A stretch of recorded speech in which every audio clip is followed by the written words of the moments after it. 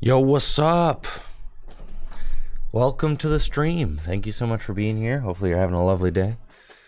I saw some questions. Is today a retro stream? No, not a retro stream. That's just a poster. This is a Japanese poster advertising for the Team Rocket sets back in the day, from the 90s. So yeah, it's a poster that I have framed in my studio.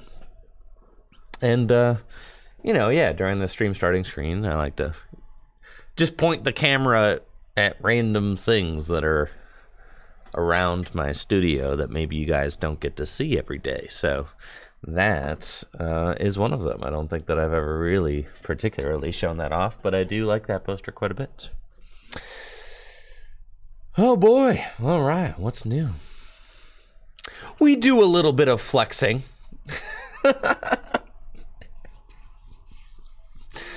Who doesn't like a little eye candy?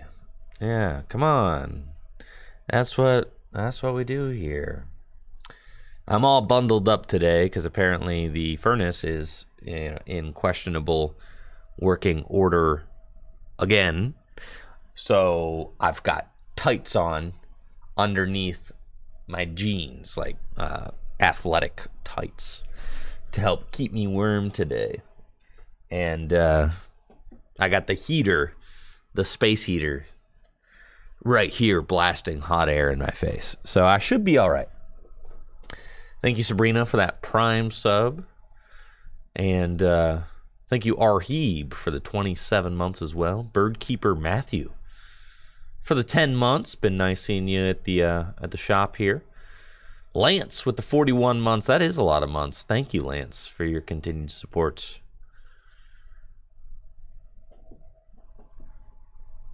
Yo, what's up, Riley? How you doing? Is it bad? All right, we've got the Latin America International Championships this upcoming weekend. I'm not attending because I am doing Thanksgiving. And also because I ain't made of money, all right? Not Mr. Moneybags over here. So, yeah, I'm not going to be attending. But, surely we're going to see lots of Lugia decks and things like that, and it'll be fun to watch from the comfort of my own home. I'm excited to see what players cook up for their LAIC decks.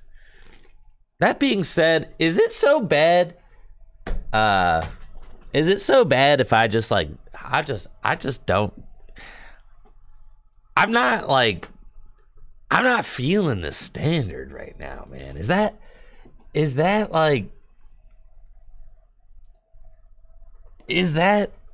so wrong? It's like the set just came out and I'm already burnt out as standard. It's like the set just came out. I was like, cool. All right, we've got another crazy V-Star. The V-Star mechanic is so... I hope that people understand how bad the VMAX and V-Star mechanic was for the Pokemon trading card game. I hope in hindsight we can look back and it's bro, every single one of these is just gigantic bloated stage 1 Pokemon. We had for 3 years we just played big stage 1 Pokemon. That's it. There's no creativity there. It's just which gigantic stage 1 are you playing? There's no diversity, there's no difference. They're all just gigantic stage 1 Pokemon that evolve from gigantic basics. That's all they are, all the same thing.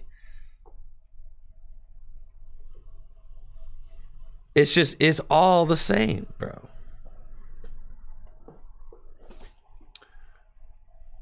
And I am quite frankly, I'm over it, man. Lugia is obviously very broken. Arceus was broken before it. Palkia was broken before it. Mew was broken before it. It's just all these broken stage 1 Pokemon.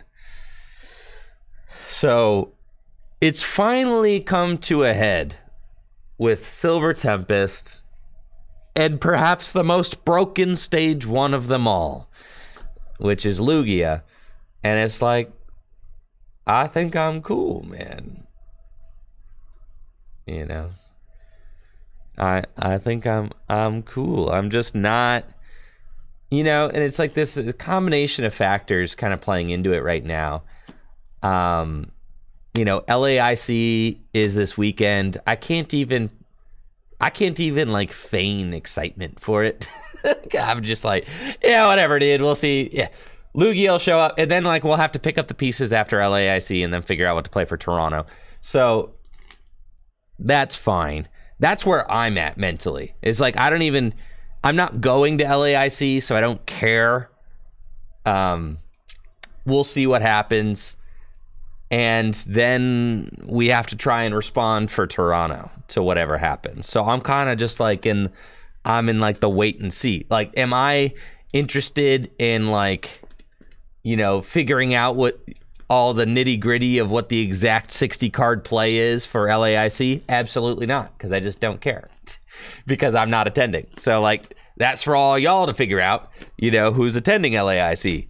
I'm not going to, you know, sweat it out in standard, you know, 4-turn games, you know, to figure out what the best 60 card play is. Just to like, imagine doing all that work, figuring out what the best 60 card play is, and then like to have that work essentially undone at LAIC. It's like you might as well not put in that work yet because you have to respond to what happens at LAIC.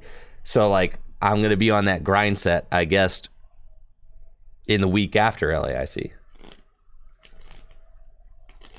Oh, Riley, why?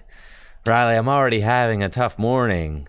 Why do we have to say the L word, man? I'm already, you know, I played 5 fantastic games with Jesse yesterday, all right, on stream. I had so much fun. I had such a great time.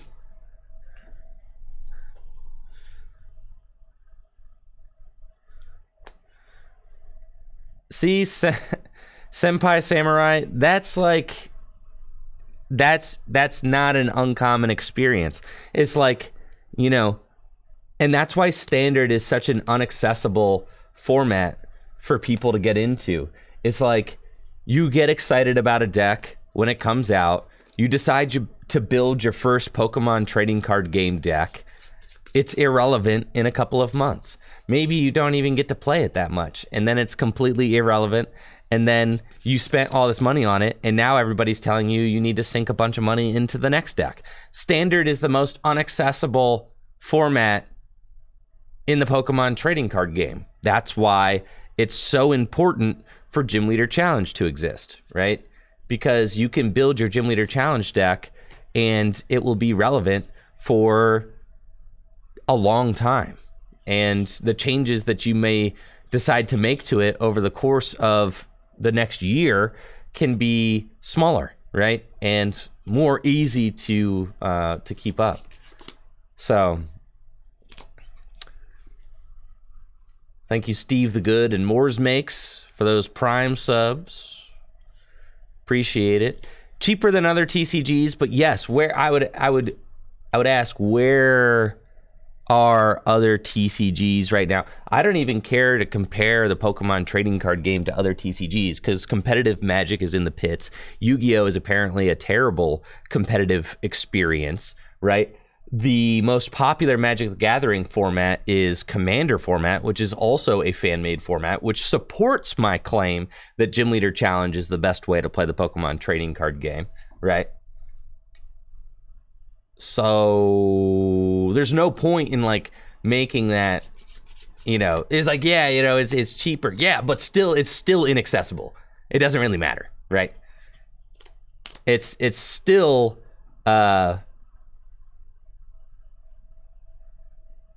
you know, standard is still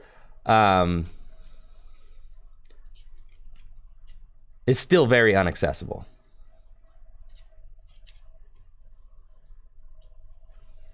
No, you're good, Dream Eaters, but that's like, it's something that it's something that's worth addressing, though. Right, because you're talking about like trading card games are at like an interesting point right now. You know, Pokemon just celebrated their 25th anniversary. You know, it's been going for 25 years strong, but it never, competitive Pokemon card playing never reached that kind of like widespread, viral, kind of ubiquitous space. It never reached that. It was always, Riley is kind of, me and Riley could do a podcast about this right now. Yeah, the big three TCGs are all a mess right now. That's what I'm saying. We're at a crossroads. We're at a crossroads. That's what I'm saying. Magic is a mess. Yu-Gi-Oh is a mess. Pokemon's a mess, right? I said this before, with Pokemon fumbling the Pokemon trading card game live so badly. I don't know who I said that. I might have said this to Riley, but like with Pokemon fumbling the Pokemon trading card game live so badly, and with the performance issues of Scarlet and Violet, with everything that's happening, imagine if a new Pokemon like viral sensation came out. Imagine like when Pokemon hit in 1999, it was game over for like everything else, right? If that were to happen again for like something new, it would be game over for Pokemon. Pokemon has nothing to stand on right now. Literally nothing, dude. The game runs like garbage. Live is like an embarrassment to the franchise. You know, they've never been able to obtain a widespread player base, right? If something, thank you, SETI, for that Prime sub.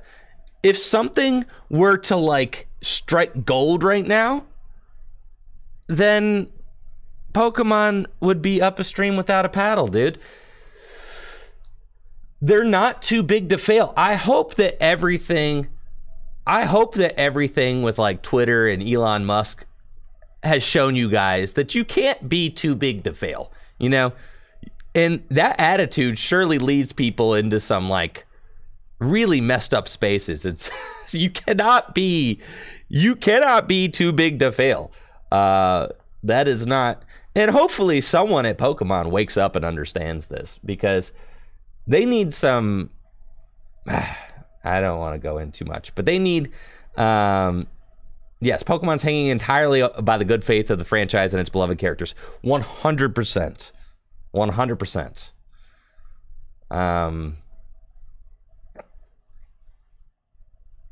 Yeah. So, anyways. Yeah, so it's interesting, you know? I mean, it's like I've invested my you know, my life's work into this franchise, in this game, and I'm proud of what I've been able to accomplish, but sometimes I feel like the people leading the ship over at Pokemon are just like what's going on here, you know? And it's incredibly frustrating to be invested into a franchise that, you know, where you're constantly like questioning the direction of the ship, and not necessarily on board with what everything is, you know, what's going on. And you would think that with the resources that company has available to them, that there wouldn't be so many very you know, glaring issues with their main projects. But, you know, I mean, Scarlet and Violet has been fun. It has been fun, though. It has been a choppy experience. You know, it's fine as it like an avid Pokemon fan, which I am already. If I was coming at Scarlet and Violet as someone who'd never played a Pokemon game, I think I would have put down the game and asked for a refund within 30 minutes. But as someone who's committed as I am, I was able to like trudge through, you know, it felt like work for a while, you know, but I was able to trudge through the mess and like was able to find things to have fun with because I'm an avid Pokemon fan. So like I care more, you know.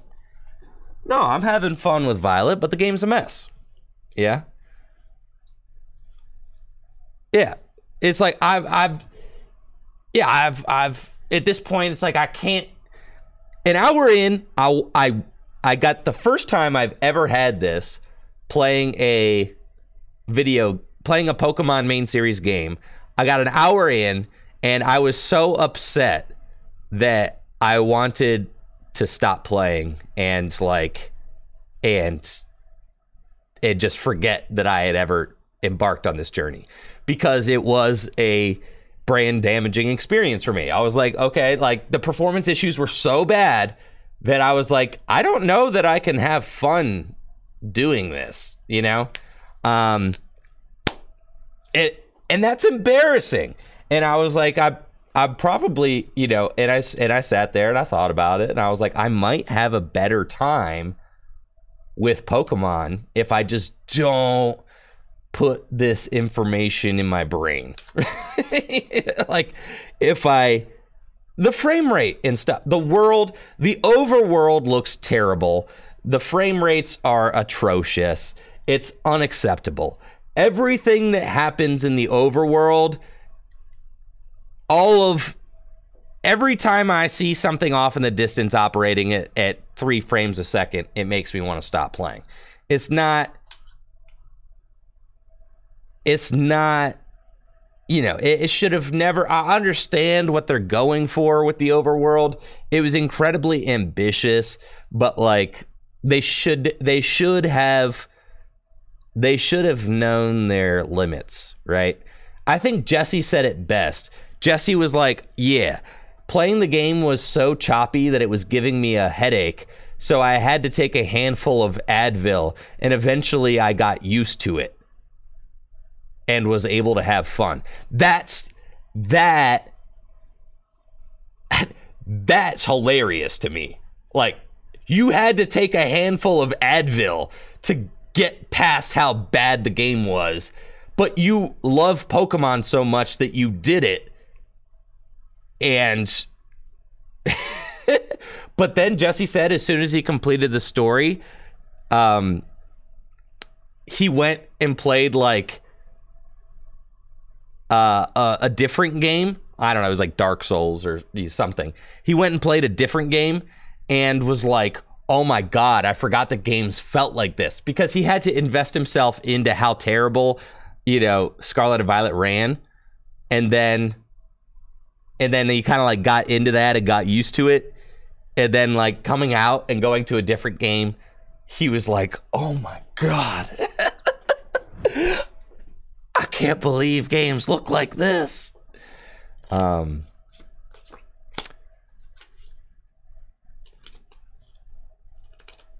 forget what game Jesse showed me, but I mean, I think that there's so many cool things that Pokemon could do with a more stylized art aesthetic if they just went more like kind of 2D pixel kind of, if they just leaned into like that art style more. I felt like Pokemon never needed to go this like gigantic open world 3D experience. Like, thank you, Vagmoli, for the Prime sub. And they clearly can't handle it. You know, the hardware can't handle it. The game designers can't handle designing a game for the hardware that they had available to them. It's just like, yeah, maybe, and that's probably it, is the thing, Schnupplet. Like, us as adults, we love pixel aesthetic because we grew up with that. But like, I could imagine that it has to do with, you know, being appealing to 10-year-olds, right? I imagine that. So, because that's part of, you know, Pokemon's longevity is that they have to continue to appeal to your, you know, your Fortnite generation, right? You got to appeal to your, you know, to the kids. So I'm sure that there's like quite a bit of that goes into it. Oh yes, but I guess the checkmate to that is Minecraft, right? So then, yeah. So I guess, yeah, thank you, Lightheart Gaming, for that raid of 12. Yeah, the checkmate to your kids don't like pixel games is Minecraft. So then I go back to where I was. Okay. So that's not true. Kids do like, but it's a stylized game, right? Roblox is like the biggest thing, and apparently it doesn't look good, right? My point still stands. They don't need to go for this like 3D open world kind of like experience. They can do more of like a stylized art direction, and it would be better. Like, if you can't in your mind like kind of envision a stylized kind of pixel oriented Pokemon game that, or even something cell shaded like Wind Waker, like if in your mind's eye you can't like imagine that and imagine that being so much more rewarding than whatever Scarlet and Violet was, then you don't have much of an imagination in my mind. Like,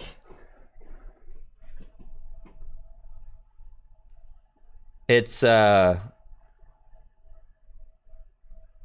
doesn't need to be this huge open world 3D experience, but like that's what we went for.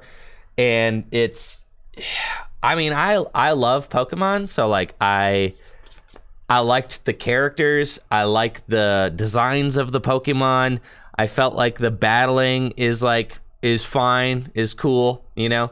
But the open world, I mean, I try it. If I'm being honest with you, I just ride my little motorcycle man as fast as I can to the next destination, because I'm actually not interested in exploring the open world because it is so ugly, right? So like, I'm kind of pretending that the open world like does not exist. I'm kind of just like vroom vroom, you know? Because I'm not having fun in the open world because it looks so bad. Don't say the wild area looked better, because the wild area also looked terrible.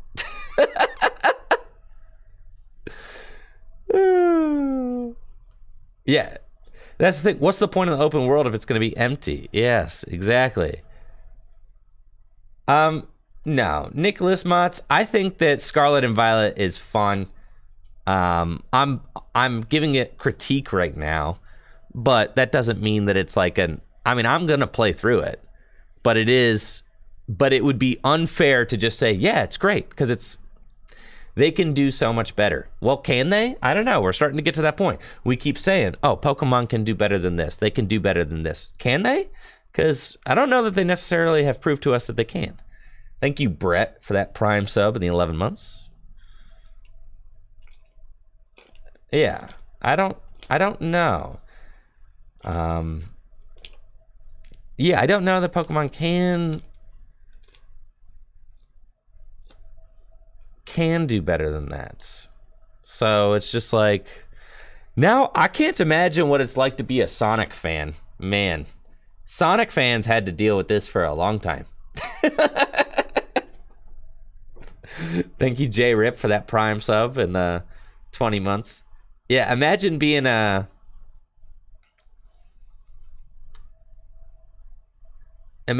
Sonic fan. Sonic fans are built different.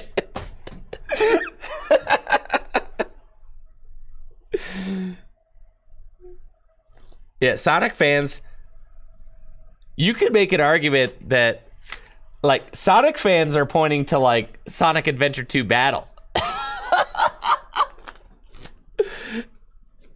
Also, yes, Riley says Sonic Frontiers is a better game than Violet, and I would probably, I haven't played Sonic Frontiers, but that sounds, I mean, it's not a very high bar to cross for me.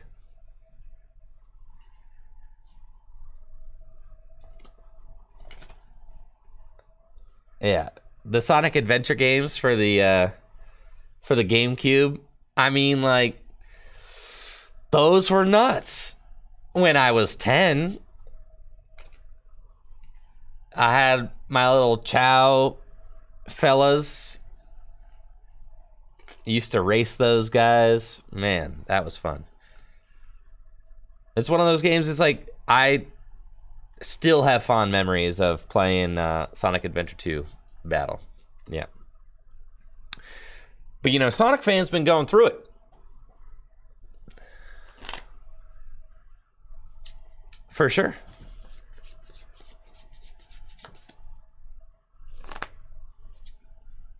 Yeah, that's the thing, is it doesn't matter.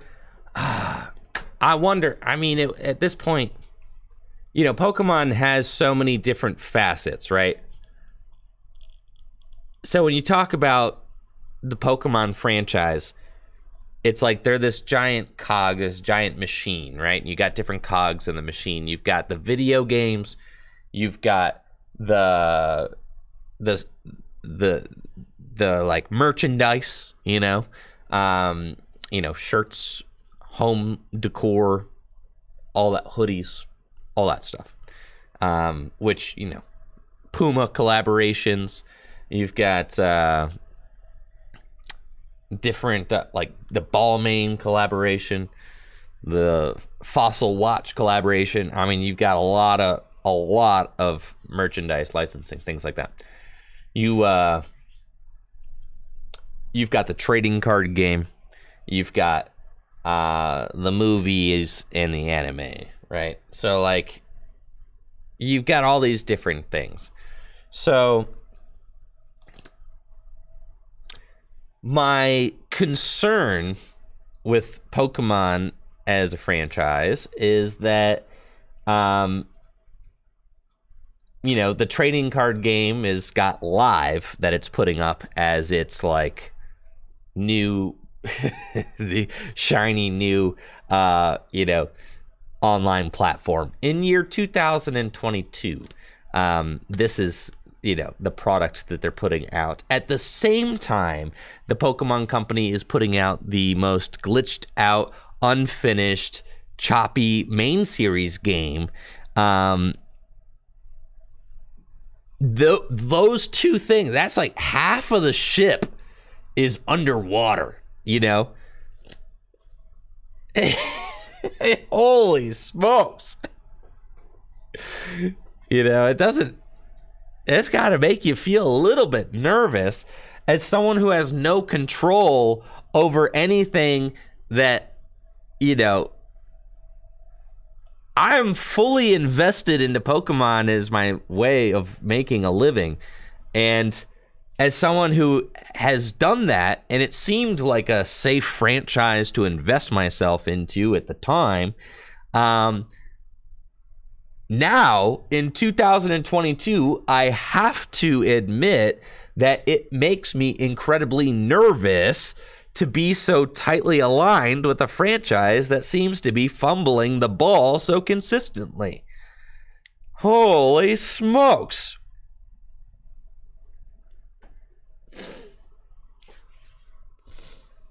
So, you know, so then I have to start asking myself questions. That's exactly right, Senpai Samurai. I have to start asking Pokemon has put me in a situation where I have to genuinely ask myself what I do if Pokemon is not relevant in 10 years, right? Because, you know, it's like, I'm not saying Pokemon's going to fail. I hope to God that it doesn't. Make my life so much easier if it doesn't. I hope they succeed. I'm not praying on their downfall. The opposite. I want Pokemon to succeed so badly.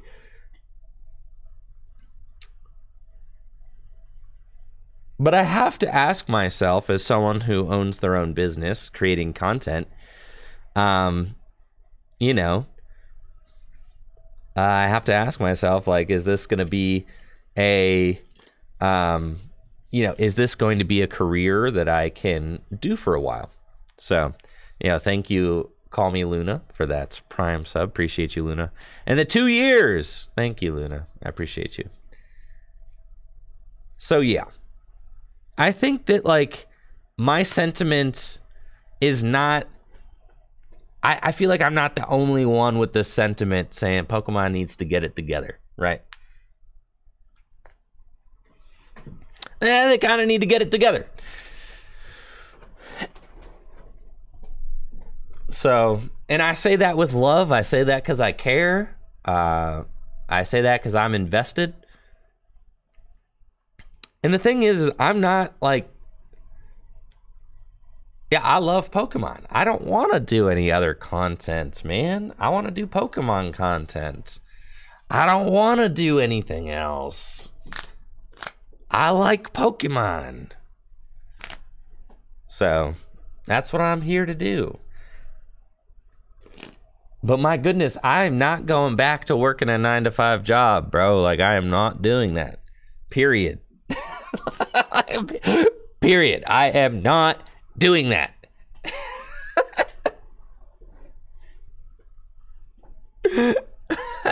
I'm not.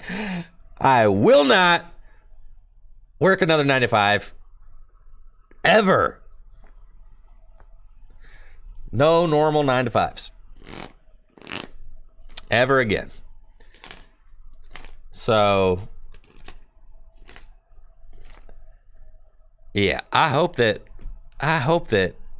whoever's steering the ship kind of like helps steer this thing in a more satisfying direction, right?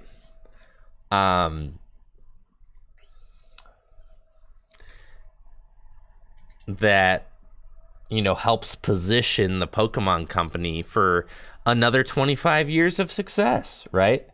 Because we're 25 years in, and there's been some highs. There have been some high highs. Pokemon Go. They did it. They hit a home run. Pokemon Go might be Pokemon Go and the Pokemon trading card game. Not the Pokemon trading card game playing the game. The collecting of Pokemon cards, okay, have been two huge successes. It's unfair to talk about all of Pokemon's, the things that need improvement without talking about the things that were absolutely magnificent. Pokemon Go in 2016 was an absolute game changer. I mean, what an experience. Even Pokemon, like the collecting of Pokemon cards over the course of the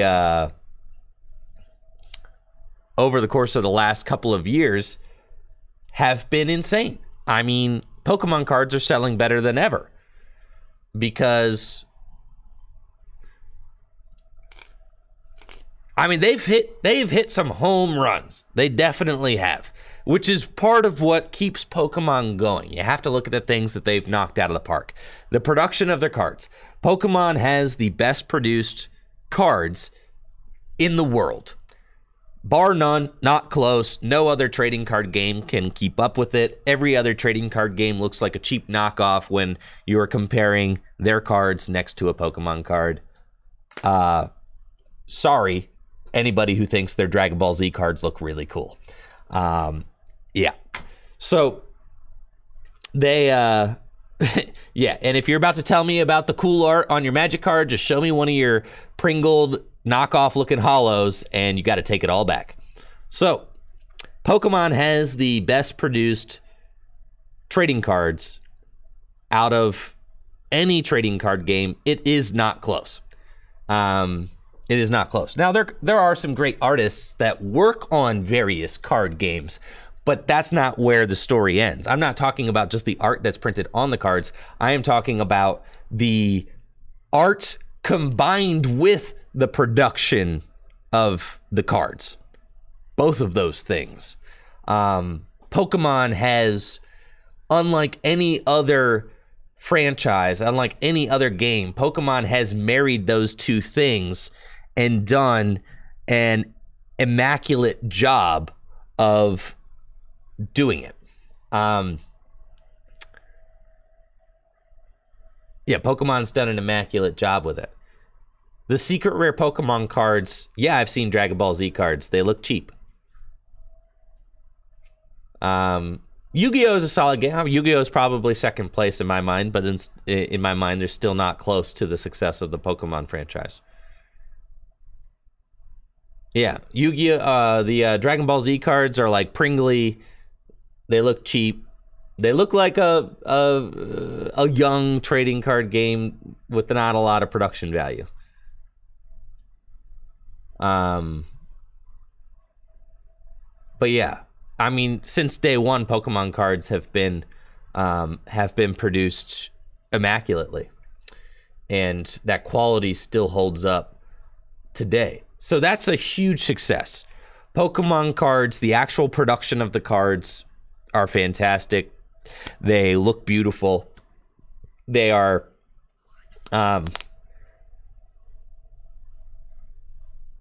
yeah.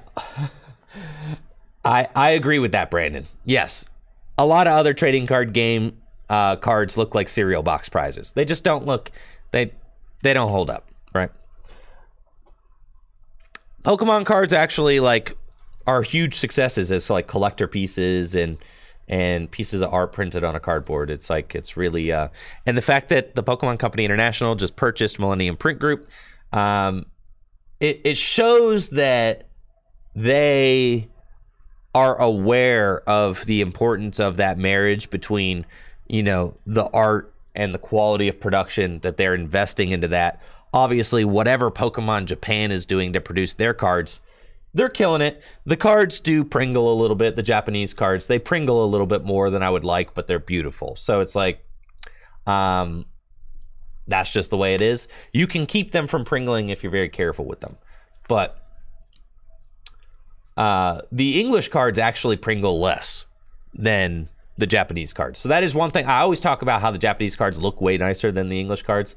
But I do have to concede that the English cards don't pringle as much as the Japanese cards. But the Japanese cards look nicer than the English cards do. So you have that.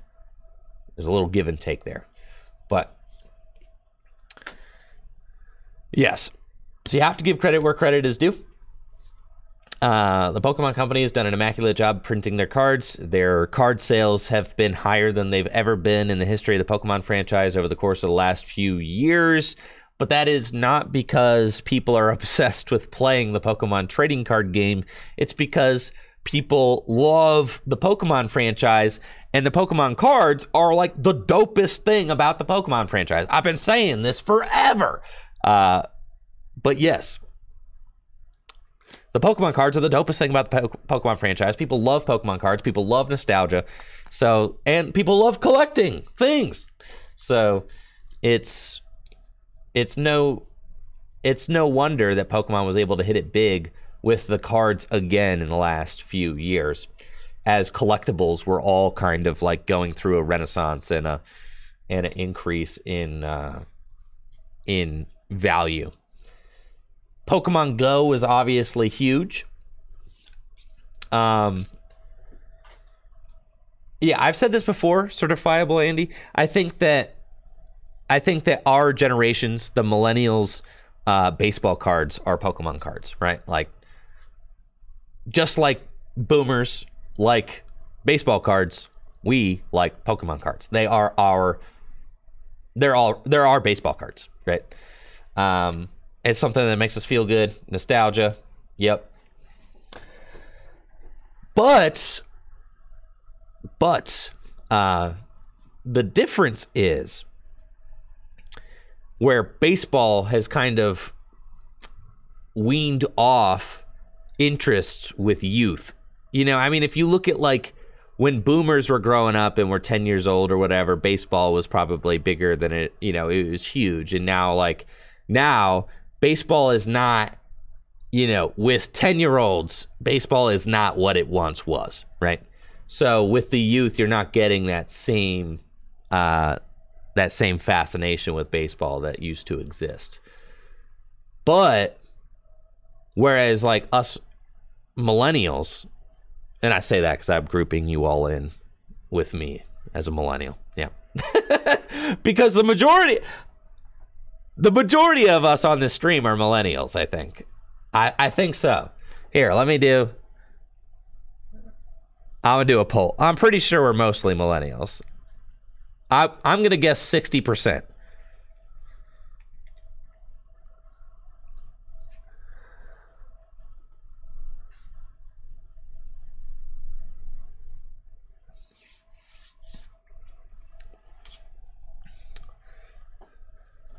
If you were born in 96 through like sometime in the 80s, you're a millennial. 96 is like the cutoff. You might be like a millennial Zoomer hybrid if you're born in 96. You're like in the in-between.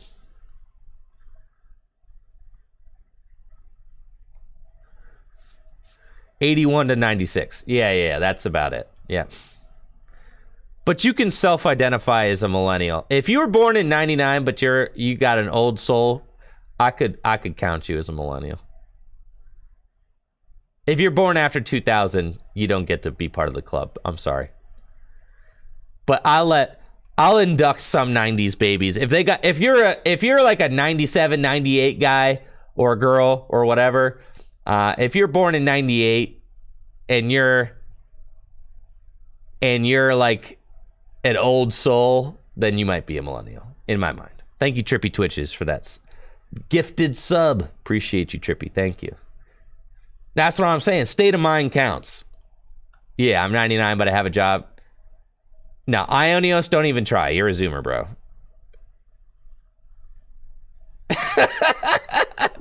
Don't even try, Ionios. You could try to get into the club, but you can't get into the club. I'm sorry. We draw the line at Ionios.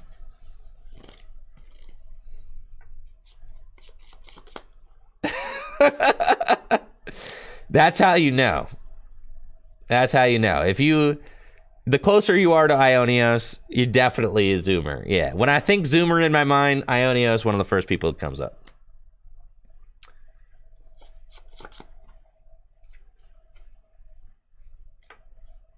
Big Fat Geek says, I say you have to remember 9/11 to be a millennial.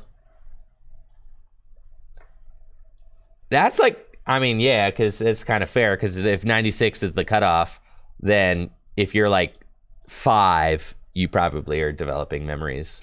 You know, at that point, you remember it. Bro, 76% millennial here. That's what I'm saying. I told you. I told you we're millennials here. Everybody who's not a millennial here is just hanging out at the millennial.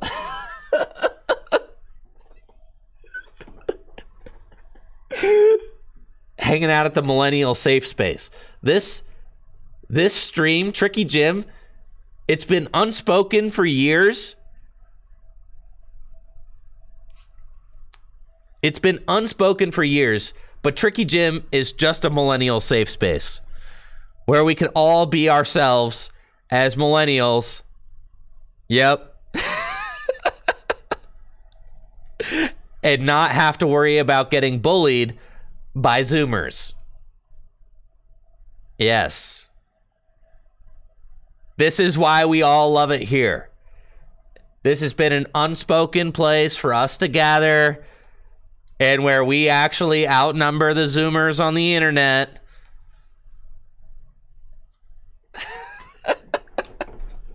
Which feels good to us. It makes us feel good and safe. We can crack our old jokes and, you know, and feel right at home.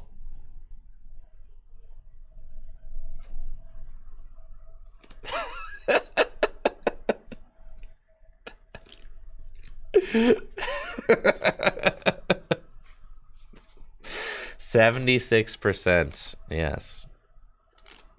But like I was saying, us millennials out here.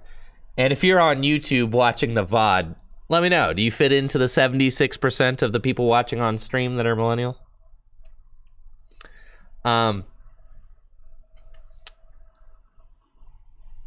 Go post on Facebook or something, you millennial. Come on, awkward color. Facebook is for boomers now. Millennials we're not that cringe, okay? We're not. Have some respect. Have some respect for us. Listen, we keep up more than that.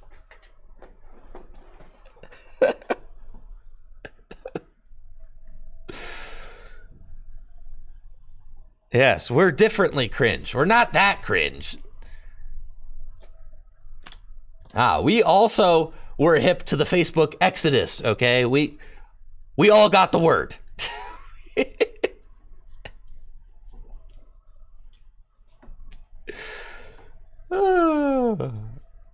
Yes, we're all on Twitter now, but we don't know where we're going, okay? Twitter's really up in the air, so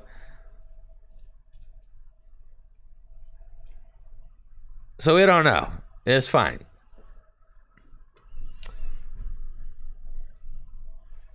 Yeah, TikTok is just millennials trying to be hip, trying to fit in with Zoomers. Come on. You don't need TikTok. It's rotting your brain. You know better. If you're a millennial on TikTok, you know better.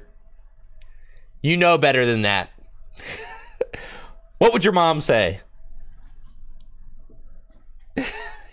You know better. You don't need to rot your brain like that. Come on now.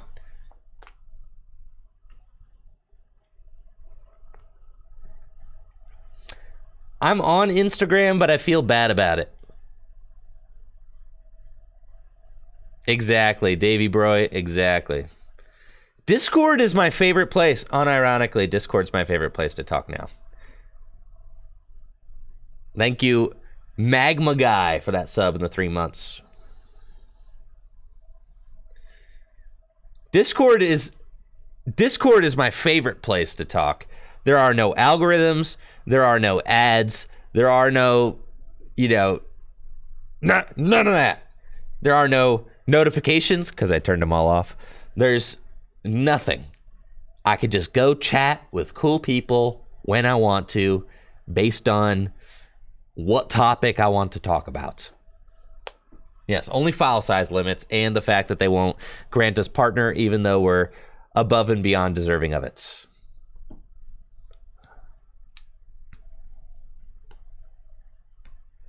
But yes, Discord's cool. Speaking of that, if you haven't already, make sure to join the Tricky Gym Discord so when Twitter blows up, we'll all have a place to meet up and hang out. That's important. You got to get in the Tricky Gym Discord. There's 15,000 people in there or something. A lot of people. All right, we're doing pretty good. Hold up. Yeah, get you out of there for sure. That's fine. There is nothing regrettable. Great. But still, ain't nobody need to be seeing my DMs. Ain't nobody need to be seeing admin either. So, yeah. But yes, Discord. All right, we're 12,000 people on Discord. That's pretty big. That's pretty good size. So, definitely huge props to all of the admins who help keep the Discord up and running. It's a huge boon for our community and for just the Pokemon card scene in general. I love the Discord. It is definitely my favorite place to talk Pokemon. So, highly recommend checking that out. It's 12,000 members and growing. So yes, Pokemon cards, huge success. Pokemon Go, huge success. I'd even say that Detective Pikachu was like a huge success. I mean, did the movie have the best writing in the world?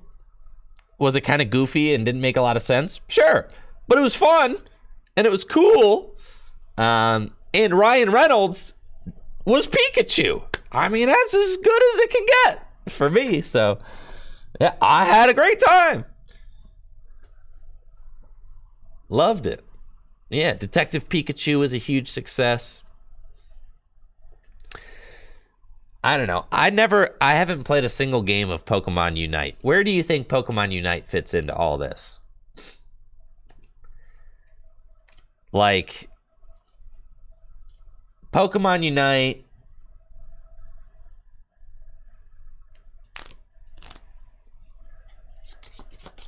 It's like, it's solid, right? I mean, I haven't played a single game, but my impression is that it's solid. All right. Is Pokemon Unite better or worse than Pokken Tournament? What do you think? When it all comes down to it, will Pokemon Unite be more of a success or less of a success than Pokken? I understand that they're different games, but Pokken, you know, was kind of a thing for a few years and ended up being a failure. For the most part, right? And Pokken's kind of like, sorry, Pokken fans, your world championship got canceled. Yeah, Pokken. I mean, Pokken. Yeah, Pokken was around for a little while, failed to really launch, and then, yeah. Yeah, so Unite's just it's a big success, you know? Is it the most competitive? I don't know who told me that. I think this might be too spicy. All right, but I'm not going to leak which one of my friends said this. But one of my friends said this, and you can tell me whether it's true or not. They said that basically Unite is for people who aren't good enough for League of Legends. They're like, yeah, bro, if you tried to be a League of Legends pro and you like failed, then you probably play Unite. Unite. Yeah. Or like, you know. Yeah. They said it's basically it's basically like the B League. Or maybe the C League. It's like the B League or the C League of MOBAs, is what my friends have told me. Now, I don't know anything about Unite, but this is what I've been told. Now, you can guess which one of my friends said that, okay?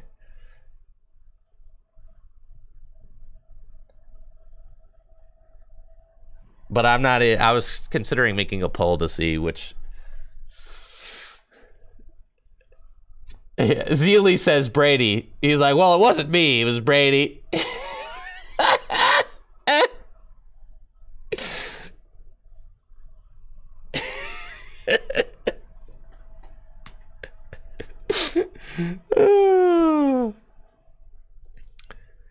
Yeah, it's a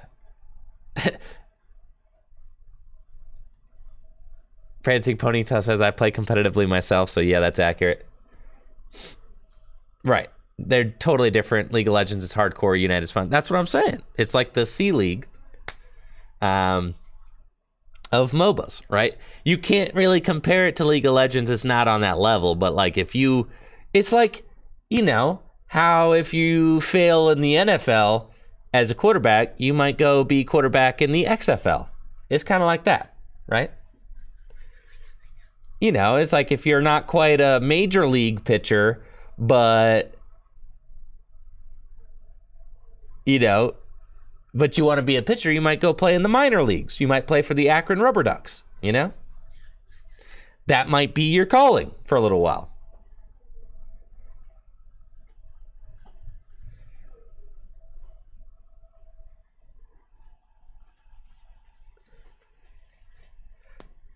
It's tennis versus pickleball? Yeah, well,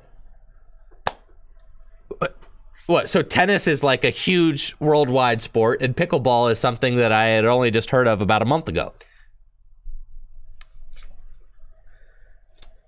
Unite is one level below the minor leagues. All right.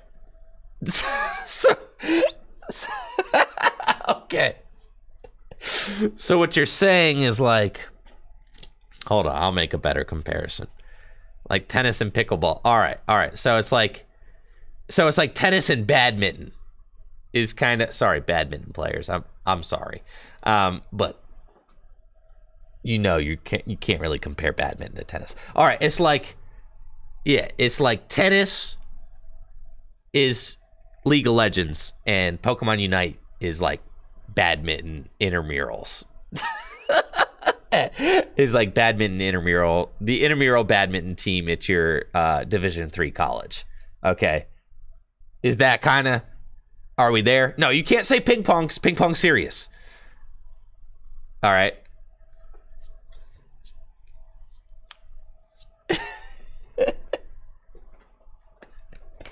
League is McDonald's and Unite is Arby's. Hey, Arby's. All right, Riley says, I would compare it to intramural versus collegiate. All right, I think that's fair. Here we are. I know, people learning that Akron's minor league team is the Rubber Ducks for the first time are probably it's so sick. All right, we'll say it's like the difference. League of Legends is like a Division I. Hey, I think I found my calling. If Pokemon ever goes down, we'll just be a millennial. We'll just be a millennial Let's Chatting stream. How about that?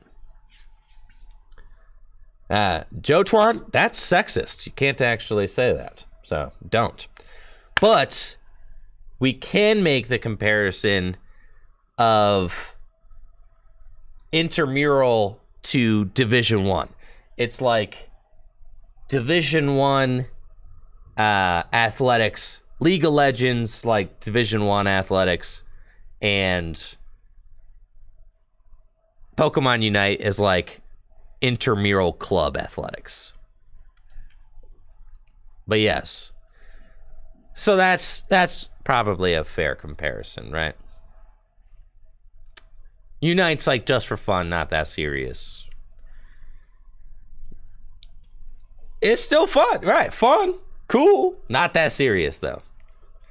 Like pro cornhole, yo, pro cornhole is sick. All right, I just said, you guys ever seen professional cornhole?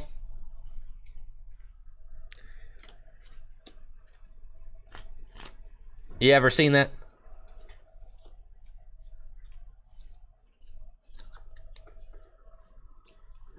I'm not dissing on pro cornhole.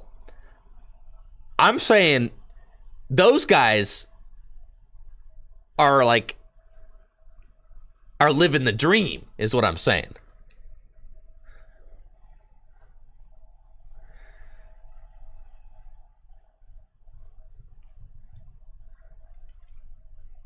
Yeah, because the coolest thing about cornhole is that like they all have like Johnsonville Brats sponsorships. They're like like Johnsonville Brats is like a major sponsor of the cornhole championships, and they all have like Johnsonville jerseys. Coors Light, Johnsonville, PBR.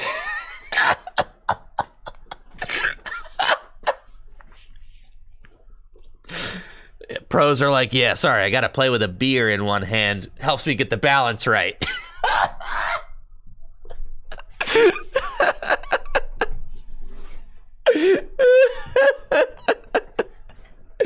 Yeah. I'm not gonna...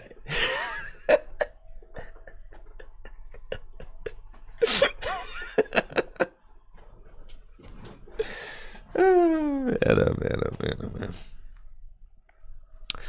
So anyways, you gotta give success, you gotta give credit where credit is due for Pokemon's success. They have definitely what I think Ionio said, they put lightning in a bottle 3 times. Yes, they have definitely not failed to do that. Over the course of the last 25 years, the Pokemon franchise has been able to put lightning in a bottle more than any other franchise. But you have to look at their success rate also. How many swings and how many misses are we getting? Pokemon is definitely swinging for the fences every time they go for it. And you got to give them credit for that. They are swinging for the fences. They're going for it, you know? But you know, in this last couple of years, there have been some crucial misses, and I think that we need to talk about those, right?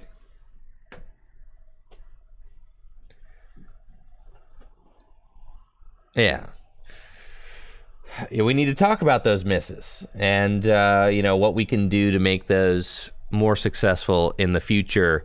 You know, it's incredibly concerning to see such poor performance out of the main series games and the online TCG client happening at the same time. That at a certain point will start to become like, the reason why I put the word brand damaging out there is because if Pokemon doesn't fix that or doesn't step up their game, they will be a franchise that starts to be tightly associated with poor performance. And that is brand damaging, which is why they need to correct course and stop releasing stuff that doesn't perform well. That's why. I'm not saying brand damaging to be mean. I'm not saying brand damaging to try and like just to try and get people's blood boiling. Like, I'm saying it because it's what it is. If you release too many poor performance games out there, people will start to associate your brand with games that don't work good, right? And you do not want that. For instance, I have never played the game. I've never played the game. What's that future game? Something 2077, something. What's that? Cyberpunk. Yeah. I've never played Cyberpunk. As a casual gaming interested human who has never played Cyberpunk, I will also never play Cyberpunk because of all of the things I've read about it, right? That's brand damaging. Cyberpunk's release was brand damaging, right? Because of how bad it performed, right? You know what I'm saying? It could be a good game. I'll never know because I'll never play because of all the things I've read about it. It's getting better. Sure, but the damage is already done. That's what I'm making the argument, is that the damage is already done. You can argue to me all you want, but what I'm saying is that you have to do work to undo the brand damage that has already occurred. You know what I'm saying? So now, yeah, Brandon's saying it perfectly. You don't get a second chance at a first impression, right? So now what I'm saying is that Pokemon fans or Pokemon curious people who come in and try to have fun with the Pokemon trading card game live, or experience the first hour of Pokemon Scarlet and Violet and the choppy gameplay and the glitched out stuff, those people might put down the Pokemon franchise and never pick it up again because of that experience. You know? Well, of course, the big C, no one should be like toxic about it, but that's not what we're doing here, big C. We're not being toxic about it. We are talking, I think we're having a very healthy, conversation. We're talking about the things that Pokemon's been doing well in the last 10 years and the things that they've missed the ball on. And I think that if you are arguing, and I've also said that if you missed my conversation earlier in the stream, I had a lot of fun with Scarlet and Violet. That being said, I had to work to have fun, right? I had to work to have fun because about an hour in, I wanted to quit because it was too depressing watching the performance. But because I'm a diehard Pokemon fan, I was able to trudge through the poor performance to just find the nuggets of stuff. I trudged through the Pokemon the poor performance to find the nuggets that made the game fun and enjoyable, right? So, and that's because I'm a diehard Pokemon fan. But some people aren't going to be, yeah. Riley says, I will say if the next mainline game trends similarly, I may opt out until it's at least patched. That's what I'm saying. So, like, this has made me, even as a diehard Pokemon fan who has a gigantic Gyarados tattoo on his back, okay? Even as a diehard Pokemon fan, it made me question whether or not I want to play the games anymore, right? Which is not a good thing, right? It's not a good thing. The performance is not acceptable on those games, right? It's not acceptable. So we got to talk about that. Just like the performance of the Pokemon trading card game live is not acceptable, right? You know, we kind of have both these things happening at the same time.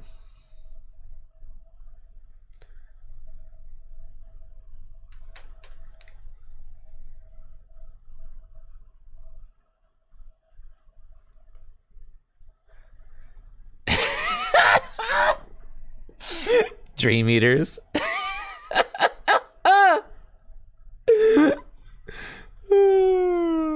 Yeah. So, no, it doesn't make me question my life choices. I love Pokemon.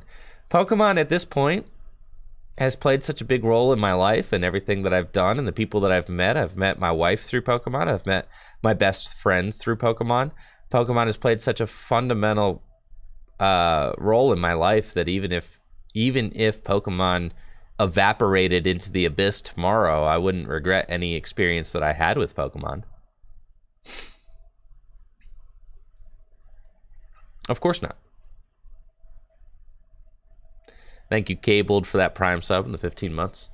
But, you know, as someone who's invested in and cares about Pokemon, I care deeply about the franchise and the series. So, like, I want to help, you know, drive that conversation into a healthy space where hopefully we can all enjoy this franchise that we love together. You know, but you have to talk about the problems with the you know, with the I don't know exactly, you know, I don't know exactly where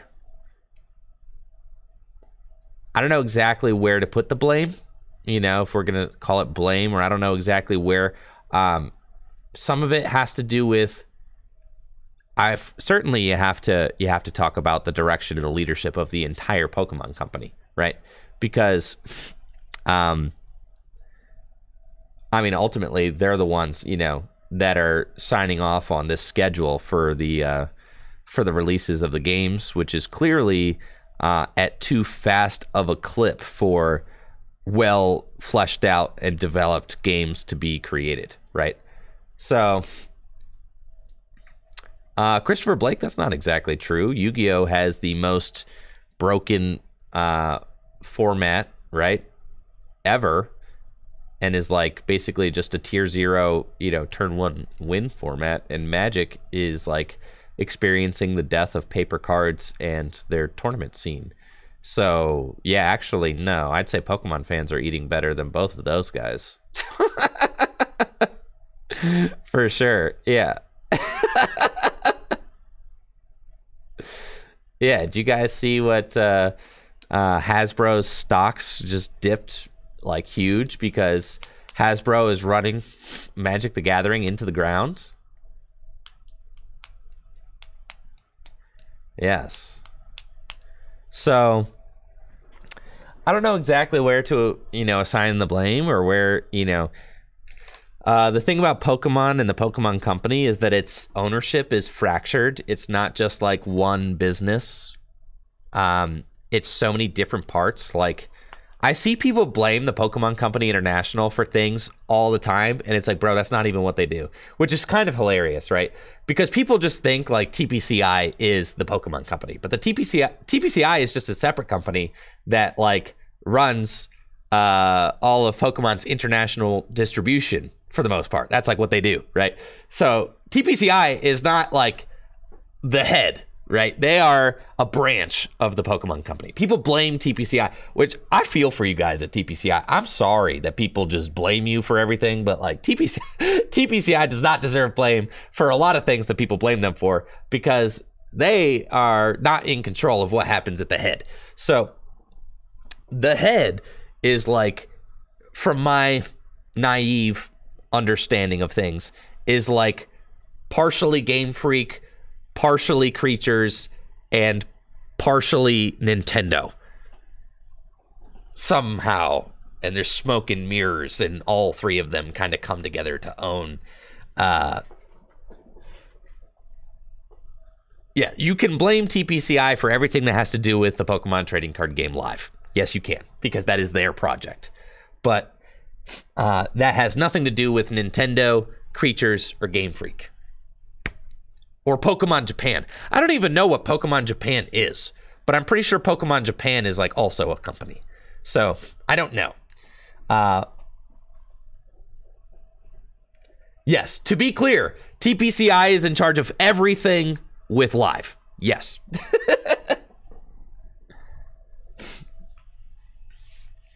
Yeah. Yeah, Trevor says a 5-company conglomerate runs Pokemon, and I think that's the problem. Well, I also agree with that, right? Because how can you have solid leadership when everything seems so fractured and splintered, right?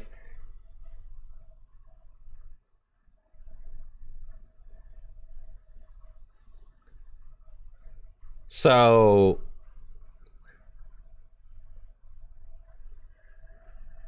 part of me has hoped that Nintendo will just buy Pokemon.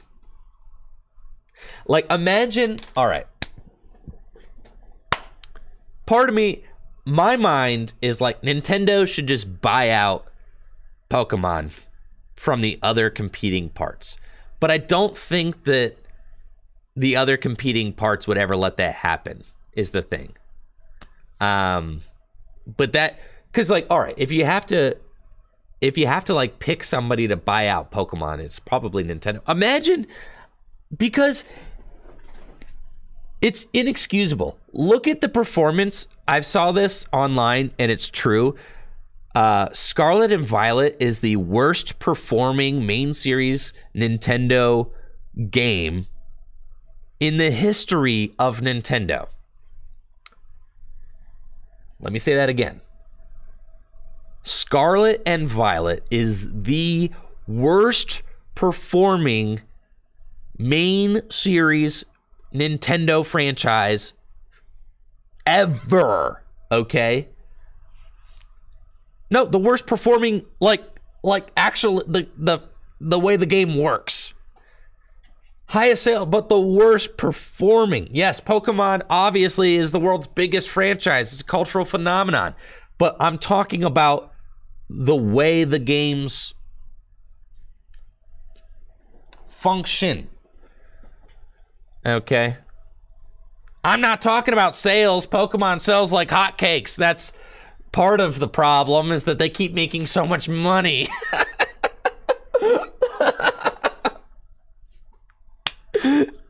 There was no Nintendo polish on them. That's what I'm saying.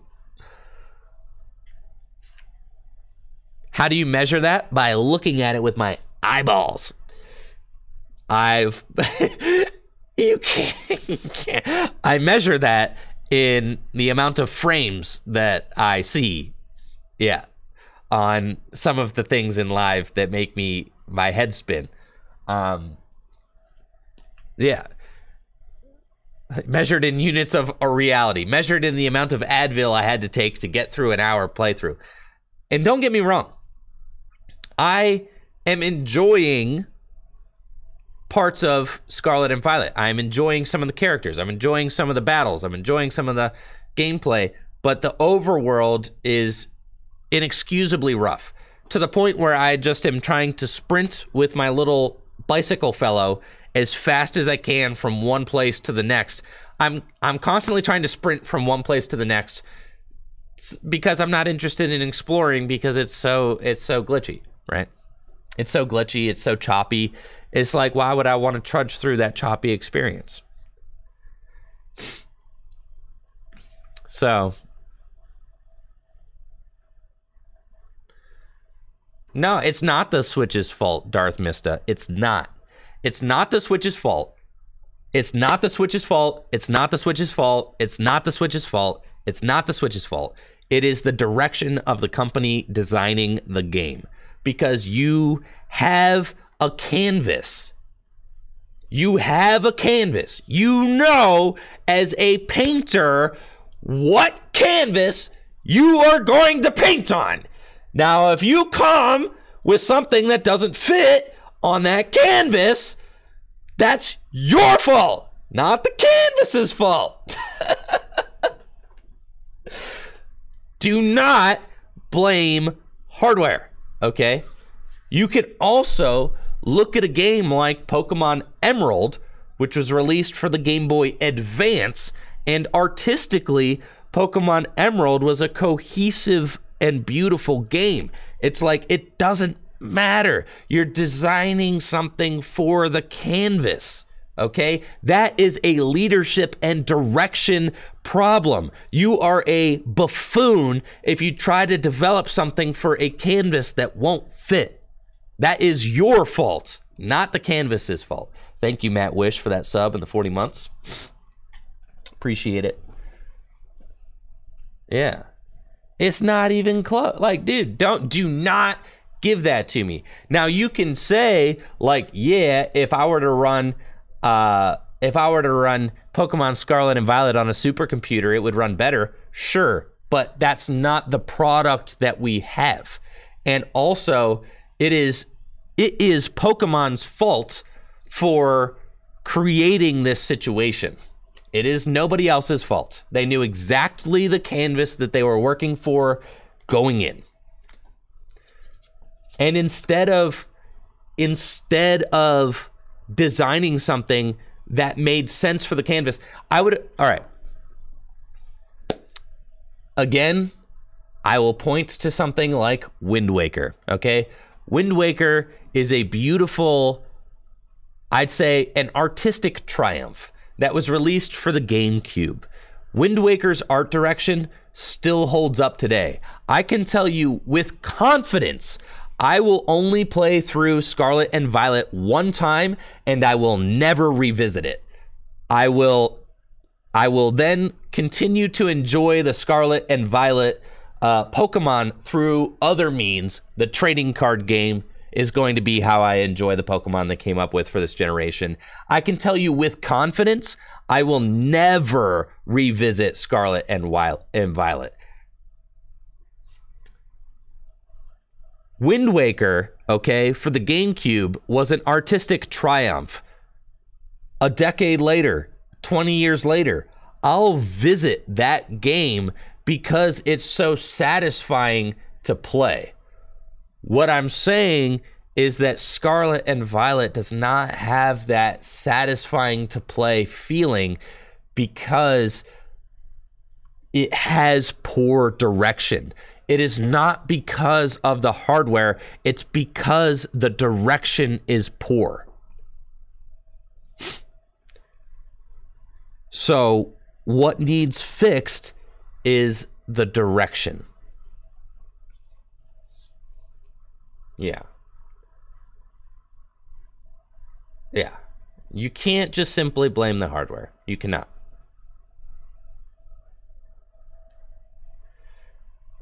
Darth Mista, do you understand what I am saying to you? Darth Mista, do you understand? Do you get it? Because it sounds like you just basically, do you understand? Okay. That's not fun. That's not funny or fun to say, Peg Fear. Don't say that. That is ableist. I do understand what you're saying. What you're saying is that the game that was developed, what you're saying, Darth Mista, is that the game that was developed wouldn't have as many problems if the Switch was stronger.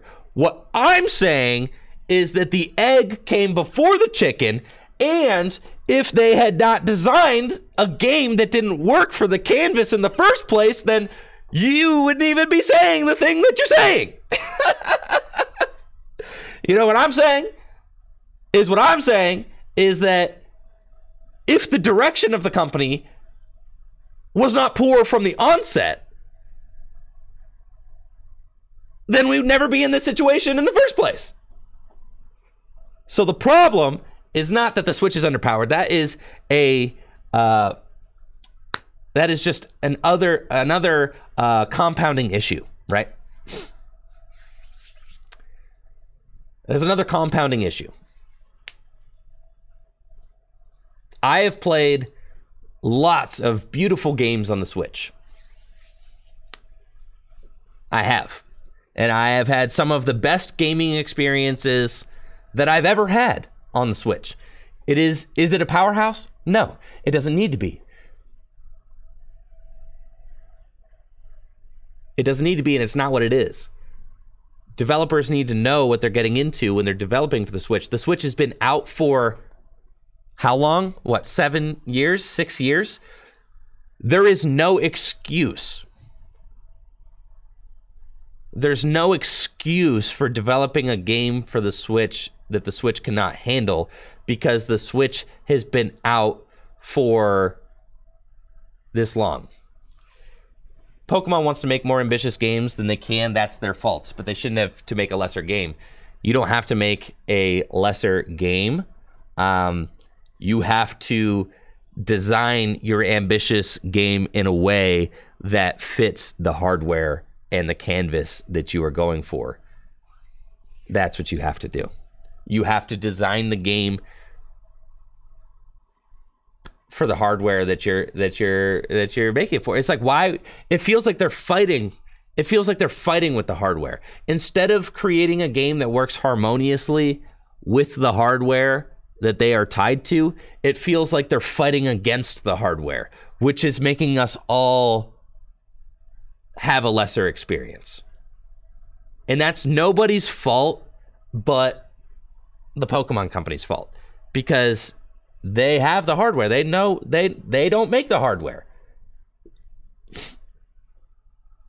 They know the hardware they're getting into.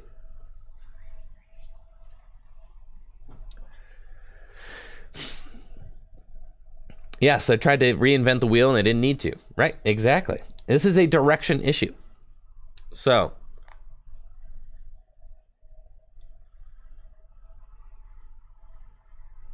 it's a direction issue. Hard and fast timeline, for sure. But that, it all comes down to leadership. Who creates that hard and fast timeline?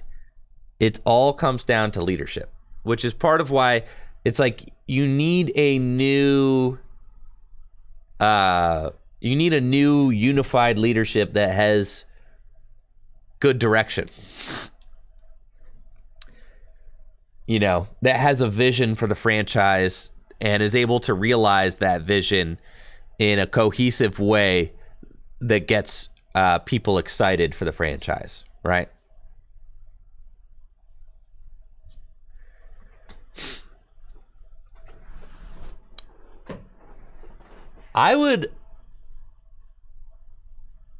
Yeah, Christopher Blake says Gen 5 is the peak. I would argue that Gen 5 was the beginning of the downfall of artistic direction. That's my argument. My argument is that in Gen 5, Pokemon decided that they wanted to start going 3D. And if you walk into any of the Gen 5 major cities, they are ugly.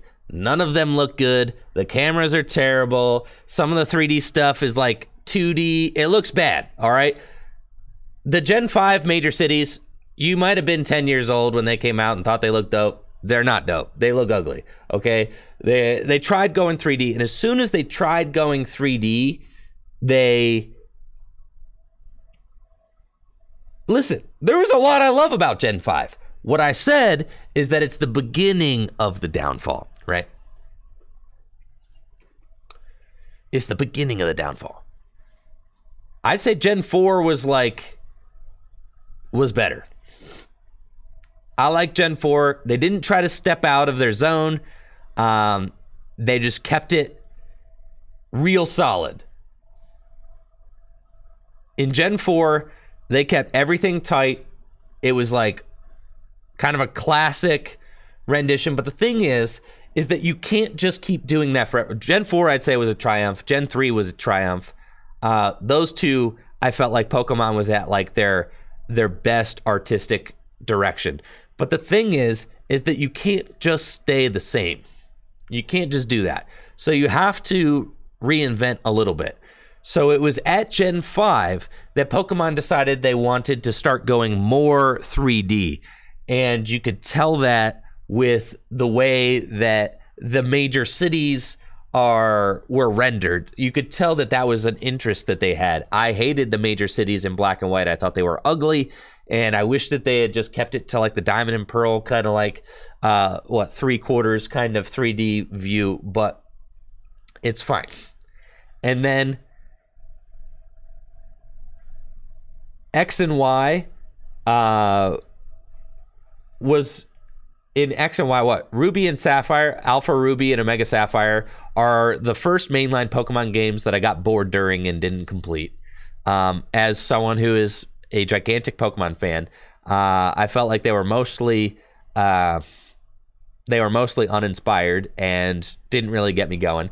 And then Sun and Moon, I actually felt like was like the best. You know, they'd been developing for this 3DS for like a decade. And I felt like with Sun and Moon, they kind of nailed it, and it was pretty good. But then you have the jump from the 3DS to the Switch, and very clearly they are trying to go with this like massive open world 3D, you know, production. And I feel like it has been, I feel like it has been, they're in a little over their heads, frankly, is what I think. I think with the whole 3D art style thing, I think that the games have gotten uglier. I think that the performance has gotten worse. The Switch is a more powerful system than the 3DS, but what I'm asking is like, how do you feel playing the games, right? A game doesn't have to have the best graphics for you to feel good playing it, right? And what I'm saying is that the games have felt worse to play since they got on the Switch because Pokemon is in way over their heads trying to develop these massive 3D worlds that they're not quite qualified to produce in the time that they are given, okay? Because like there's also, it's like you know you're trying to produce this game in like at lightning breakneck speed, right? Because of their time crunch and their schedule and things like that. And it's like, and then they're trying to create the most ambitious projects that they've ever embarked on the smallest amount of time. It's like, it's a recipe for disaster. And the only thing you can blame for that is leadership, right? That's the only thing you can blame, is because, you know, when the ship is not going in the right direction, you got to blame the captain, right? That's it. You got to blame the captain. Pokemon's as a company is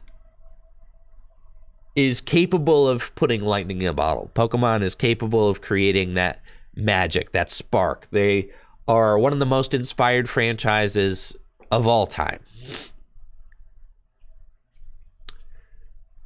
And so it hurts to see them kind of going through it like this with their game releases. Because you're like, why, you know?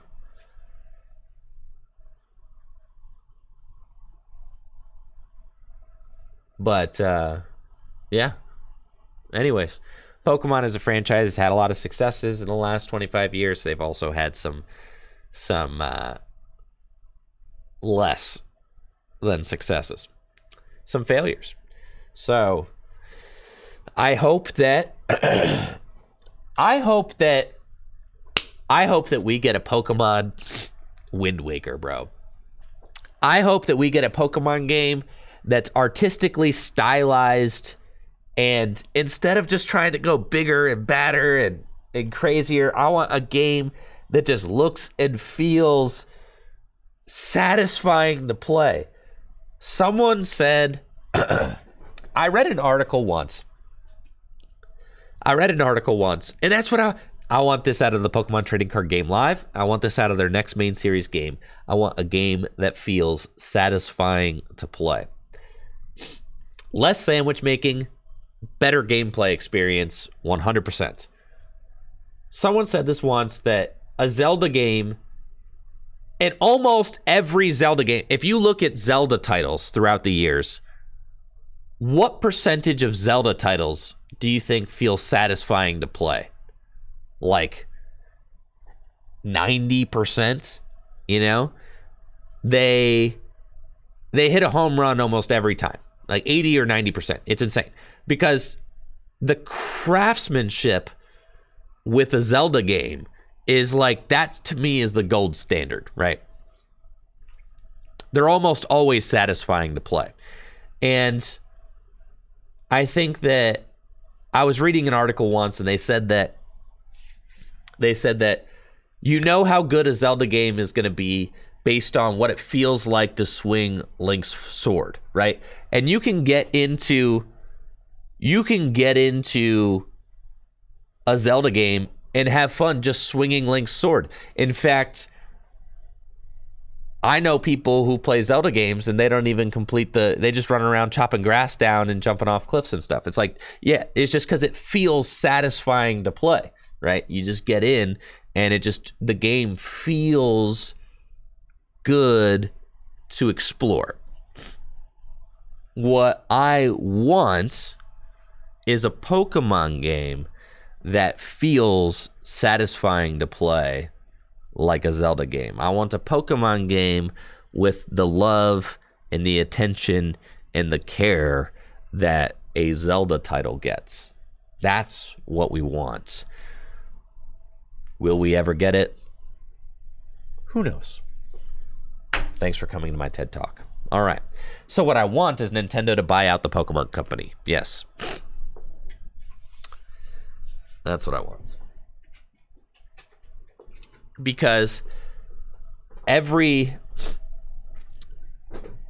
sure, Matt Wish, you might not like the writing of a Zelda game. You might not like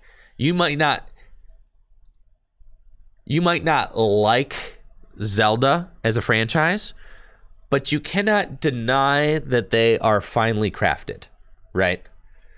That's why I'm talking about it. It's like you cannot deny that Zelda titles are finely crafted. You cannot deny that.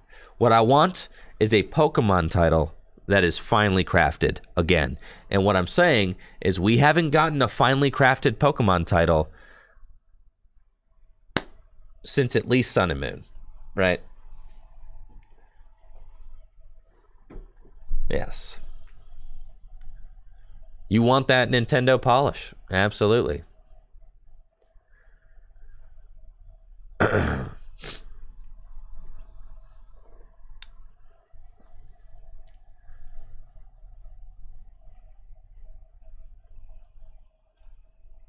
Anyways, let's play the Pokemon trading card game online.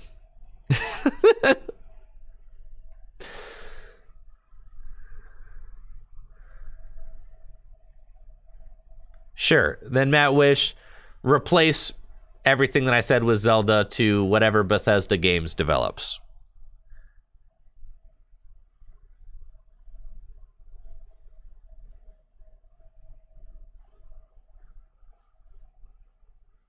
Skyrim and Fallout? Sure. That's fine.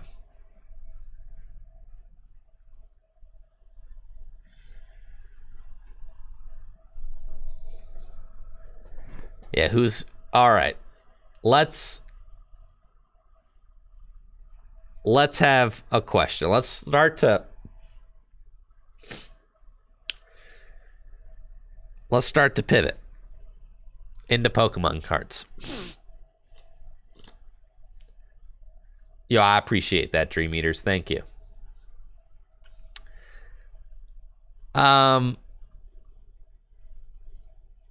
was going to say something about Pokemon cards, but I forgot what I was going to say about Pokemon cards. So here we are. Oh, yeah. It's not about Pokemon cards. It's about Pokemon. You got to eat one Pokemon for Thanksgiving. Which Pokemon is it? You have to. You have to eat a Pokemon. You and your family gathering around the table. We're eating a Pokemon.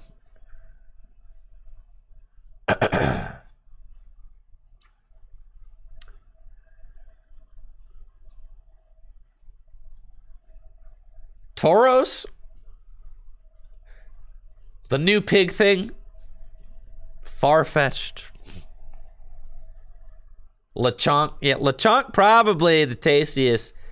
I saw some... There was... I was in the Pokemon game, Scarlet and Violet, and I saw some sort of like a Claw in the restaurant. I was able to actually, yeah, that's what I'm saying. Birdkeeper Matthew, right there. Cloth, however you say that word. Yes, you could eat a cloth in Scarlet and Violet, which confirms that people in the Pokemon universe eat Pokemon. It confirms it.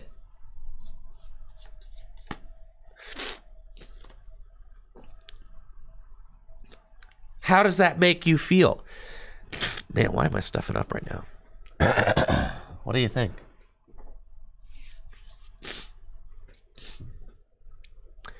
I know we've been known that, but I'm saying they reconfirmed it.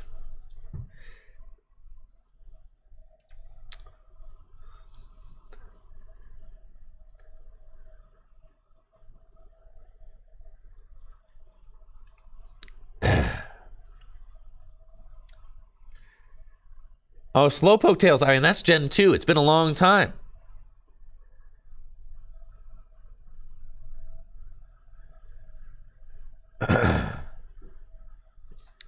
Pokemon probably like being eaten since...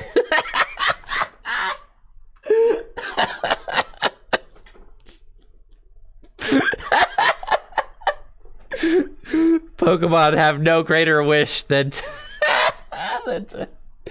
to one day be eaten.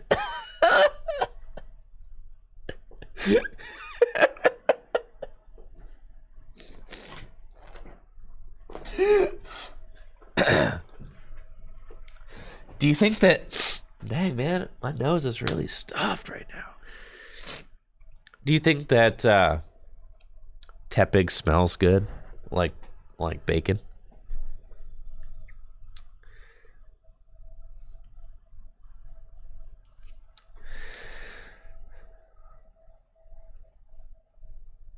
You don't think that Tepig smells like nice sizzling bacon?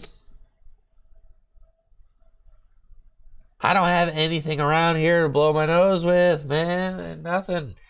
I got nothing. There's no tissues, there's no paper towels, no nothing. It's just my hoodie, bro. I'm not gonna...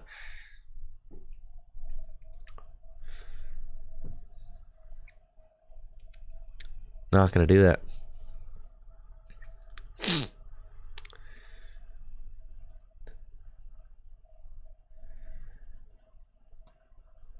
Man, I started off this stream by saying how uninterested in standard I was, and now here I am still.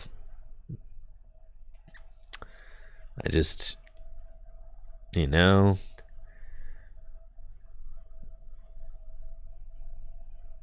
I don't know how I'm feeling about standard right now.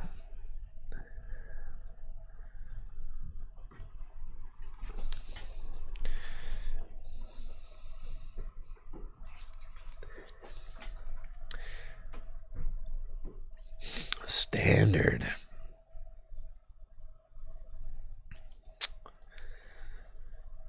How people building this deck lately? People playing less than 4 rods. That seems crazy. for sure. Not super into that.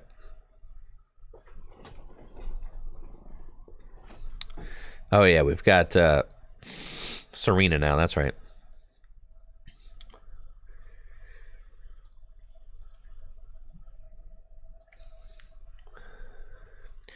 Yeah, man, some people playing less than 4 rods. I don't know what they're doing, but...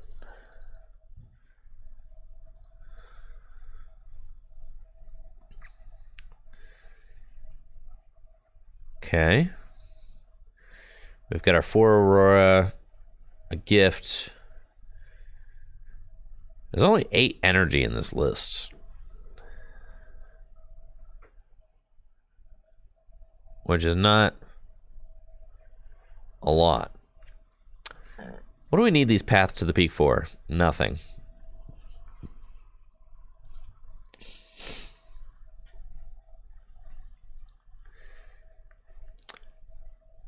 You only need 3 rods? No. You're not beating Duraludon anyway.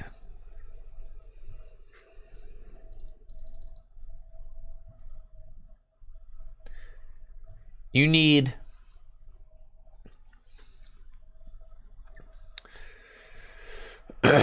Brandon, I would be there with you if I could. You could beat Duraludon with 3 path? Fine.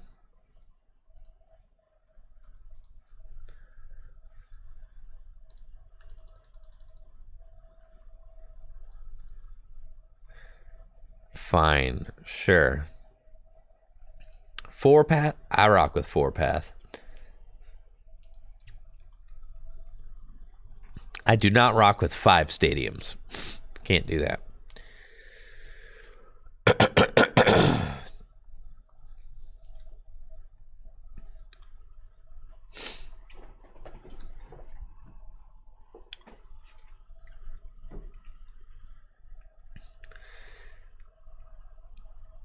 He needs some Marnies. Yeah, I don't need these Brunos for sure.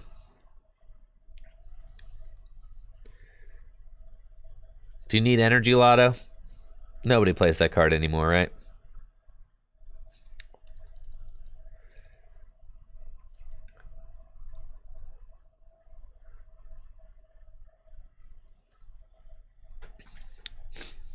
Lotto can't be bad. Dang, man. I'm going to need to, like, go get... I can probably make it a little longer. All right. No Thornton. No, no, no. Definitely not. We can go, like, 1 gift energy, right? 2 is probably fine. Well, 1.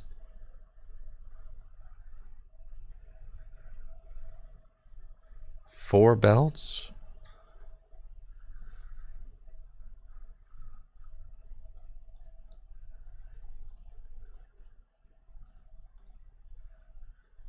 Two twin? What do we need 2 twin for?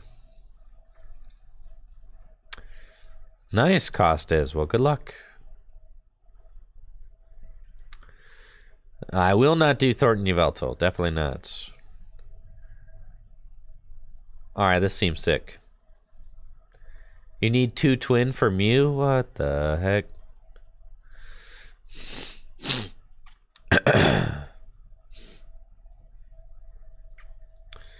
Cool.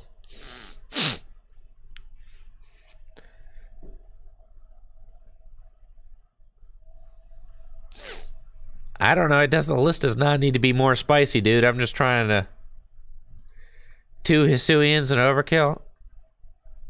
1, you'll never see it.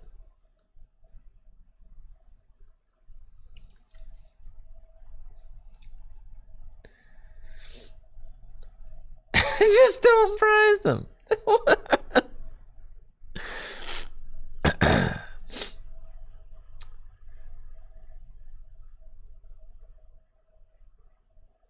I will not drop a scoop up net.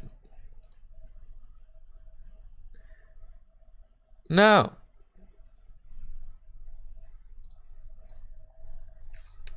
4 Ultra Balls overkill. Man. 4 Ultra Balls overkill. Definitely not. I also think I'm going to have trouble finding energy, Trevor, but, you know, it's fine. That's fine. That's fine. It's fine. Everything's fine.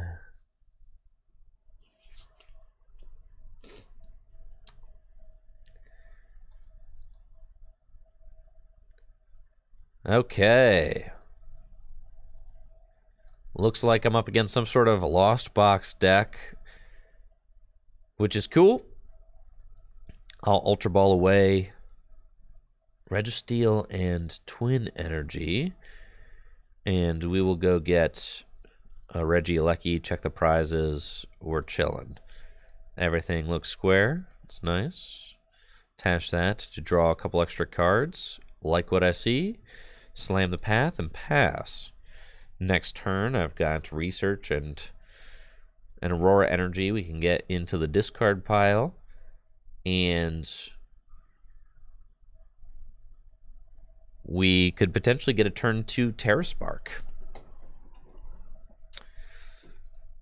I like this quite a bit. I think that Regi is probably one of the best decks in the format right now, and a deck I expect to show up big at the Latin America International Championships. Looks like we're up against the Lost Box deck that plays Radiant Greninja and Amazing Rayquaza, which is why I slammed that path down so enthusiastically. I did not want my opponent to be able to draw extra cards with that Radiant Greninja. You can see my opponent's got a great opening hand with 2 Battle VIP Pass. That's pretty good. Yeah, I got all their basic Pokemon out, ready to go. But if I can find some extra basic Pokemon off of this Professor's Research, we're going to be in a great position with a turn 2 attack. I think that that is quite good. Now, one of the things that the Regi deck really has going for it when compared to other single prize decks is that our Pokemon are big. I mean, they mostly have 130 hit points except for this little guy who's got 120, which means that they can survive spread damage. We also play 4 scoop up nets, so we've got plenty of ways to move our Pokemon in and out of the active spots, and plenty of ways to heal off damage should our Pokemon get damaged. We'll research. And we've got the Gigas and 2 Quick Balls. 1, 2. So I need to find one more off this Trekking Shoes. And there we go. So we bench this guy. And then we Quick Ball away Regigigas. And go get Regidrago. And then we Quick Ball away the Ordinary Rod and go get Regice. And we are ready to party. Ancient Wisdom. Throw these energy up onto our Regi Lecky. And we'll Terra Spark, placing 40 damage onto, I think there's no point in doing the other guys. So we'll put that 40 damage onto both Comfey. If they don't scoop up one of those Comfey or put down a Manaphy or something, then I could take a bonus prize with Terra Spark next turn. We've got Regidrago's Dragon Horde ability to help us draw more cards if this Regi Lecky gets knocked out. If my opponent doesn't take any knockouts, then we just use Regigigas' Ancient Wisdom ability again, and we party. Now with this Escape Rope, I think that It's weird. If I promote the Regi Drago and they knock it out, I don't actually have a response. And I've only got 2 energy in my discard pile, so I cannot retreat. I think we need to promote just any Pokemon is fine. We'll promote Regirock.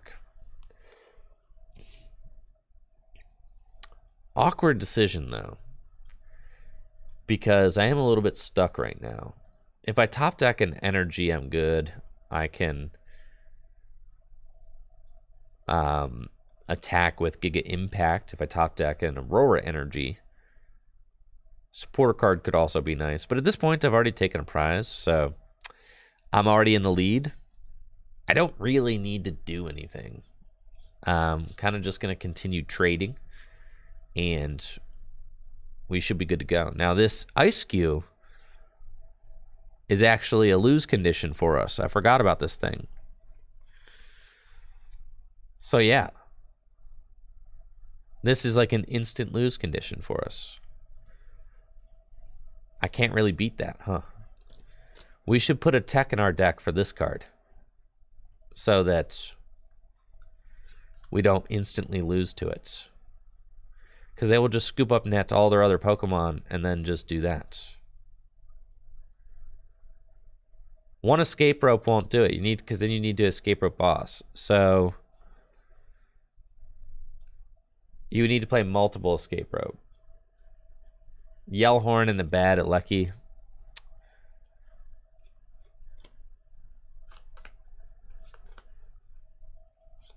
Huh. Ugh. The bad Lucky.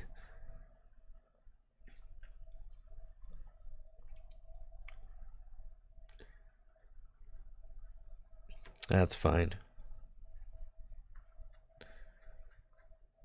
So you put the bad Lucky in there.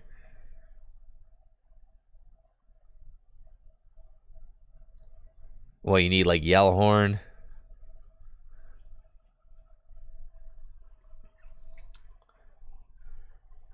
I know. After I put the tech in, we'll never see it again. I know.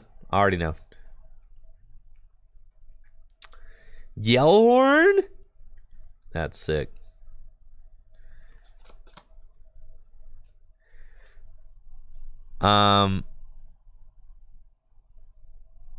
Yellhorn's how they dealt with Flying Pikachu. Right.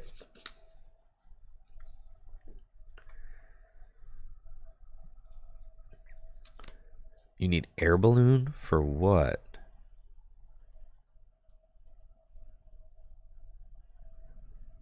Man, bro.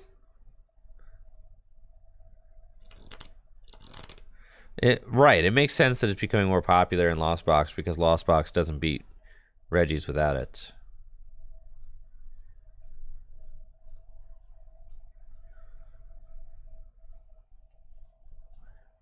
Huh.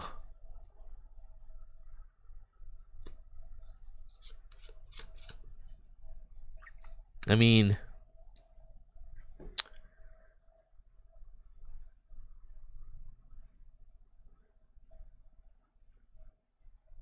this is also complicated. I'd rather just play Lugia and blast things, you know?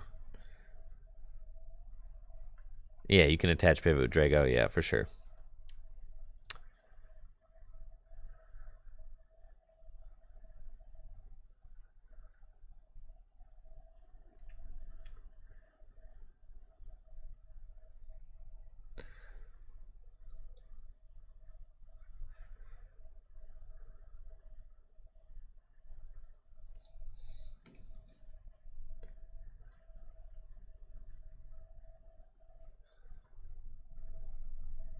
Let's pull up that list.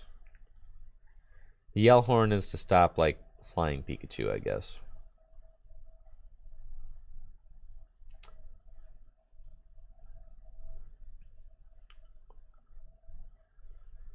Okay.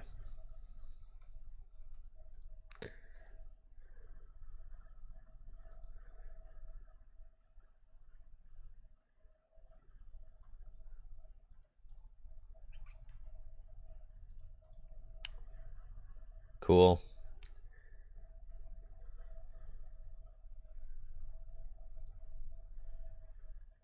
4 research, 4 Marnie, 4 quick, 4 trekking shoes, 3 rod.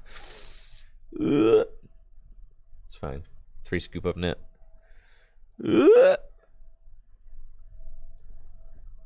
ultra ball.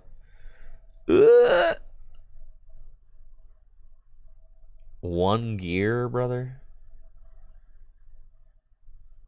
All right.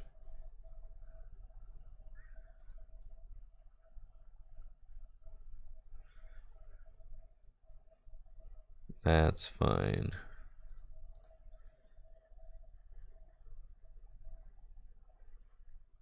Oh, you can recycle the yellow horn with Battle Lucky. That makes sense. Okay. Fine. Got it. That makes me feel less bad about this.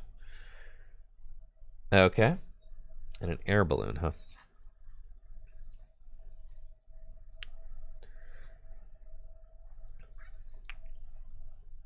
Cool. Need to cut 1 card now. Oh, yeah, there it is. Cool. All right, send it. Rock and roll.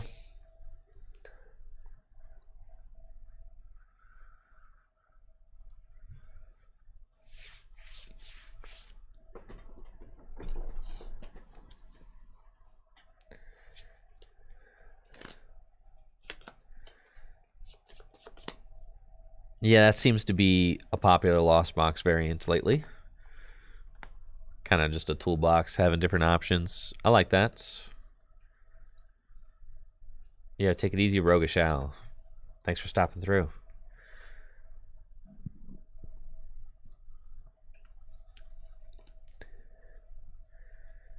Well. You guys sure that Regigigas isn't just a huge pile? Are you sure? I don't know. It seems to me like maybe the deck is a huge pile.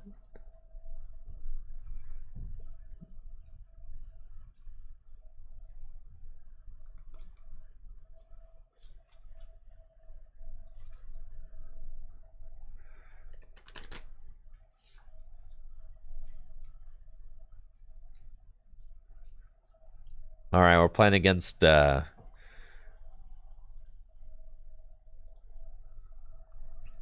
looks like I'm playing against Lugia with my Regigigas deck. They've got a turn 1 Luminion for Professor's Research. Gets an Archeops in the discard pile. A little bit of an ugly discard with that opening hand, but I wish I had a research right now because we opened Lone Regieleki and don't have too much else going on outside of that. So I'm really hoping that things buff out off of this Marnie,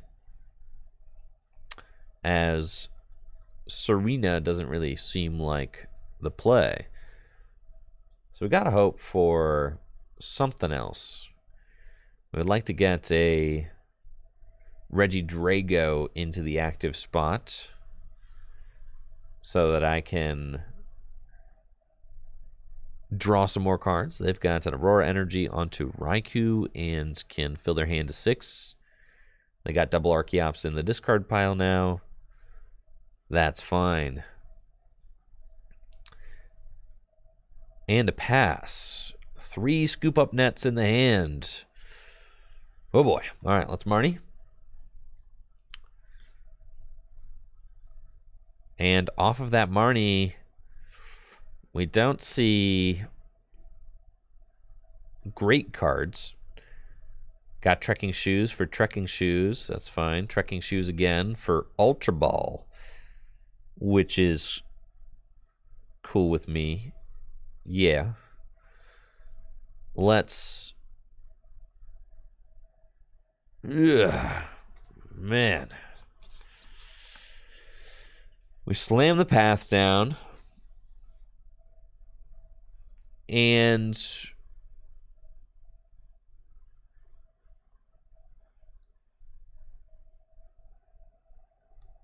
Ultra Ball away these guys. which doesn't feel good, but it's fine. We go get Regi Drago. Do that. Slam the path down. Retreats into Regi Drago. And Dragon's Horde for 4, which is cool. It's got us in a fine spot. Can Ultra Ball away these 2 and go get us another Regi Drago, and we'll just put that into play just in case the unthinkable happens and my opponent takes a knockout. That's fine. But we Marnie pathed them. They're totally stuck. There's no way that they have a stadium and are ready to do anything meaningful. They could Ultra Ball for a pumpkin. I mean, look at their board is like, yeah, they got the pumpkin. Okay, fine. There they go. And the last card in their hands, what is it? They can Summoning Star for just 1 Archeops.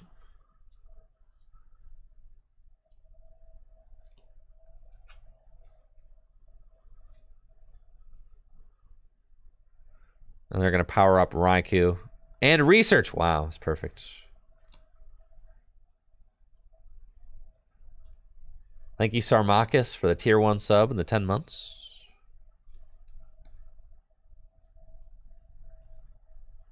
Okay, it's time to Dragon Sword. Regigigas, Dragon Sword. We've got Serena and Speed Lightning Energy. Let's Quick Ball away the Aurora Energy. Go get my Regieleki's prize. Oh, they're both in the discard pile, which is pretty sick. Okay, so cannot do that, as I need to rod them back in. So will Serena.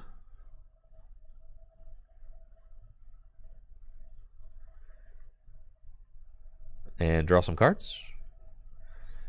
That's fine. We're getting there. We're getting there. We're getting there. Quick Ball away the Marnie. We got him right where we want him. Go get the Registeel. And then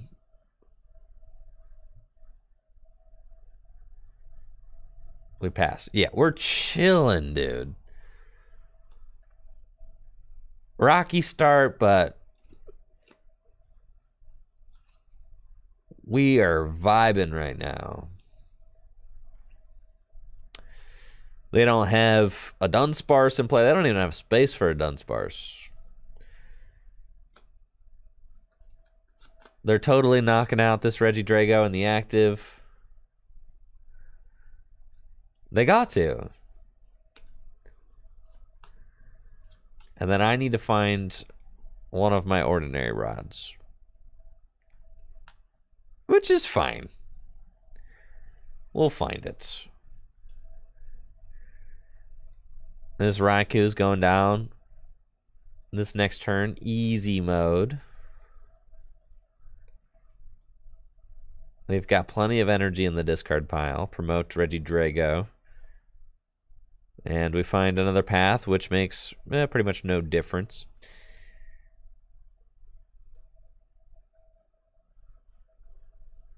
We'll do that. We'll Quick Ball away this. Get the rock. Dragon's Horde. Looking for a rod. We do not find one, but I've got another Choice Belt that I'm about to throw away. Could scoop up net this. Put it back down. Choice Belt. Here. And Research. We did not find... Huh. Yeah, things are starting to feel quite bad. It's not good.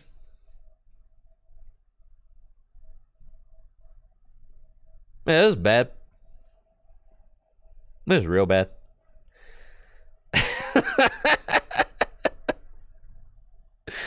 This is a bad situation.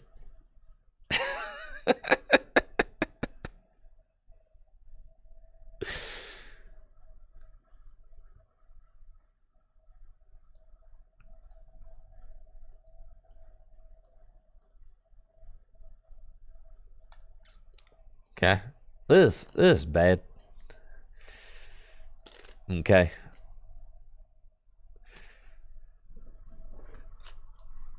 Yeah, this deck is broken. We're having a great time.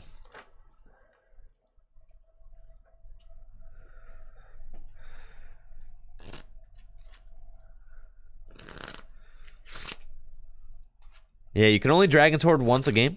So, or once once a turn.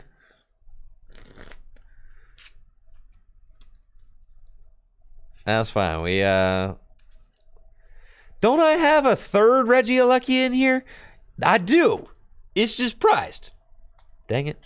So I could even find the ball. The Hisuian heavy ball. That would be cool. What a sack! He shouldn't have prized it. True. Okay.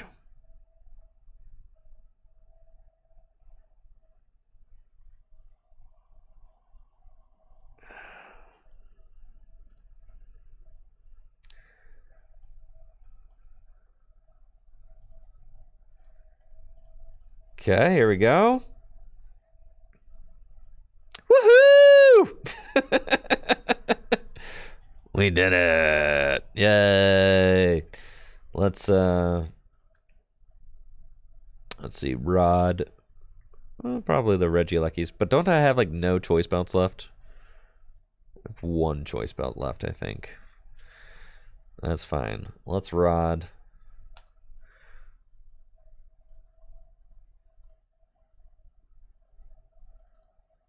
Shuffling these fellas. And then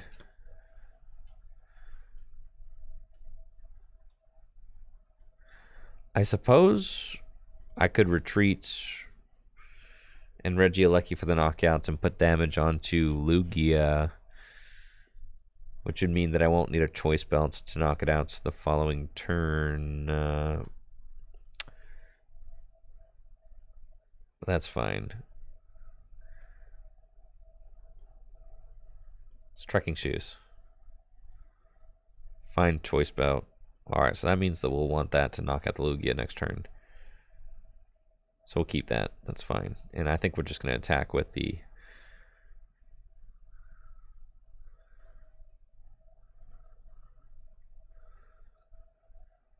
Attack with the active Regidrago is fine. So then who do we actually want to put on the bench? I don't actually want to put this guy on the bench. I will quick ball away this thing and go get this guy.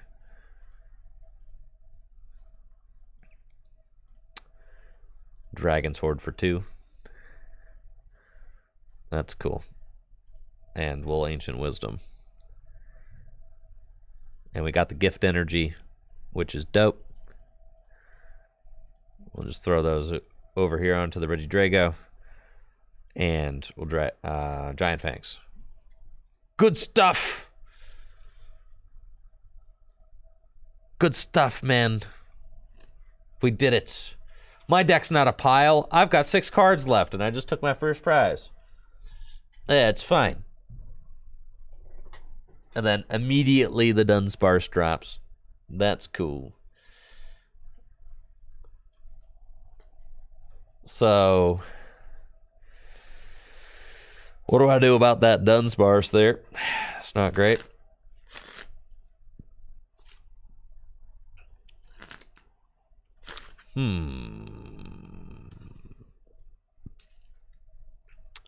Not the best.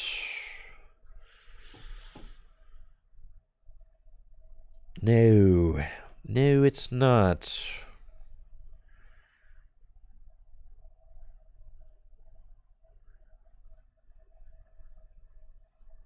Yeah, I think that's what we're doing. You double snipe, right?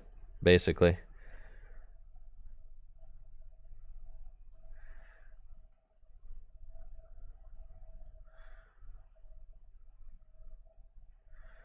But I'm short 150 plus. Yeah, it's fine. Ancient wisdom. Oh. Yeah, we're fine.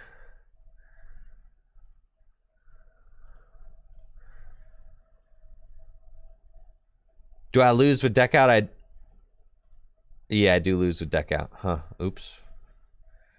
Oh, I need to be more careful then. They'll gust around me. Do we lose with deck out? I draw. Yeah, I do lose with deck out, don't I? Huh. All right. Be a little bit more careful next time. I do have rod left. You're right. I have a rod. I have one rod. Yes, I have a rod. I have a rod. It's fine. No. We needed to find the rod to put the good lucky back into the deck for sure.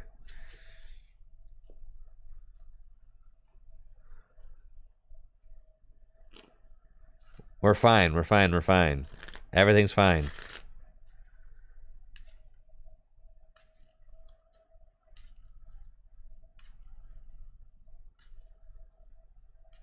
This deck is definitely a pile. I'm feeling the pileness. Wow. Okay. This is. See, I told you we were fine.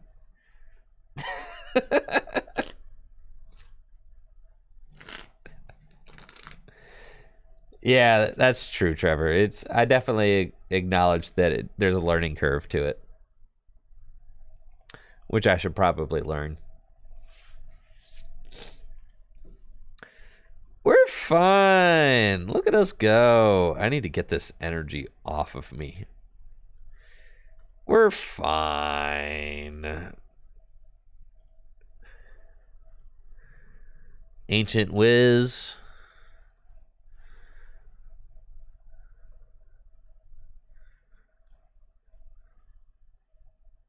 There we go. Terra Spark. Now we're chilling.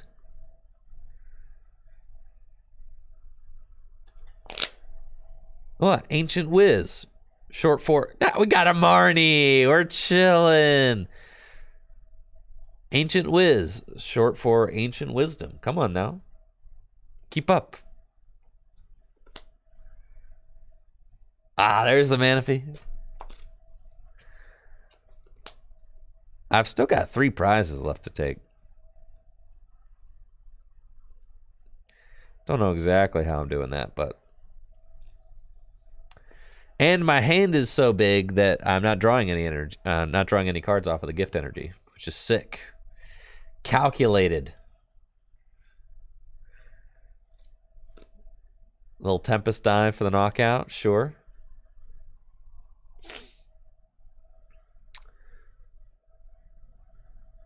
You've got 90 hit points left. Easy mode.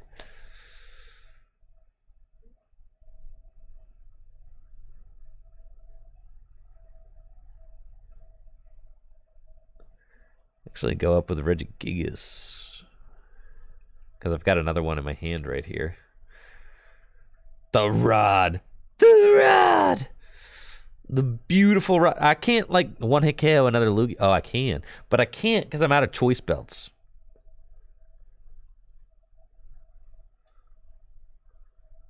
And I can't snipe.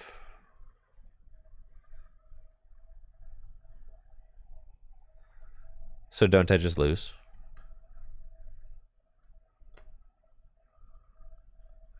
Ancient Whiz.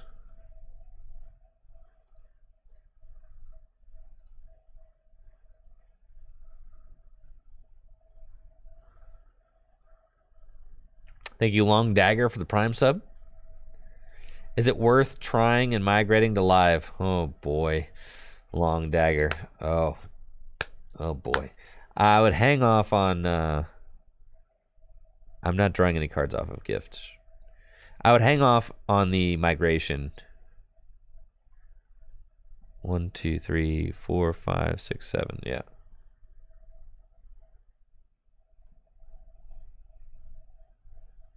Giga time break.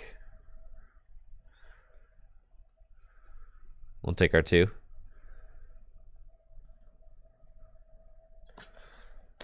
Give it a try. You know, fill out the feedback survey for the Pokemon Trading Card Game Live. Don't migrate your account yet. Yes.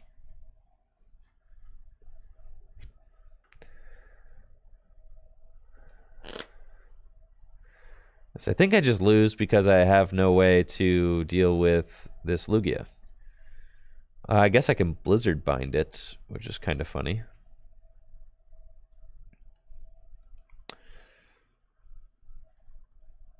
Yes, both Serena are in the discard pile. Manaphy preventing Snipe. I gotta go for Blizzard Bind. And then hope that they don't have anything that can knock out a Regice. I think they're out of energy. Hey? Go?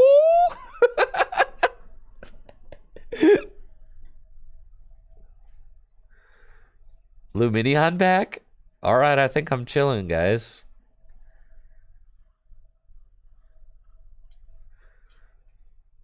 We are huge chilling.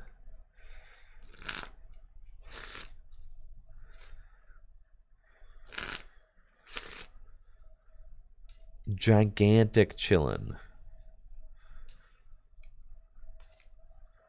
They've got Serena, but it doesn't do anything.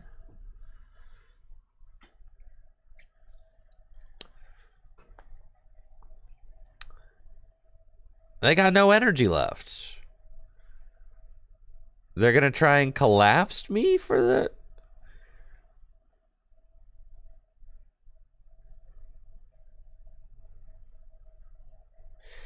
This collapse could stick. I can electromagnetic sonar. We're good to go. I think they're hoping that I deck out. So they should just scoop when I do this. And I can infinitely not deck out with magnetic sonar.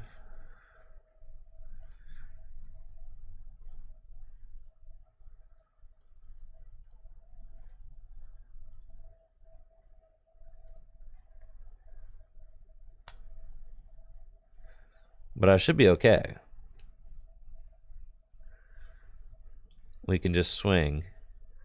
Unless they do have another double turbo energy in their hand, in which case I wonder if it was correct to actually retreat an electromagnetic sonar for the stadium there. Ah, they're trying to deck me out.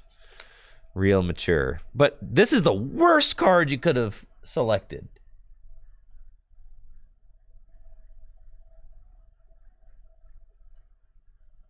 Because I'm just going to bring my stadium back.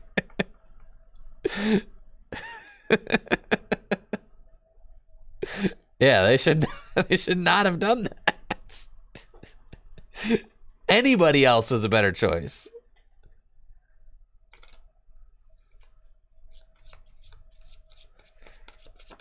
Milk was a bad choice. What's that line in Anchorman where he gets the milk? And he's like, yeah, milk was a is it a bad choice or a poor choice? What's the line?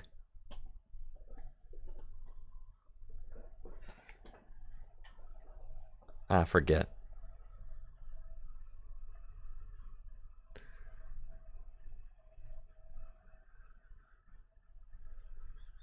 All right, GG's. Milk was a bad choice. It's so hot. It's so hot.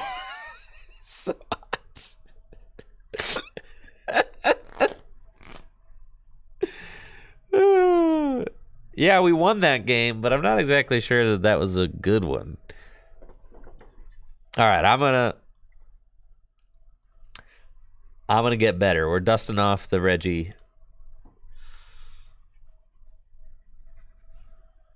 I'm dusting off the Regi rust.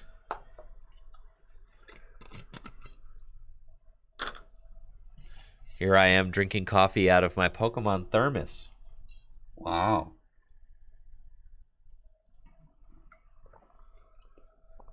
I made it this morning and it's still so warm.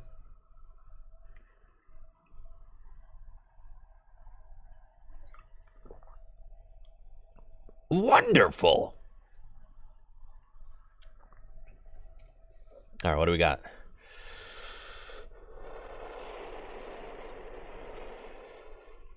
What do we got? This is a pretty broken opening hand.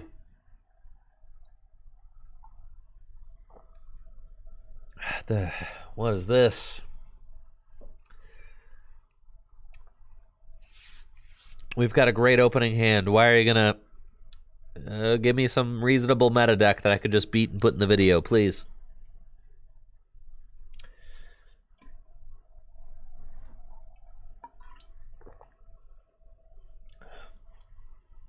Yes, I will take my mulligans.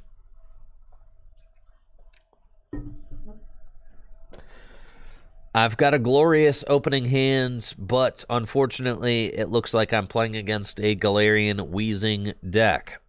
So I probably won't have much of an opportunity to utilize my Ancient Wisdom, except for the fact that I think I have a turn 1 Ancient Wisdom. Let's go! Dang, my opponent's about to be sick. That's pretty sick. All right. So we can go there. Capture energy for the Regi Alecki, and we'll get this one because it's got electromagnetic sonar. And then I've got turn 1 Ancient Wisdom to accelerate that Aurora energy to my Regi Drago, which is nuts. That's awesome. Turn 1 double attachment. Next turn, we use research, hopefully find another Aurora energy and a scoop up net. And we are using Giant Fangs for the knockouts.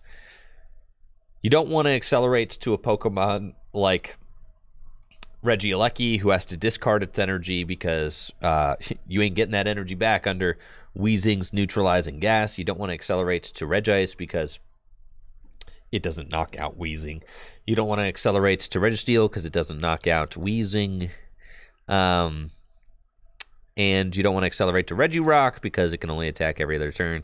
And you don't want to accelerate to Regigigas because it takes too much energy. So Regi Drago is our fella. It knocks out Galarian Weezing with Giant Fangs. And it only takes 3 energy, which is pretty good for us. Now, my opponent can use Coughing's Ascension attack to... Why would you attach to the benched one? To ascend into a Galarian Weezing on the first turn of the game. However, they attach to the... Ah, I see. They're going to Boost Shake the active. That makes sense. And then attach a Hiding Dark to the bench. I'll attach this Choice Belt to my Regigigas just in case my opponent does bench a Crobat or something. We were unfortunately not able to find Scoop Up Net yet, but I do have Speed Lightning Energy, so I can use that to draw a couple of extra cards. Quick Ball. I was going to say, do I actually want to discard energy?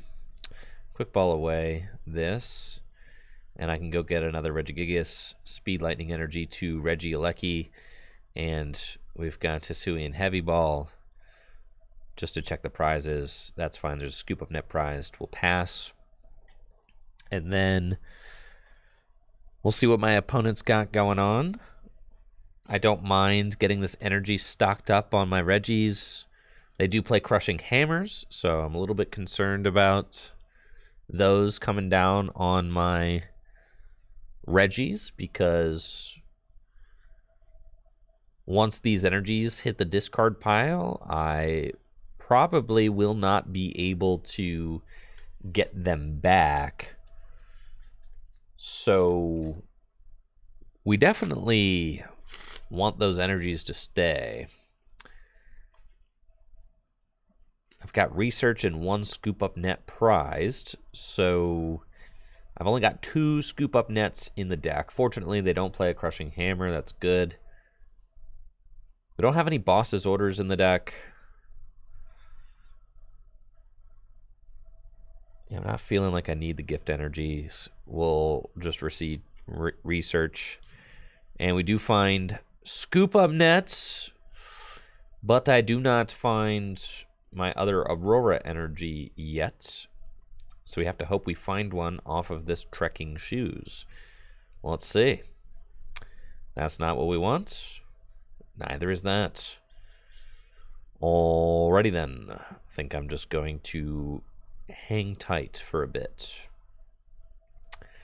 I could have attached that. I should have attached the twin energy somewhere. That's my bad. Not worth it to yell horn or scoop up net yet, I don't think. I could do that in a moment. Because the Regi doesn't get knocked out from poison. It still has, it'll have 10 hit points left.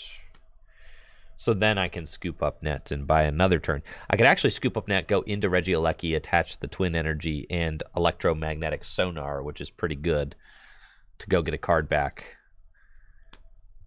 I got someone in the chat saying this opponent hates fun. I disagree. I think this is a very fun matchup.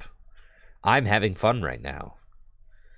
I think that this is Pokemon cards, baby. We're playing. This is what it's like.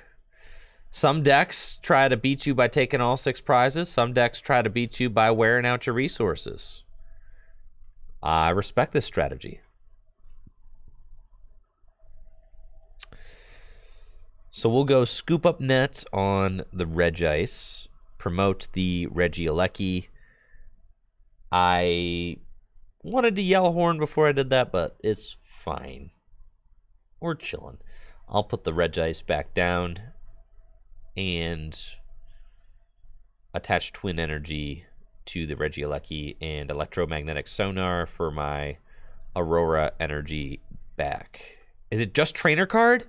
Oh, Lordy, have mercy. Okay. I thought you could get any card back. This is a travesty. All right, we're losing for sure. I thought I did not read the card fully.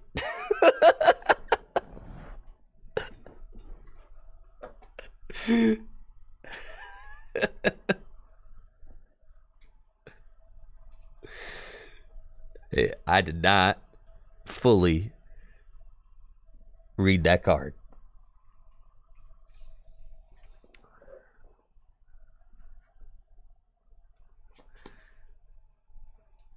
That's fine.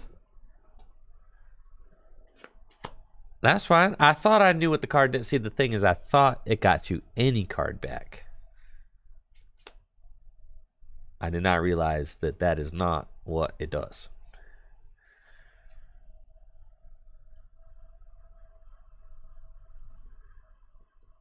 Huh.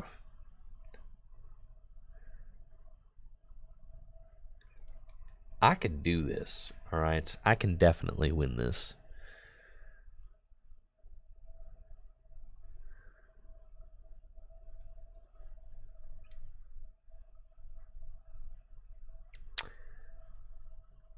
Definitely.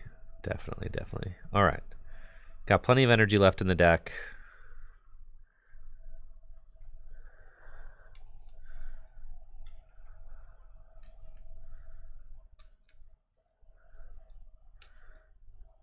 Cycling net 2 turns in a row. Yeah. Okay, that makes sense. Yes, and never research, deck them out. Okay, you're right. That's what we do. Okay.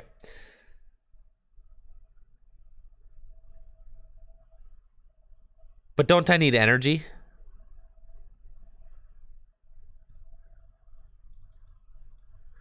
Oh, I need another net, and I don't have a net here.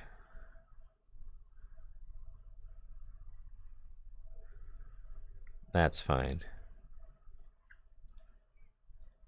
We'll get this. I should be able to deck them out. I still think as long as I'm just careful, I can deck them out. They will not be able to take all 6 of their prizes. I'm like pretty sure.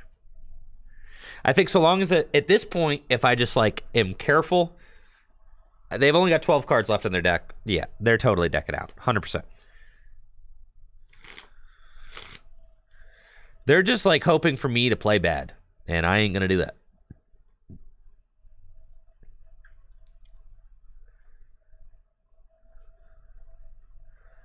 No, we're gonna play real good like. There we go.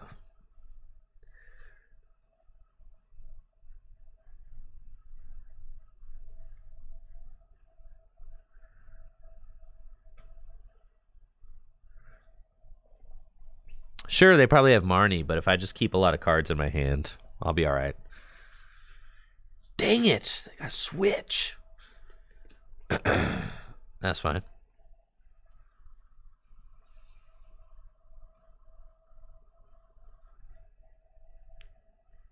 Pog. Okay.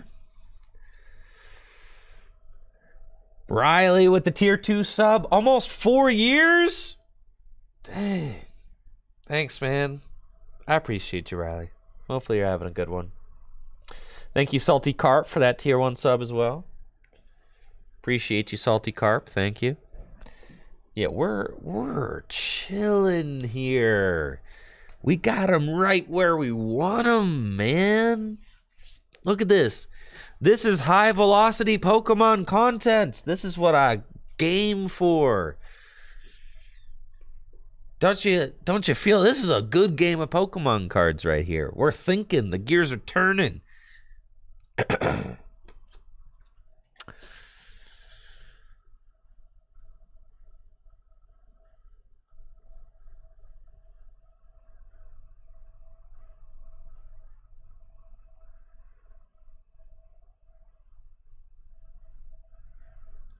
I think I'm just gonna pass. That's fine. The canceling cologne. Where is the canceling cologne? You're right. We're chilling. I don't think they can do it.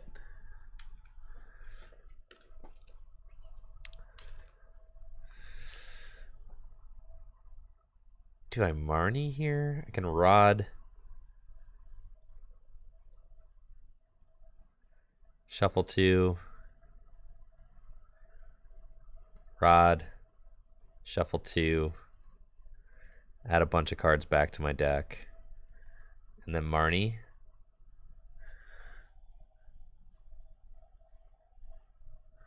I wanted to see if I could... Alright, we're at 16 to 16 cards now left in deck, so...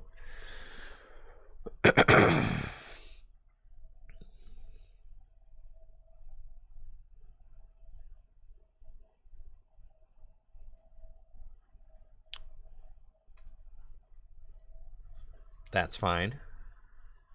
I know we have knockouts, but is that what I'm going for? So I don't want to like put the Regi Drago up before I know what happens with these hammers. I want to see 4 hammers first, right? And then we can start talking about knockouts.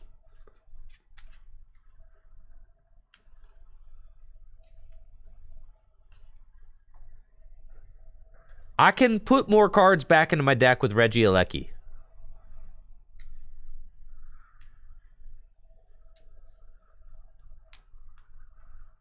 So here's the 4th hammer, and it's a tail. So now I know I have that information. It's like, okay, there are 4 hammers in the discard pile. I know this Regi Drago is staying as is.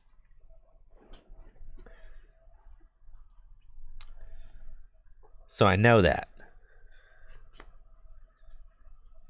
They've got Crobat. Don't you try to play it. Stop. Dang it. Oh, they're powering it up. They knew it wasn't going to work. They're just powering it up. Okay. But now I have the potential to use Serena to gust up Crobat. And if I could gust up Crobat, my goodness, we've done it. Bench this and pass. But I don't want to give them a free knockout. I don't want to give them free damage on the Regi Drago, so I think we just put up the Regi Alecki. That's fine.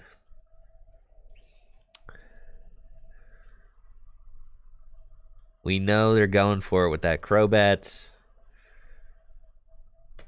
At this point, they are continuing to play cards. They will deck out before me. They've got Severe Poison. And there we go. Speed Lightning Energy. Great. And I can bench Regirock. And I'll Electromagnetic Sonar.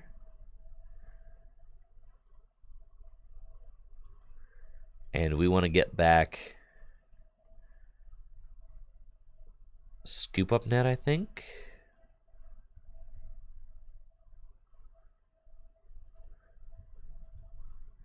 Yeah. That seems right. And then could get back Marnie too. I could have preserved all these resources if I got back Marnie. Something to think about.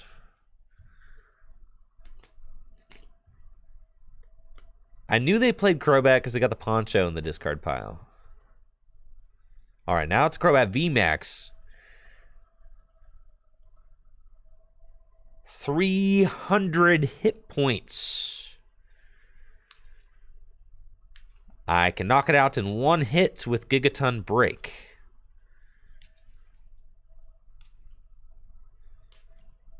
So they're going to hit and run back to Galarian Weezing, which is fine. I can send up Regi Drago. And we just bench this, attach here,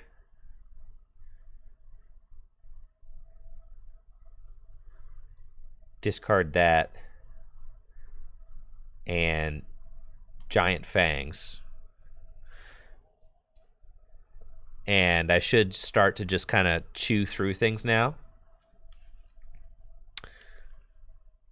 Because if they poison me with Severe Poison, this doesn't knock me out, right? So it's like 80 damage, doesn't knock me out. They could come up with the Crobats and just max Cutter. But if they do that, then I come up with Regigigas and I take 3 more prize cards. They've only got 9 cards left in the deck. And I will have a fully powered Regigigas. So they can't do that. So they have to just try and knock me out with this Galarian Weezing. And then I will Giant Fangs. And then they can come up and finish me off with the Crobats.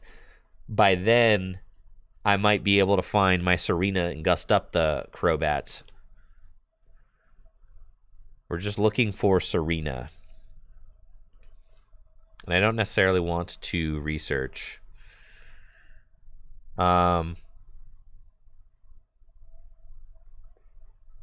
But I think we should.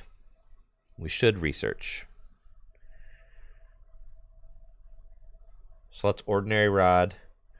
And we're going to put these guys back into the deck because Regi Alecki gives me kind of infinite access. So we want that.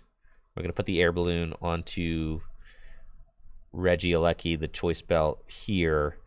And we're going to research into the bottom of the deck. So we find our Serenas. And then we're going to Giant Fangs for the knockout. Go to 4 prizes left. And now, with access to the Serenas and the Regi Drago back into my deck, all I need to do... Dang it! All right, we're getting Marnied out of both of our Serenas, which feels bad. But that's fine. We've got a Trekking Shoes, so there is a chance that I find one of those Serenas again.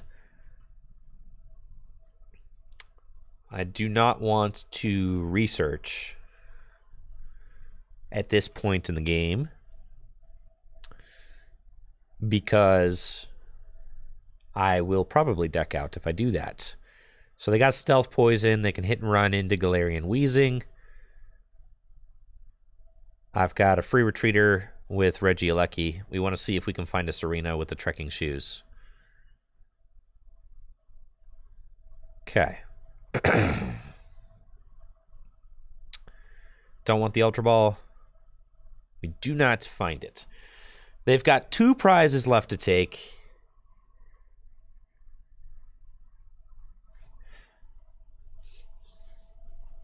Okay. I have to just wait until I find it. So I'll pass.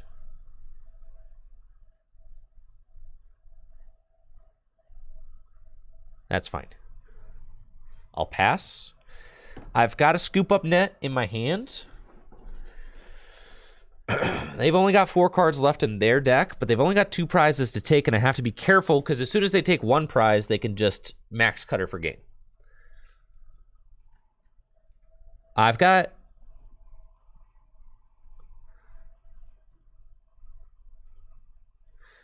I guess I could put the Drago down. We've got another trekking shoes. This is it. There's the Serena. Yes. Okay. So we've got Regidrago, which will bench. We're going to use Serena and switch. We're going to bring up the Crobat, retreat into Regigigas, and use Ancient Wisdom to accelerate the twin and 2 captures to my Regigigas, and we can Gigaton break for 330 damage, and this should be the game. This Regigigas is fully loaded now. All I needed was that 1 turn of my abilities to get all of these energy into play. All 4 of their Crushing Hammers are down. Now Gigaton Break can knock out Galarian Wheezing, and I don't think that they have any way left in the deck to deal with me. So they are going to concede. GG's to my opponents. That was definitely a game well played. Tough one for sure. GG's, GG's. See? It was a good game. Was that not entertaining? It was back and forth. There was... Yeah, I think that I would have won if they never benched Crobat, because I think I would have been able to deck them out. I think so.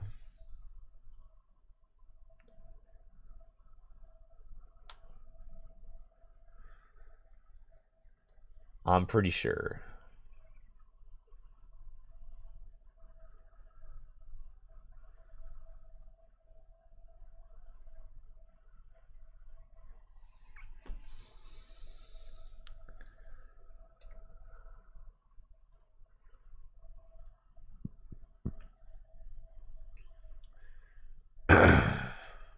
Cool. Let's run it back.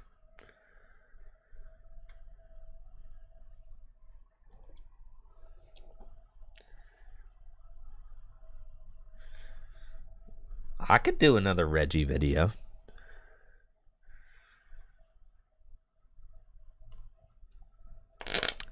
I could.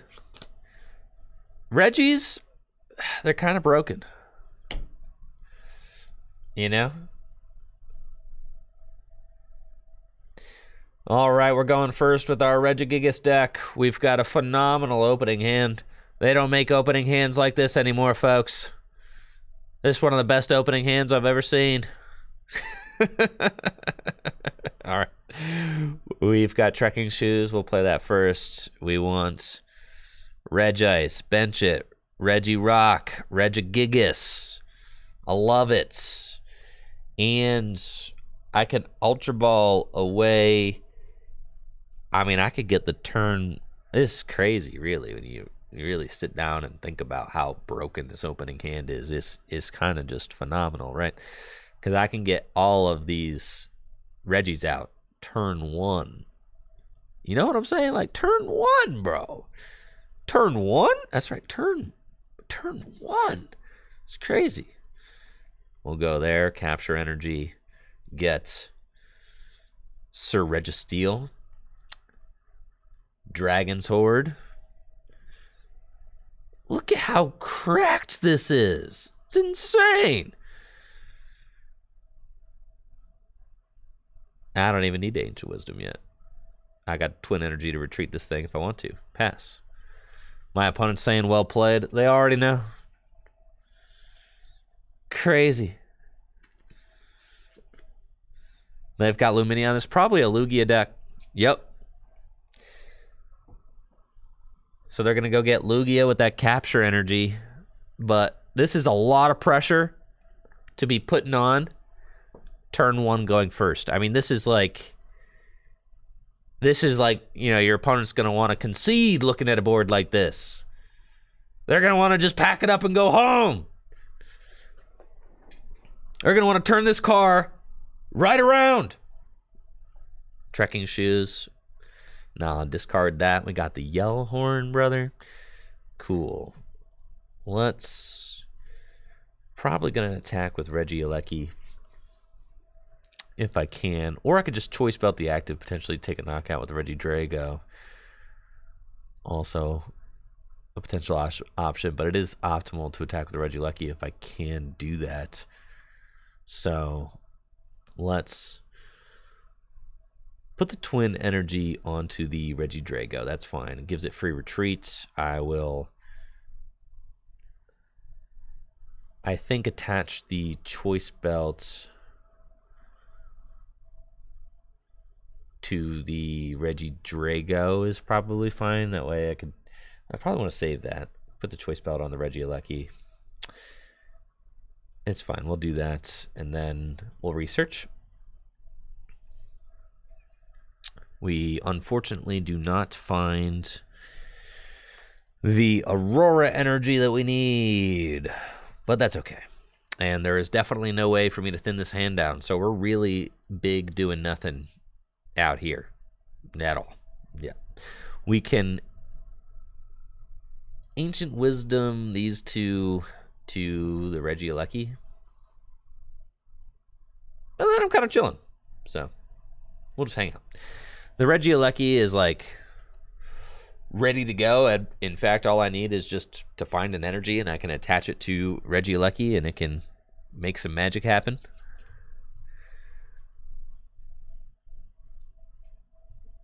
But we trade so well in this matchup that I'm not terribly concerned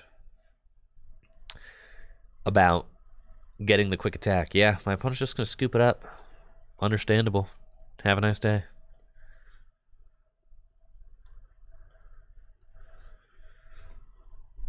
On to the next one. On to the next one.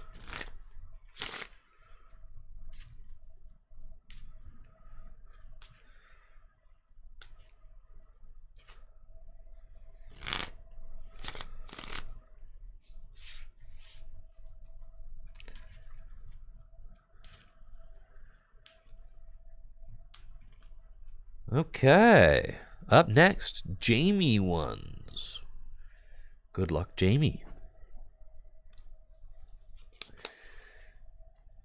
Does Victini Rapidash have any merit? No. Sorry, Icky. No. I'll open Regirock. Just in case I'm up against an Arceus deck or something. Looks like another Lugia deck. Or maybe not. No, actually, there's Hisuian Heavy Ball, so I don't know. Ooh, the Regi Mirror. Okay, this is exhilarating.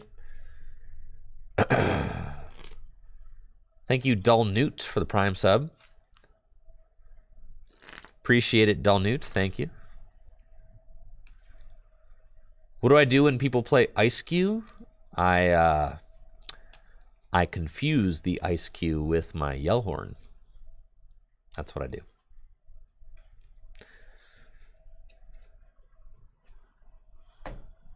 I'm playing a Regi Mirror. We've got our Brave Regirock. They've got a couple of Regis out. We need to make something magical happen for sure in order to win, because we're going second, which is not ideal. So we'll kick things off with the trekking shoes, and we find Regi. That's good. We like that. We'll keep Regi. We've got Reg Ice. We've got Speed Lightning Energy to draw a couple extra cards and another trekking shoes. That's good. Gift Energy, don't need that. We find Scoop Up Nets, so I can quick ball away the Aurora Energy and go get Regi. And we can Scoop Up Net the Regirock, promote Regi. Do that, slam down these tools and Marnie, and then hope that we find Aurora Energy in a quick ball. We do not find the Aurora Energy yet, okay, but there's a chance I can Ultra Ball away these two cards, and if I find an Aurora Energy off of this Dragon's Horde for 3, I've got the turn 1 attack. Come on! Let's go! Quick ball away, Aurora Energy, and we can literally get nobody. I don't need anybody. All right, cool. And we've got the turn 1 Ancient Wisdom. That's right. On to Regi. And the turn 1 Giant Fangs. Let's go! We've done it. Broken deck. Who said Regi is a pile? Who said Regigigas is a pile? Who said it ain't a pile? That's consistency, baby. Let's go. Yeah, I said it was a pile. Yeah. It ain't a pile. Look at that. Beautiful.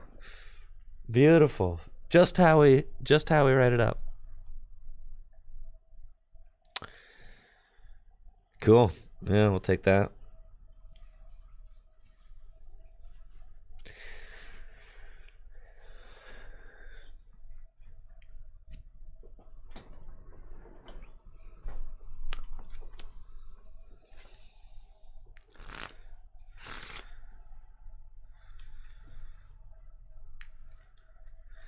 Yo, Conquer Hero, I have no idea what you're talking about. If you have a question in regards to a package or something like that, maybe something that you ordered from fullgripgames.com, you can direct that to Full Grip Games. Also, we are not the Postal Service, so if you have a question with Postal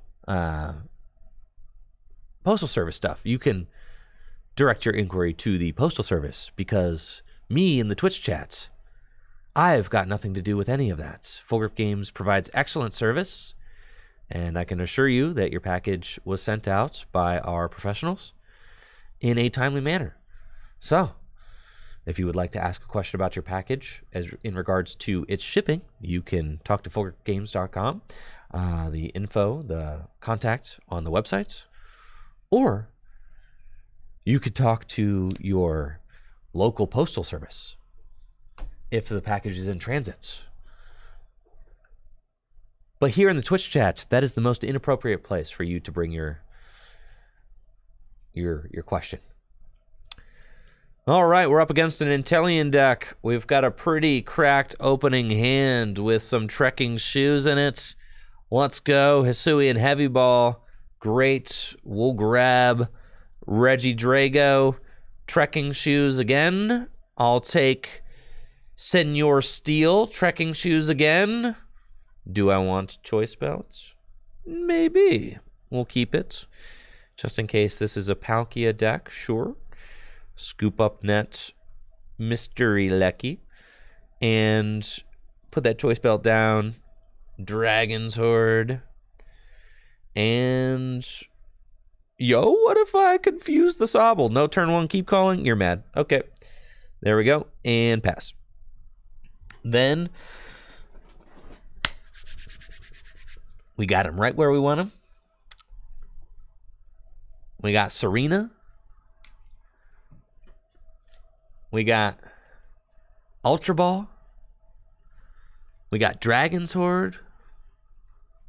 I got plays, for sure. Beautiful place. They're going to go for it. You're missing 100%. There's no way. There's no way you hit this keep calling. Couldn't see it. Absolutely not. Dr. Baloney. Go ahead. Give it a try. I'd like to see what happens. No? Now your boss walked in? Gotta make the kids lunch? Tails. Yep, told you. Okay. Here we go. Senor Rock. Feeling good about that.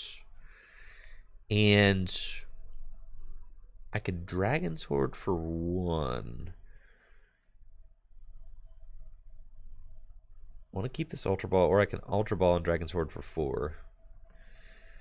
I feel like Dragon Sword for 1 is fine. That's fine. Serena, and I will discard this guy. It's fine. We're chilling. Speed Lightning Energy. Feels good. This is great. We got everything we need. Pretty much squared away for a knockout next turn. So I'm loving that. Ultra Ball away these. Go get our final guy. And I'll Ancient Wisdom to the Regi. Sure. And pass. And now we wait. Next turn, we're going in. I could have Static Shocked. It just doesn't. I don't want to waste my choice belted Regi on a 1 prize Sobble when I could. Yeah, I could do better, right? I've got Scoop Up Net Serena in hand, so if I find just an energy, there we go. Serena, bring up that Palkia, Dragon's Horde, and now we're chilling. Scoop Up Net, love it. Regi Drago, Air Balloon, Terra Spark, oh baby. That's 3 prizes, half the game right there. Feels good. Got the gift energy on our Regi. So if it gets knocked out, I fill my hands to 7 cards. And now they've got Irida, but it is feeling like too little too late for this Palkia deck. Yeah, Palkia does not love to see Regi, that's for sure.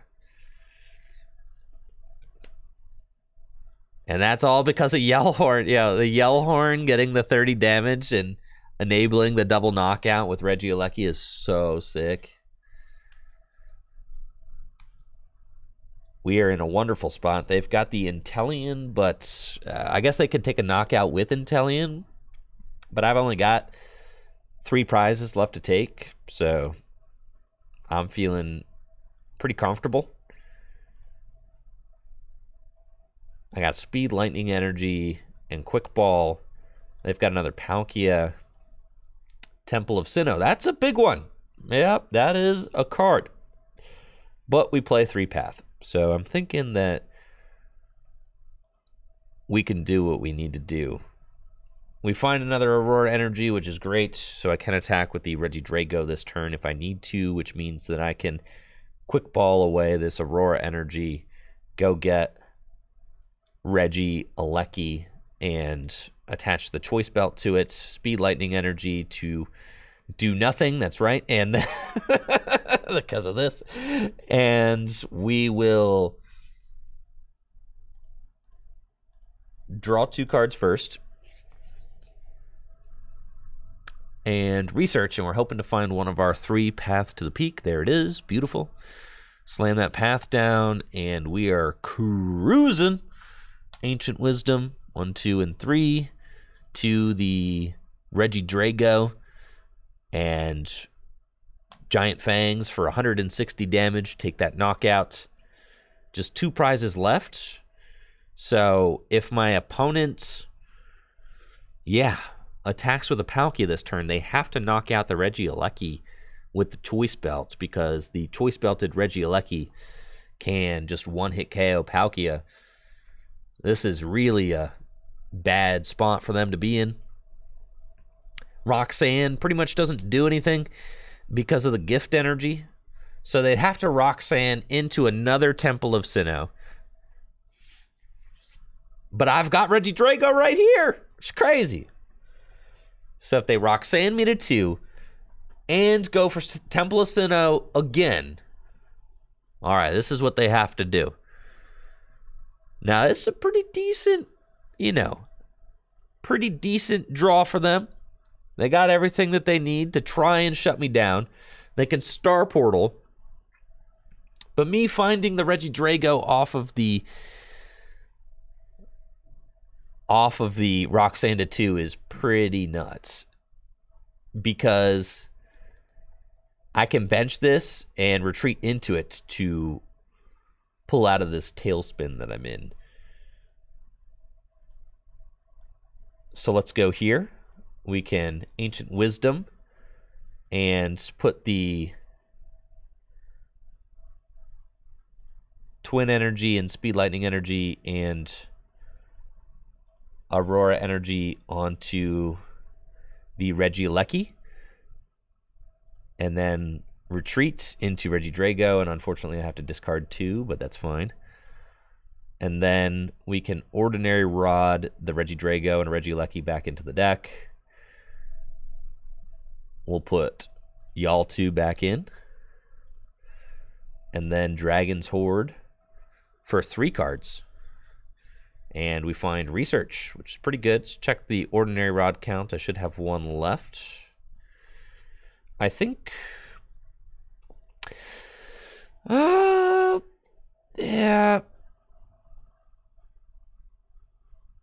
That's fine. I think we can go. We'll do this. And because if they gust up... yeah, I've got 1 Rod left in the deck. That's fine. We'll thin a Gigas out of the deck and Research. Okay, we've got Path again, so we got to get that out of there for sure. And then we can attach Gift Energy to the Regieleki, because I'm imagining they'll gust it, which is fine. And then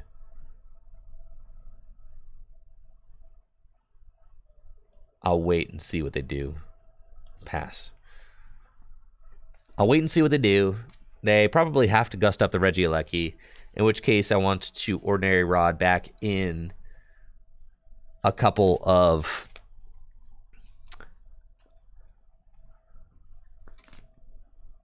Regielekis. They've got the Inteleon. I've got both Temple of Sinnoh down. They probably don't play a 3rd Temple of Sinnoh. So I have to imagine that they're gusting. Right, here's the boss. Which is exactly what we thought. So in order to take the win, I need to... I'm down all 3 scoop up nets. And I'm down 2 choice belts after they take this knockout. They're going to reset the Inteleon with all that energy on it. That's fine. They put down this other Palkia, which is a little bit dangerous. Tool Jammer is fine. It's a 2-hit KO now. Doesn't really matter. I just need to 2-hit KO that Palkia and I win. So, both our Serenas are in the discard pile. We find our last choice belts. which is a little bit concerning.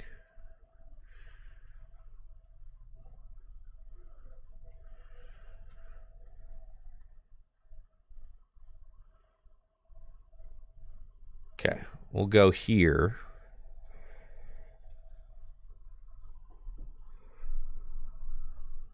And I can rod back in 2 more Regileckies. I think that that's fine. Thank you, Dizzy Nitrum, for that sub in the 6 months. Appreciate you, Dizzy Nitrum. Thank you. We're going to put back in these 2. And then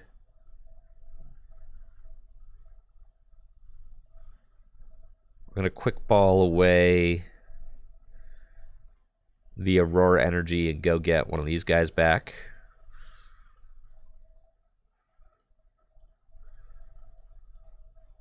And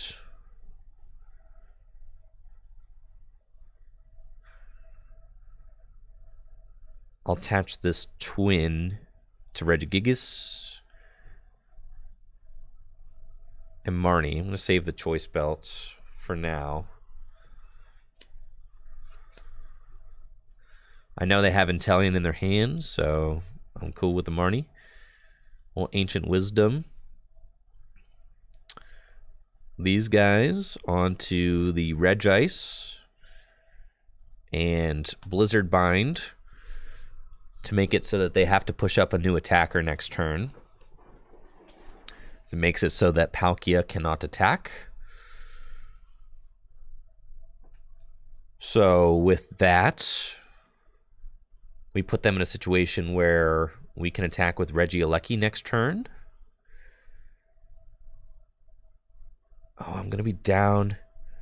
No, I'm throwing. God, I should not. I didn't count the Regices. Now I'm throwing. They knock out this Regice, I lose. It's cool. They ain't got another Palkia in the deck, so I'm chilling. Yes, yes. I was not careful enough there. I was not careful enough. So now I lose. Yes. Dang it. I needed to be more careful. The 3-rod. That 3-rod. That stings. It seemed like the play at the time, but I am now seeing that Regice was not... Oh. Okay. I take it back.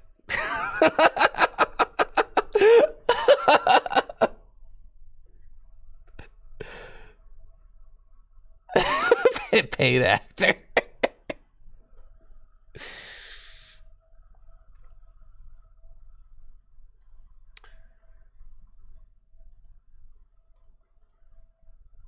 Okay.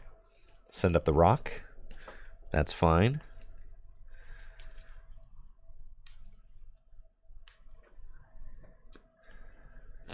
Yeah, maybe they didn't want to, like, activate my gift energy or something.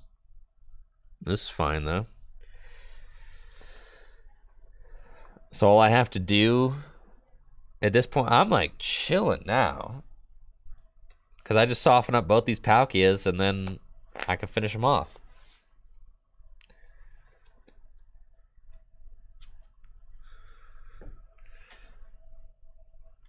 Okay, we send up Regice again. That's cool. What's my energy situation looking like? Okay, we go quick ball away this guy. Go get the rock again. And then we can Ancient Wisdom onto... If they gust up my Regieleki, you know, what's our win con will just be to get another Regieleki. So that's all we really need to do.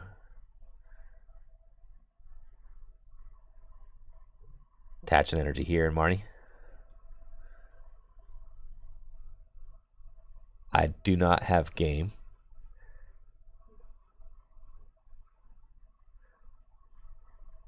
Because I need choice belt in order to have game.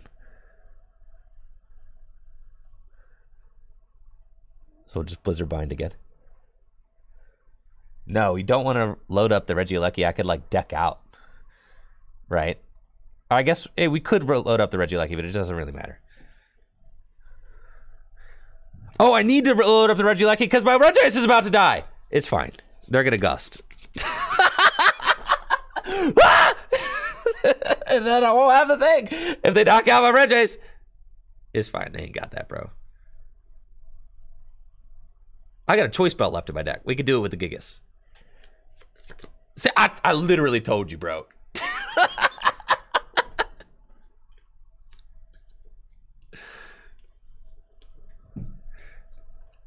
No, they have a choice belt. I lose. I needed to preload him. But they would have gusted him. Oh, I threw. All right. I threw. Because now I have both rocks and all 3 rods in the discard pile. Ah, dang it. I knew I threw.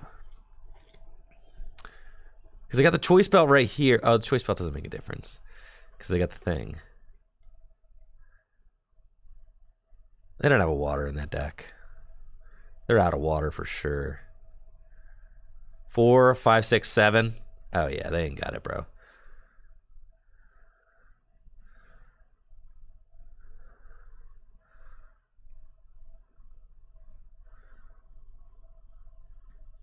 Yeah, they don't have another water, guaranteed.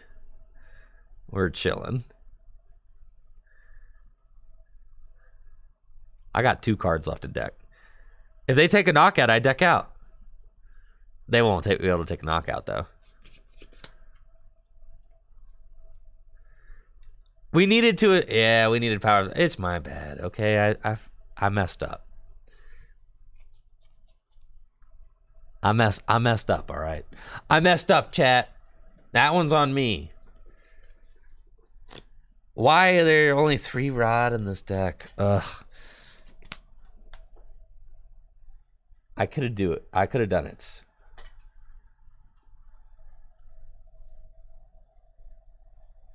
Oh, did I have game the previous turn against the previous Regi?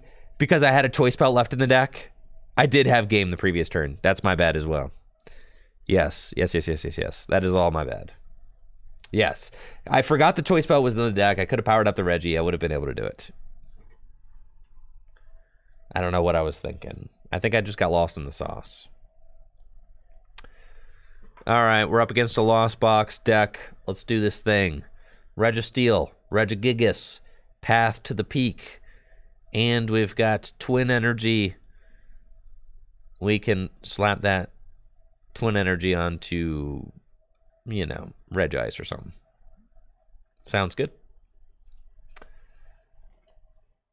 And then let's see what kind of Lost Box deck my opponent is playing. They got the turn 1 battle VIP pass. Radiant Greninja cannot work under Path to the Peak, but they have Training Court to counter it. Metal Energy. So is this going to be like the Rainbow Lost Box special? With Amazing Raikou, Ice Cube, and all that? Nope. Definitely not. This is looking like it is Turbo Dialga V-Star, right? Something of that nature. Lost Zone Dialga. I'm anticipating a Dialga V hitting the bench. Something like that.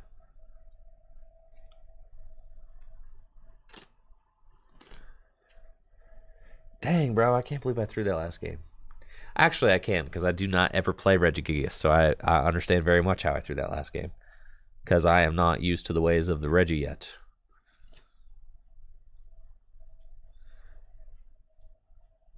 I don't love Mew this format. I liked Mew a lot better last formats. Mew this format feels a little sus.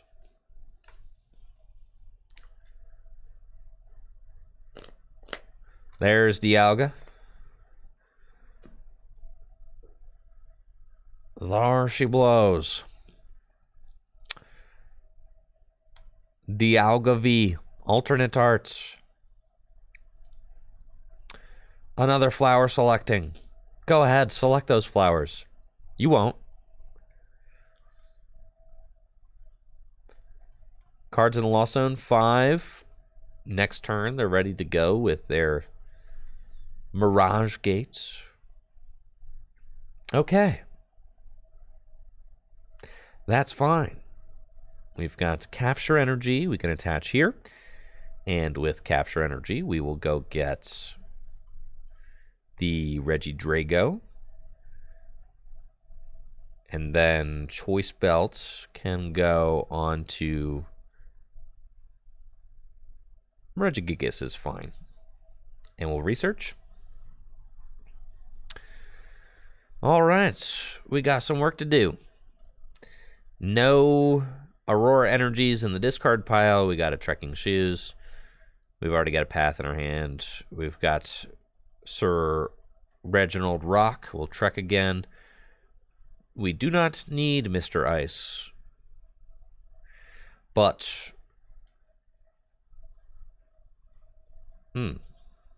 yes, we do not need Mr. Ice. Twin Energy is fine. We can quick ball away the Twin Energy and go get Mr. Lecky. Put that guy down. And like an Ancient Wisdom. Put the Path in play.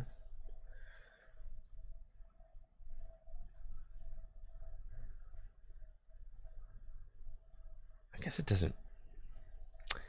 Yeah, now in hindsight, I should not have gotten rid of this guy because I could probably just leave this guy in the active spots.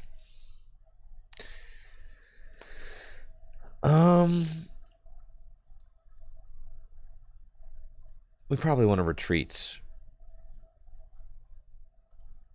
into Regieleki. That's fine. And just Ancient Wisdom 1 to the active, and we could Static Shock. Oh, I could smack with Gigas, couldn't I? I've got 2 twins in the discard pile. I've never had that. I actually had knockout with Regigigas. Cool. The more you know. Thank you, Lambo Genie, for that sub in the 20 months. Appreciate it, Lambo. Yeah, I'm not used to having 2 twins in the discard pile. It's also crazy to me that I could power up a 5 energy attack with just 1 use of Ancient Wisdom, but I guess that is a reality, isn't it?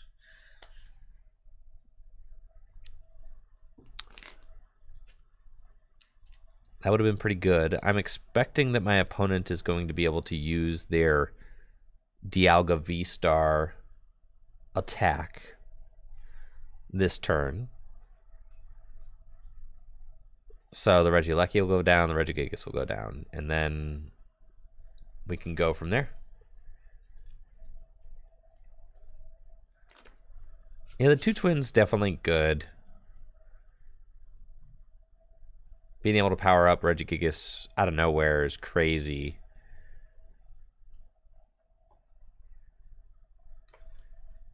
Definitely dig that. Thank you, Logan, for that raid of 4. Hopefully you're having a good one. Appreciate you. There we go with Dialga. Metal Saucer. They've got 7, 8 cards in Lost Zone, so they can Mirage Gates as well. Accelerate some extra energy onto Dialga, and I'm thinking it's going to be a Star Chronos this turn, so they can get back-to-back attacks, which is annoying. But it's all good. I can 2-hit KO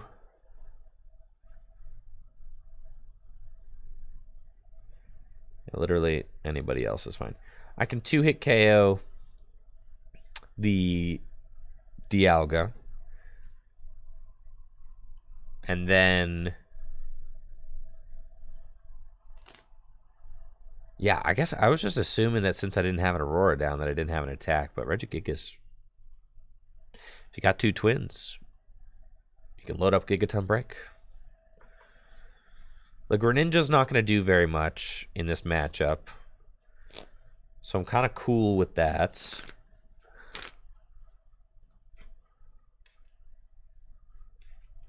And here comes the Star Chronos. 220 damage. They get to take an extra turn. Yeah. Ew. Gross. That's fine. Send up this guy. Because I've got more Regielekis in the deck. So that's okay. There are like 2 more in the deck. Pokemon I don't want to give up is the Regice, because I have 1 in the discard pile now. So we throw up the Regieleki. They go to 4 prizes, and then we start swinging. Now the issue with this is that they get this 2 prize lead. And they're going to boss up my Regidrago, which is fine, I guess. I would have been more upset with the Regice, actually. Here comes Regi, and it's finally my turn. Regigigas. Speed Lightning Energy, we got Research, cool.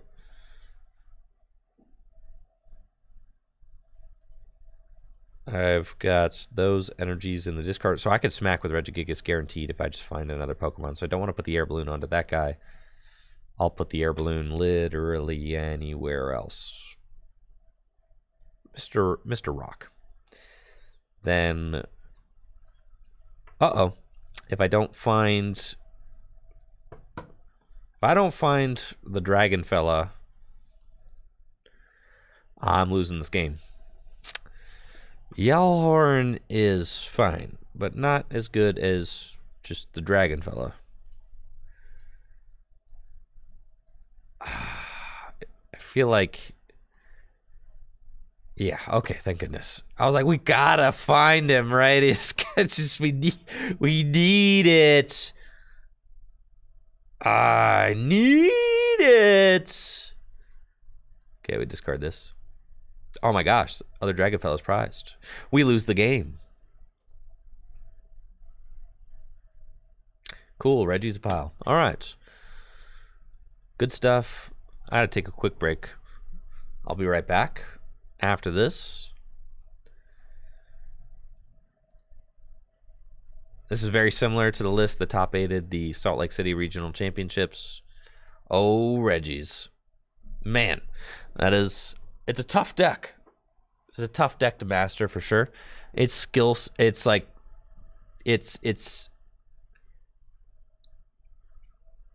I want to say it's like its performance ability is very high, but my goodness, it is also very frustrating. Very frustrating to play. We'll be right back. Hang tight. Make sure to check out fullgripgames.com for all the best deals on sealed product. Our holiday sale happening now.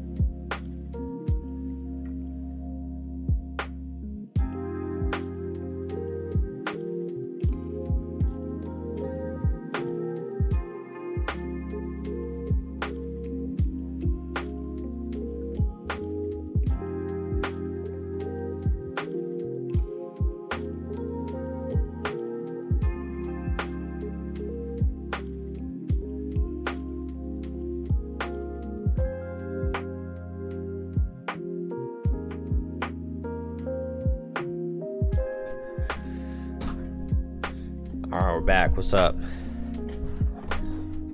Let's do it! You know, Regi's a really good deck. I just don't know if it's for me. You know, it's not you, Regi. It's not you.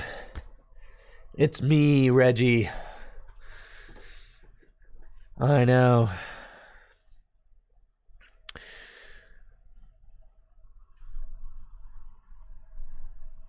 We can do it, though. We can become real Regi heads. Get this video done. I haven't made a Regi video in a while. I haven't played this deck in a while. And it's gotten better since last I played it. So I really ought to get hip to it because it is one of the best decks in the formats.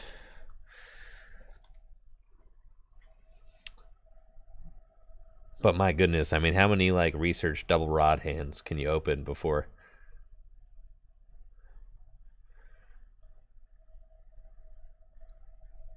Dr. Oreo in the chat wants to know, is Gym Leader Challenge format fun?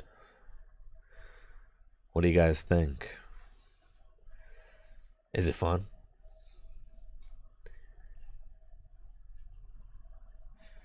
I'm a little biased, but personally, I think it's the best way to play Pokemon cards.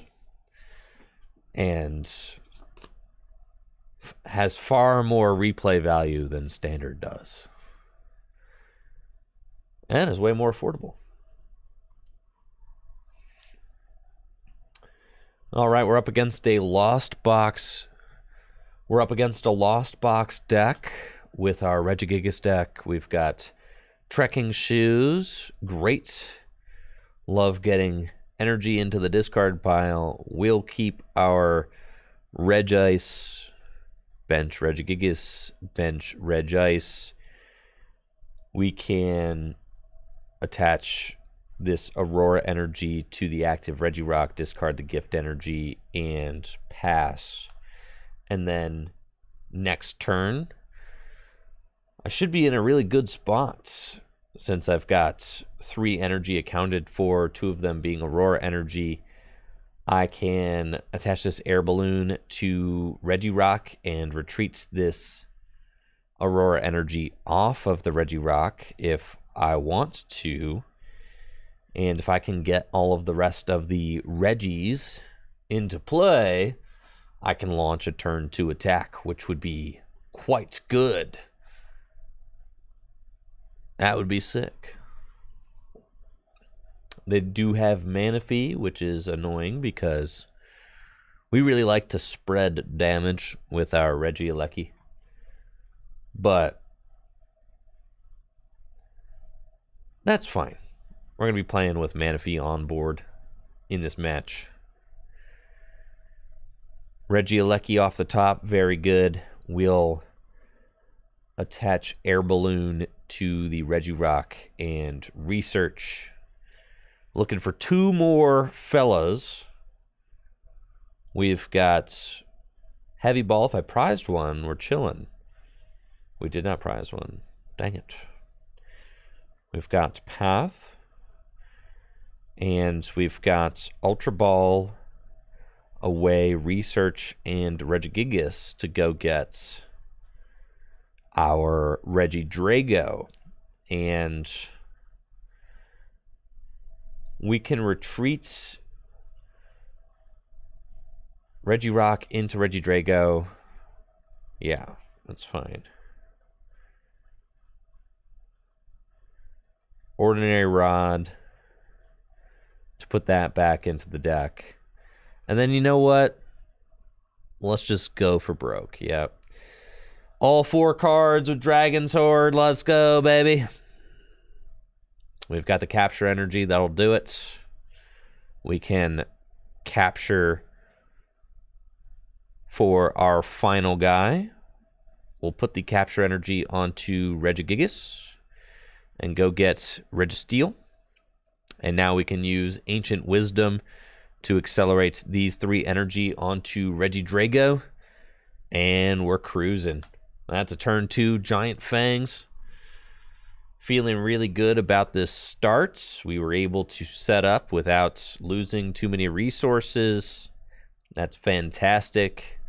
Still got 2 rods and 2 scoop up nets left in the deck. And we took the first knockouts, which is quite good. Now, sometimes these Lost Box decks have Ice Skew in them to try and stop Regigigas from doing its thing.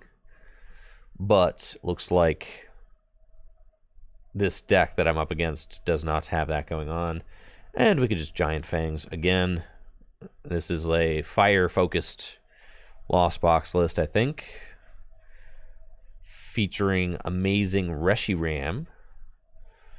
And I am anticipating that they will probably be scooping things up fairly shortly. This deck's counter for Ice Skew is not Echoing Horn, Yell Horn. Yeah. Yell Horn. You confuse the Ice Skew. That's the idea.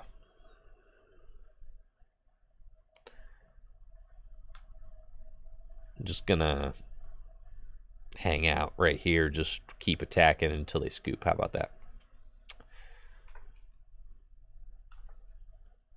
Yes.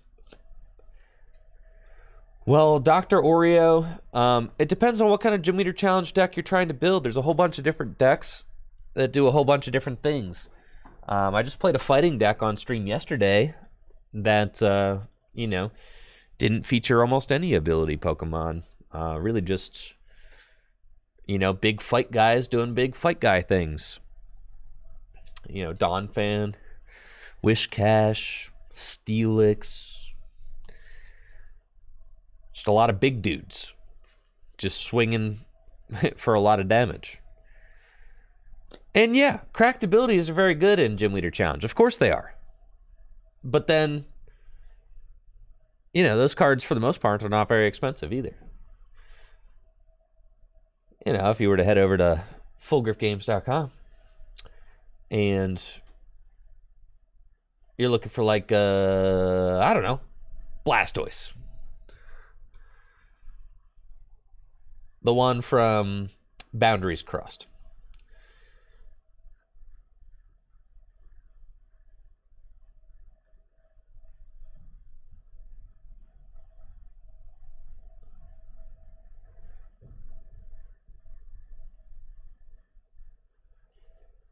You get a Blastoise for like $5, $6. Looks like we might be sold out. But yeah, it's not, you know, and those investments, they stay good, you know. They stay good. Dang, Blastoise have kind of gone up in price. Dang, there's some crazy Blastoises out there. All right, here we go. You could get a Blastoise, got it. Boom. You get a Blastoise for $2 on fullgripgames.com. Right there. Boom.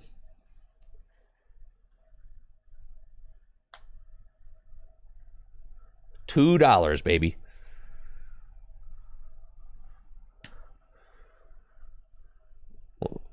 Man, you did not scoop yet? Come on.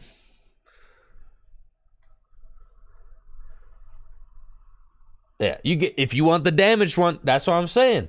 If you, and that card is like 10 years old, but it's one of the best abilities in the game. You know, if you ballin' on a budget, you get the damaged non-hollow Blastoise for $2. And you're chilling. You know? Now, if you want to, yeah, the damage. Listen, damaged Pokemon cards need love too.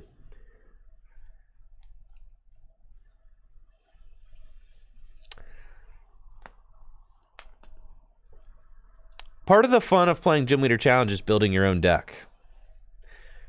So, no, we don't sell complete Gym Leader Challenge decks. That's taking out like half the fun. And also, it would take cards out of our inventory that people might want to buy singles. You know what I mean? It's like, there are only so many cards in the world.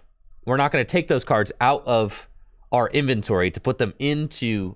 I know. Listen. And then also people would think like, oh, well, if you're going to sell me a whole deck, I should get a discount. But in fact, it actually makes our employees have to work harder to put them together. So it's actually not feasible at all to sell complete decks because it takes more employee hours to complete, but then people expect a discount. So it actually, in reality, the pre-constructed Gym Leader Challenge decks should cost more money because it requires more effort to put it together. So what you should do is just put together all the singles that you want for your own personal Gym Leader Challenge deck and then buy those. All right. Who knows what I'm up against? Some deck featuring Manaphy, but we got a pretty good opening hand. Definitely can't complain. Quick ball away the Aurora Energy. And take a look. We want Regi Drago for sure. And I'll wait for my second quick ball.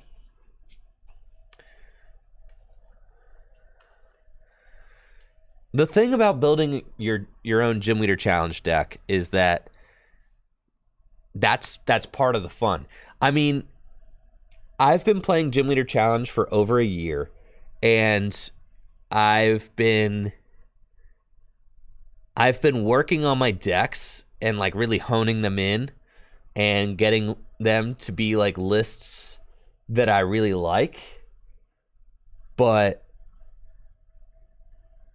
it's a process. I mean, it's a lot of work to like put together the exact I mean, there's a reason why a lot of people will just kind of like pick their favorite type and build that, right? Or maybe pick their favorite 3 types because it's a lot to keep up with.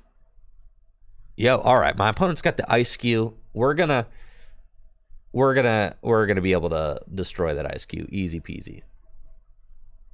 All right, we got path. It's fine, path. Quick ball, away the research. And we'll go get this fella. And then Marnie.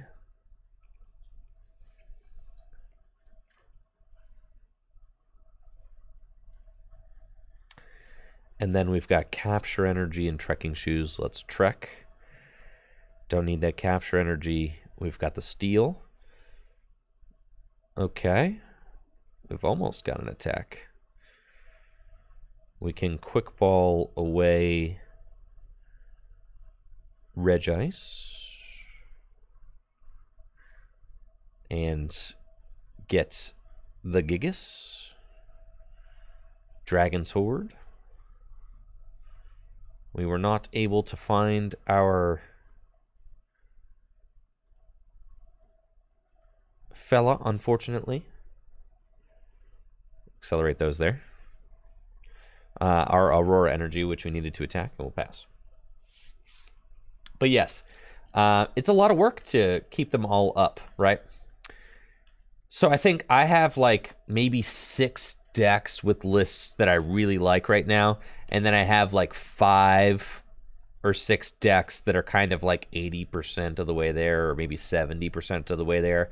And they're kind of like in flux. I have over a dozen Gym Leader Challenge decks built, but like keeping them all kind of like, it's a process. And that's part of like having a hobby, is that like the process is part of the fun. And it's something that I really enjoy, is like getting, you know, digging out all my cards and like fixing all the, I mean, because when your deck is like singleton, I mean, you got to think about every single little card that's in that deck and like, you know, why it's there over another card or whatever. And it's quite a process, but the process is part of the fun. Definitely. All right, Sisuian heavy ball. Get this guy. Nah, Snazzle, it's not true.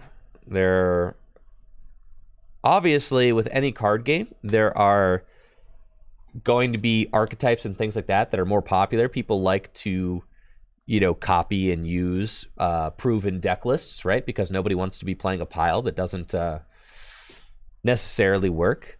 But the format's always changing as well when new cards get released and things like that.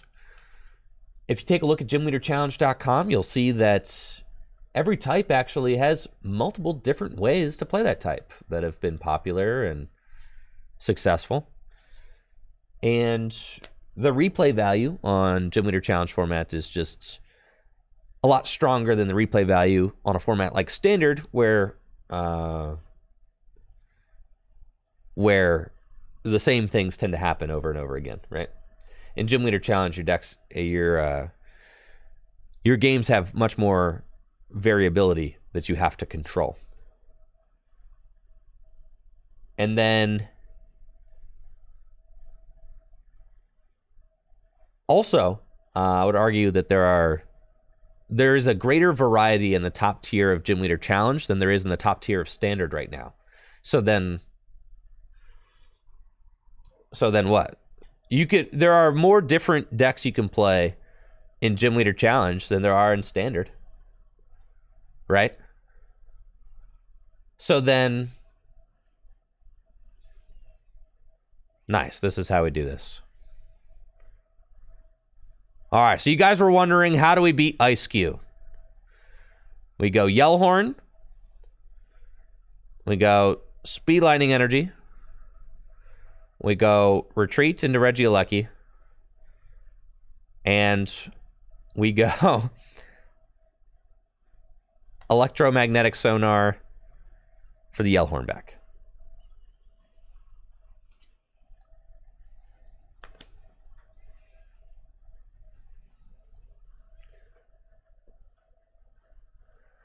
Well, Snazzle, when we created Gym Leader Challenge format, I said that Gym Leader Challenge is as new of a format as it could possibly be. The card pool at 10 years deep, I think the card pool only just got big enough for Gym Leader Challenge to even be a possibility at 10 years. But then, like, it's always growing as well. And you're going to have more and more cards that get released. Who knows what Scarlet and Violet's going to bring to it.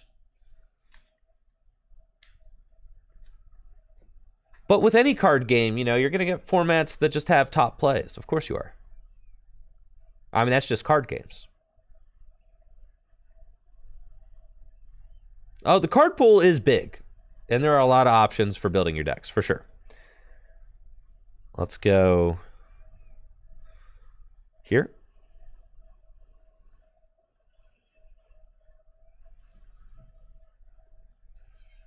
We're going to Yellhorn again. We're going to scoop up nets, the Registeel. We're going to bring up the Regi. And this is how we do it. This is how we do it.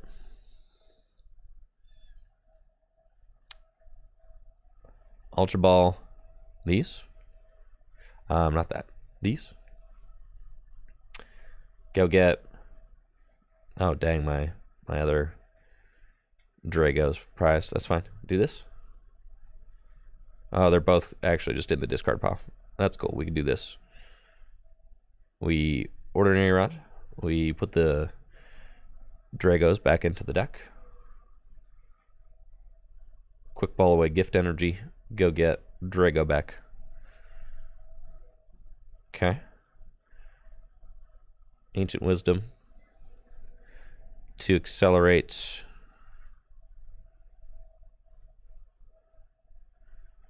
these onto Regi Drago. And then we Electromagnetic Sonar for the Yellhorn back. Okay. So we keep doing this until they stop it.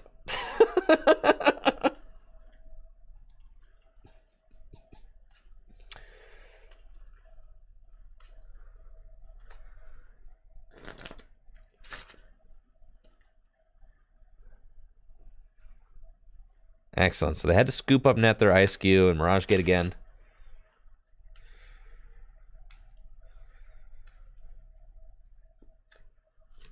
But honestly, with the 12 Gym Leader Challenge decks that I have built and the new cards that come out every set, they keep changing. Like Metal, if you look at the evolution of the Metal deck over the course of the last year, it has changed drastically. If you look at the evolution of the Dragon deck over the course of the last year, it has changed drastically. So I don't really understand when people say that like the format doesn't change, because it changes quite a bit. If you look at the evolution of the Fire deck over the course of the last year, it's changed drastically. When we started playing, nice, we've got this. That's cool.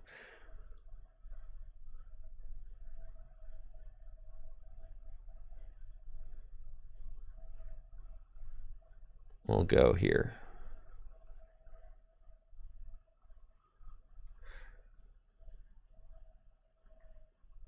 When we started playing Grass, we weren't even playing Roserade.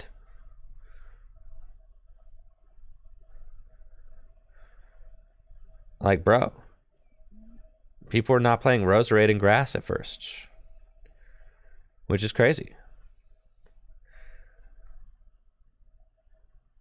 Right? Things have just been growing and evolving and changing the entire time.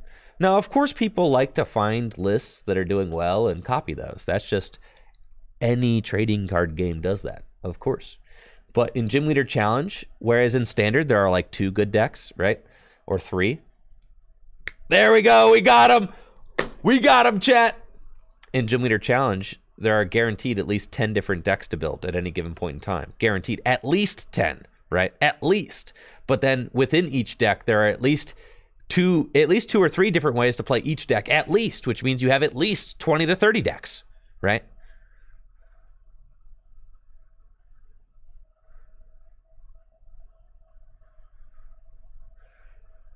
We got him, folks.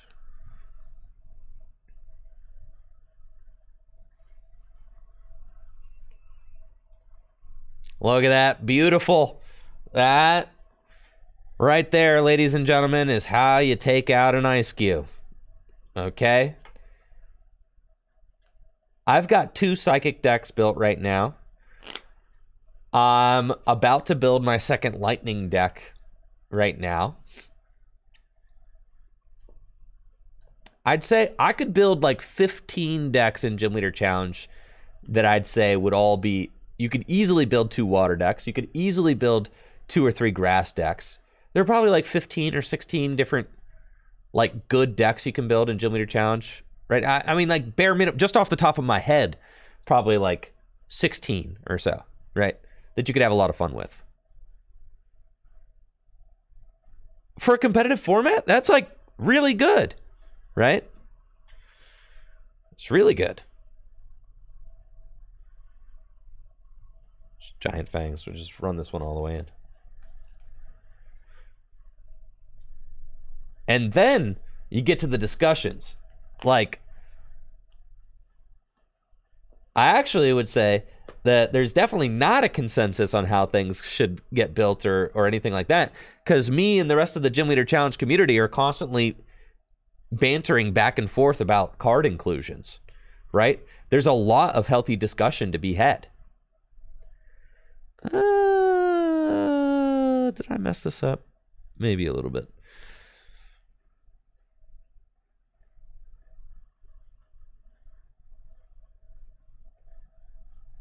Because I was just chilling, not really doing anything. I didn't realize there's not actually a way to search out a basic Pokemon in my hand. So, it's fine. We're fine. It's fine. I just got a radar for... We're fine.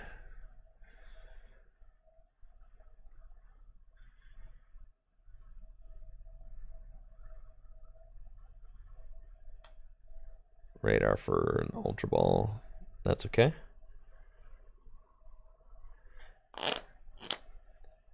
I know, I can Regi win with 25% concentration. True. I should have put that gift energy on the active. I don't really know what I was doing there, but that's fine.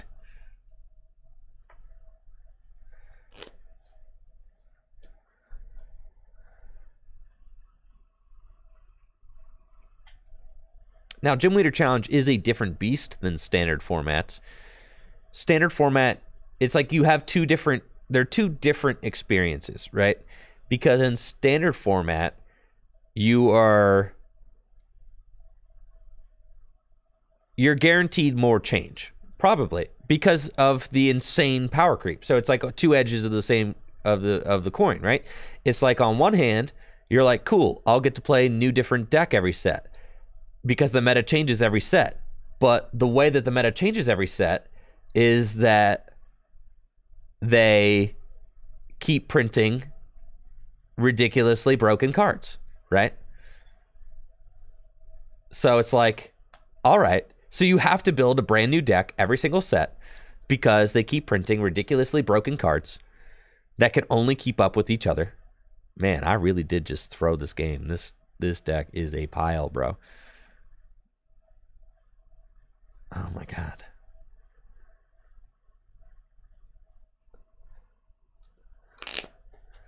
And then with Gym Leader Challenge, the format changes more slowly because rulebox Pokemon are not power crept as hard as oh my god, the Ice Cube's back. Oh my god. Ah! I'm ruined.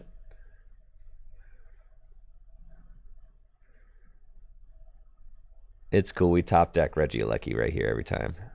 Yeah, I knew it. Okay. Missing that attack last turn was atrocious.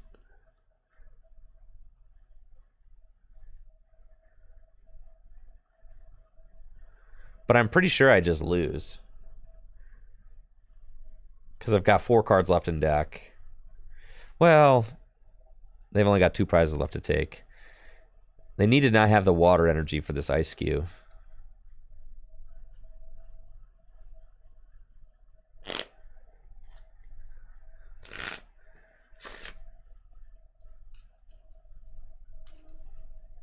That's true, Trevor. That's true. Nice. They don't have the water energy. We're chilling, bro.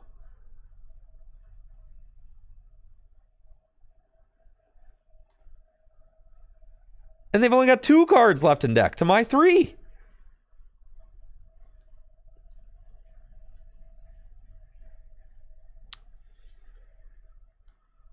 Last card in deck.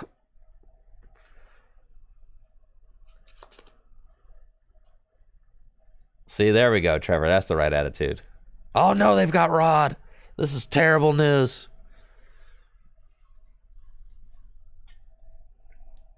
Plus 4 cards to the deck. There's no way you can find that water energy, though. No shot. No! All right, what am I going to do about this? 3 cards left in deck.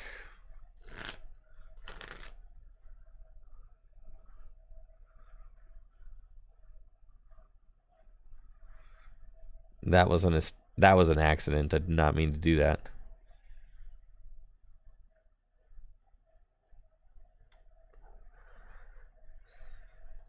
Okay. I actually need to accelerate these energies somewhere else. Block face again. I've got electromagnetic sonar. Do I have an energy left in my deck? Yes, I do. But I will deck out if I attach it to my Regieleki. Into Ancient Wisdom.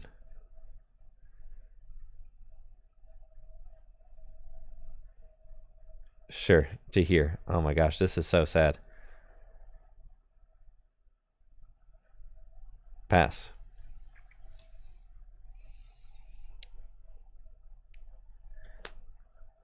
But I draw my last card here. No. So sad, dude. I can recycle a rod, but it's too late. I have no cards left in deck. Right? Oh, no. See? Yeah, it's GG's. Dang, that little Ice Cube is kind of annoying. We can beat it, as we saw, but like the recycling it and the putting it back into the deck is like, that's a huge vibe killer. Yeah. Yeah, good lucky is the bad lucky now. I know, right?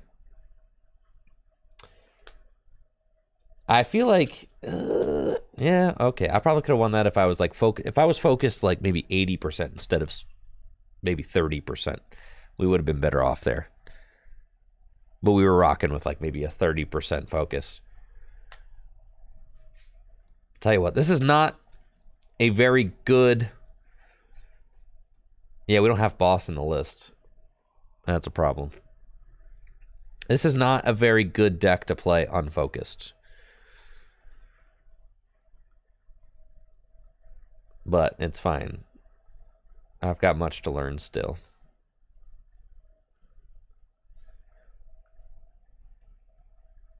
Ice Cube. Ice Cube. Man.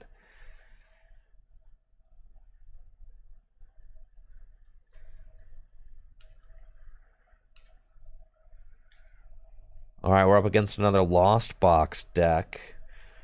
We've got a solid opening hand with our Yellhorn, Hisuian Heavy Ball, Ultra Ball.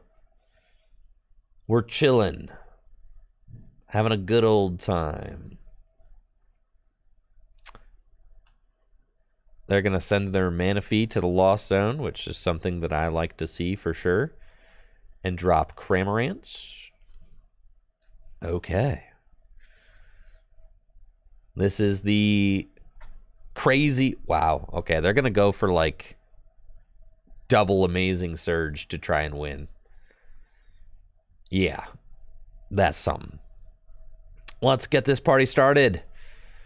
Really thankful that we started with that Hisuian Heavy Ball as I prized both of my Reg Ice. We'll Ultra Ball away Aurora Energy and Marnie to go get one of our fellas. Let's go get the Drago.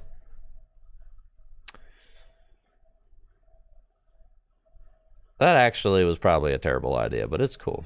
Who doesn't like just playing Yellhorn? Just to show you I had it, you know? We've got Capture Energy, Twin Energy, Trekking Shoes. Let's trek. Do I want Quick Ball? Do I want Quick Ball? Of course I do. Yeah, we'll take that. And I've got the Capture Energy, so I've got a turn 1 Regigigas. We can go Quick Ball away the Twin Energy and go get Regigigas. Man, if I could get one more... I could get a turn 1 attack, potentially. All right, let's go with the Giggles. Giggles. Capture Energy. Go get Steel. Scoop up Net. Here. Bench. Draw 2. Find Quick Ball. Trekking Shoes. Discard an Energy. Yes! So sick. Path. Ancient Wisdom. On to Regigigas. Scoop up Net. Regigigas. Gigaton Break. Yes. My God, we did it. That's what I'm talking about. Incredible. What a display of pure force. With Regigigas, turn 1, 150 damage. Knocking out that Comfy. Showing them who's boss. That's right. Now they're on the back foot trying to get enough energy onto this Kyogre in order to use Amazing Surge. They have to get up to 7 cards in the Lost Zone. Now, I'm a little bit concerned. I'd be lying. if I'd be lying if I didn't acknowledge I'm not a little bit concerned, because the thing about this matchup is if they do this attack 2 times, they win the game. There's not really a lot of defense I can do against that, especially since I did have to burn 2 scoop up nets in order to get that incredible turn 1 attack. So, yeah, that's not good. And then if they Cramorant first and then Amazing Surge the next turn, this is bad. It's all bad. Yeah, you can see how this could be problematic. Put that there because I need to draw more cards for real. Choice Belt, yeah, wherever. Okay, and give him the old Gigaton break. That's fine. We got another Regigigas right there. Good stuff. I've only got 1 scoop up net left. That's not enough to heal 6 Regis. It's not enough. I do have this Regieleki, so I mean, yeah, I could 120 to the bench. It's possible, but that's not the situation that we're in right now.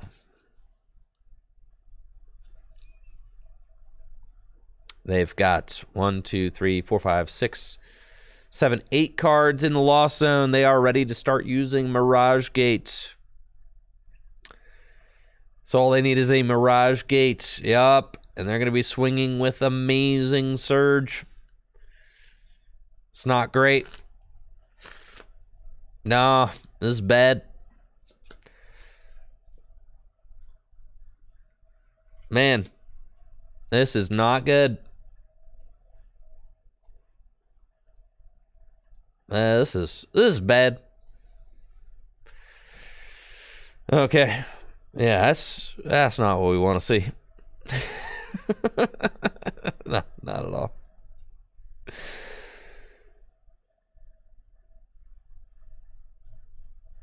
I don't even have enough energy to attack with this Regieleki. I just assumed that I might, but I do not.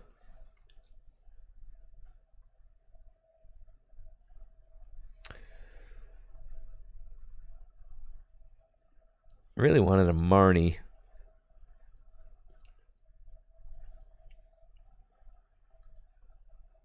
I think we just power up the Gigas again. Quick Ball. Yeah, it's fine. There's research. And I have another scoop up net.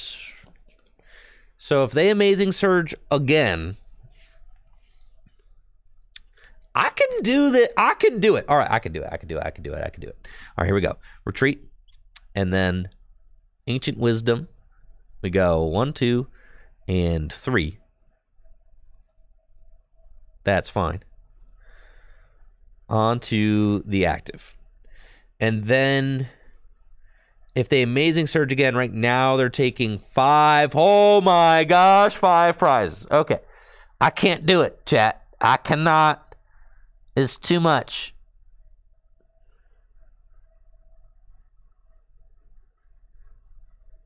I could scoop up net him.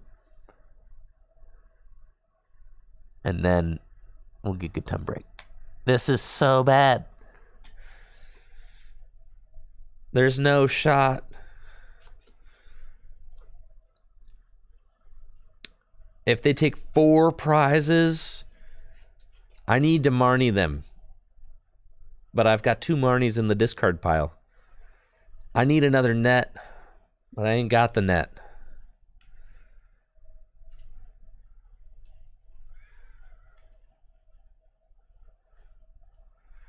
Yes, I should have taken one of the ones I didn't already. Yes, I should have taken, like, Regieleki or something.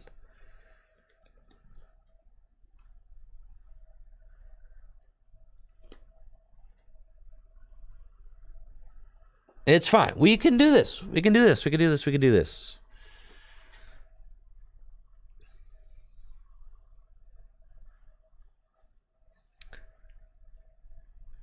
We're fine. We're fine. We're fine. There's no way that they're going to be able to find it all.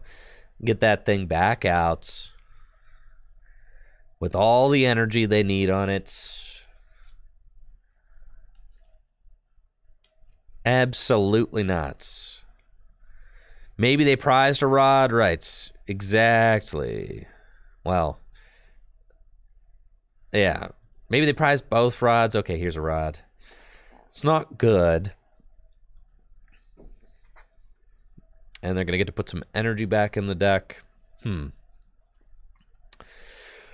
We're almost there, though. If it takes them too long, we're chilling. They got escape rope. That's fine. We'll send up Regi.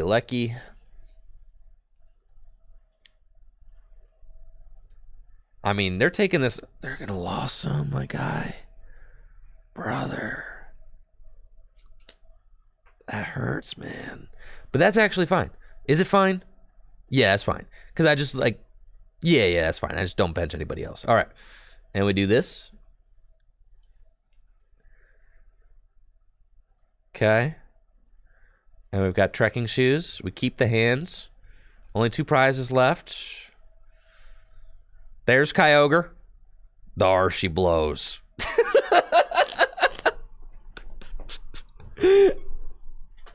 There she blows, yes. Okay. So, I'm not benching anything. They've got Raihan. They've got the attack. They're going to take 3 prizes. That's fine. Yeah, that's fine. That's fine. Okay. So then, what's my ideal play? To take a knockout on Kyogre with a Pokemon that's not a damaged Regigigas, right? A Pokemon that can't be knocked out by, like, a Cramorant, right?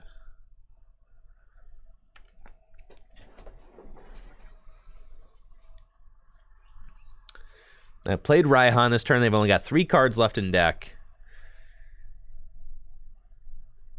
They're going to heavily damage this Regigigas, which I can retreat. I can retreat the Regigigas into a new Pokemon. If I can get a board full of new Regis, then we're chilling. But what do they do? This is going to be a nail-biter, actually.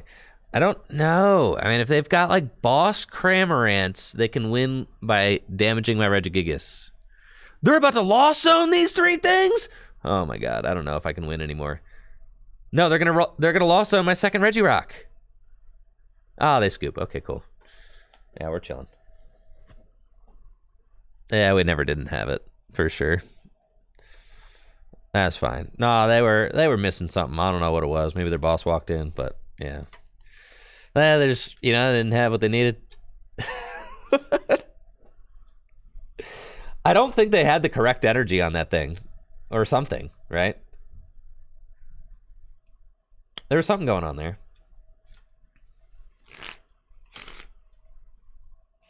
I know, anticlimactic. I don't know. I know. What do you want me to do about it? I can't pick my opponents. All right, Mew VMAX. It's game time, gamers. We're up against Mew VMAX. Can we get there with our Regigigases? We've got 3 Regigigas in the deck. Should be enough to work our way through this matchup. 2 Twin Energy as well. A great opening hand, and my opponent doesn't have the strongest opening hand themselves. We can go get Registeel off of Hisuian Heavy Ball. Looks good. Quick Ball away Serena to go get... We want one of these Solo Dolo guys. Yes. Regice, one of the harder ones to find since I prized the other one. Quick Ball away the Aurora Energy, and we will go get the Drago. And then Research. That's about as good as an opening hand can get. But, well, I can... Nah, it's not worth it. We just chill. I'll slam down that path and just see what my opponent's got going on this next turn. I'm not going to overextend. I'm not going to, you know, waste resources with these Ultra Balls. Just no sense doing that. They're going to max Miracle. I'm good to go. I can promote Regi Drago. They didn't do anything. And then we find Air Balloon, which is dope. We've got Yellhorn, which is also cool. Bad Regieleki. I think we Ultra Ball those. That's fine. Put that down. Ultra Ball away these. Go get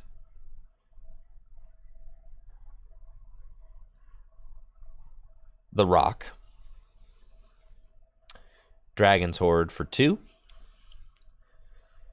We got Capture Energy and Scoop Up Nets. We can Capture Energy for our last guy. I can just Ultra Ball for our last guy. Makes more sense. We'll do that. Save the energy attachment in case I need it to power up the Giggles. And then we'll research. We've got Quick Ball, Trekking Shoes, Aurora Energy. Okay, but I've got not quite enough energy to attack with the Regigigas, so I'm going to have to settle for attacking with the Regi Drago. It's Trekking Shoes. We find Scoop Up Nets, but still not enough to attack with the Gigas, so we'll keep that. It's fine. And let's attach this here, and we can get rid of the Quick Ball, and then we'll Ancient Wisdom to the active. And I'm content to just swing for 160 damage, which is fine. They don't have a backup attacker. Path is in play. We're chilling. They do have a Lost City, which is sketchy, and a Forest Steel Stone. Oh my. Uh-oh. That's cool that Registeel's 320, 220. It doesn't matter, okay? Doesn't matter. It's a 2-hit KO either way. And also, I have a backup Regi Drago in my hand. I mean, I got Registeel too. It doesn't matter. It's still a 2-hit KO. It's a 2-hit KO. But I guess, okay, it could be the optimal attacker to save the guy with the balloon. That makes sense. Okay. Sure. That's fine.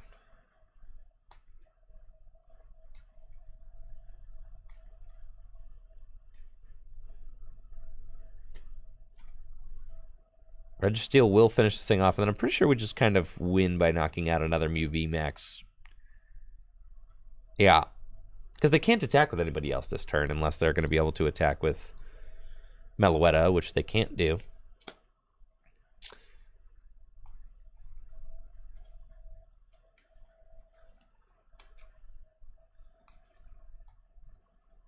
We're fine. We've got a very... They're just going to Psychic Leap. All right.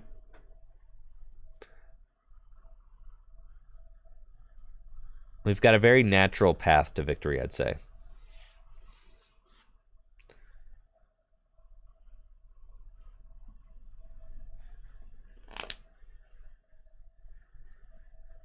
Now we're definitely going in with the Registeel. We can... Well, can I? Because I've got those 2 Aurora energies, so I actually cannot, which is interesting. So that is... See, now I'm getting bit for doing this, right? Because I can't just, like, easily pivot. Have to Marnie. That is annoying, isn't it? Oh, I can Scoop Up Net. I'm a genius. Okay, here we go. I've got it. That's right. Party on, party people. I still feel like, well, it's a pretty good hand to have, but I still feel like Marnie is probably just... No, we're chilling. I definitely want to just keep these guys in my hand right now. We'll go here, here. Yeah, they're going to scoop. Cool. Okay.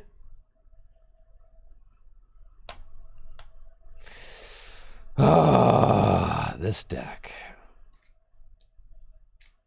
This deck.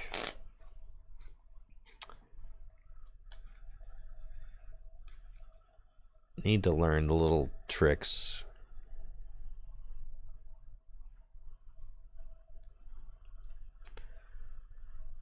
See, there's no little tricks to an opening hand like this. It's just bad. Yeah, it's just terrible opening hand. Looks like I'm up against Mew VMAX. We're going first. This opening hand is super rough, but we'll figure it out. Ultra Ball away those and go get our dragon, Regi Drago. And we're going to Ultra Ball away these, which also feels bad. And go get some other fella. You know, like Regigigas. And then we'll scoop up nets the rock. And I want to draw some cards. 4 with Dragon's Horde. Whew. It's not pretty. They're probably not knocking out my Regi Drago turn 1. Probably not. So I'm going to go ahead and say they're definitely not knocking out my Regi Drago turn 1. Yeah, we're just going to commit to them not having it. And then I'll get to Dragon's Horde for 4 more next turn. Easy mode. Now, if they're playing the Meloetta version, they very well may get a turn 1 knockout, which would be not cool. Well, there's Lost City. We do not love to see that card, as, you know, they lost on too many Regis and we're having a bad time.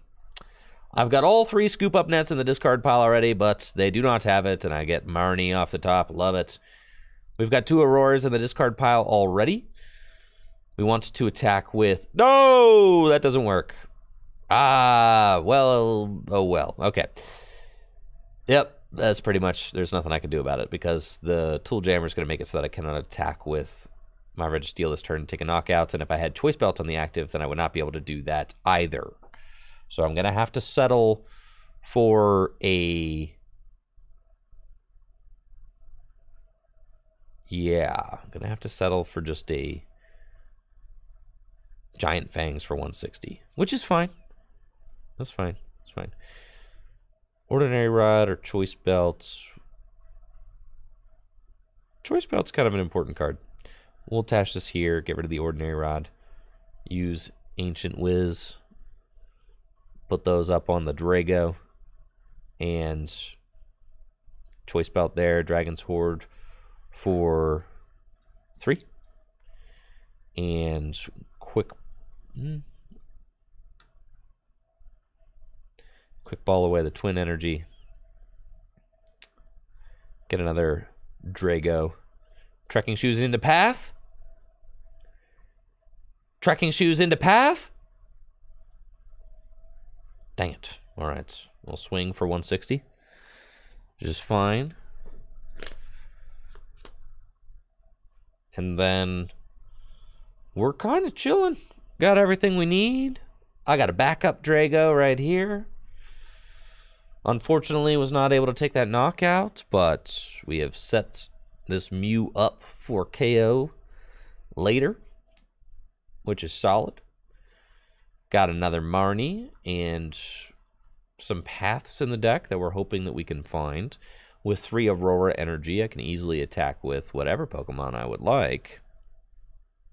They're going to evolve this damaged Mew into a Mew VMAX, which I think is probably not, yeah, like super great for them, because with that damaged Mew VMAX, it means all I need to do is just hit one of these dudes with the Gigas for a 1-hit KO, and then gust up this one, and I can finish it off with literally whoever, which is pretty cool.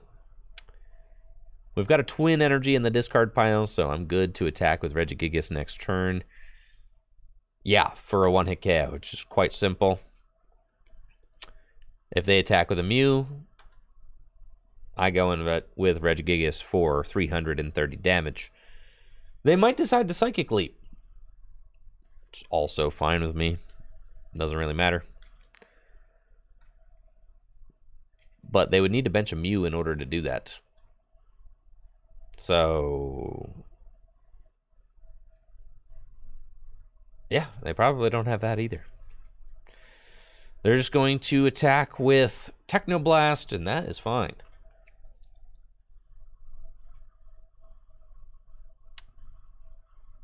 No problem. We'll knock out my Regidrago. They do send it to the Lost Zone, so I've got only one Regidrago to make the rest of this match work, but it's cool. We'll send up Registeel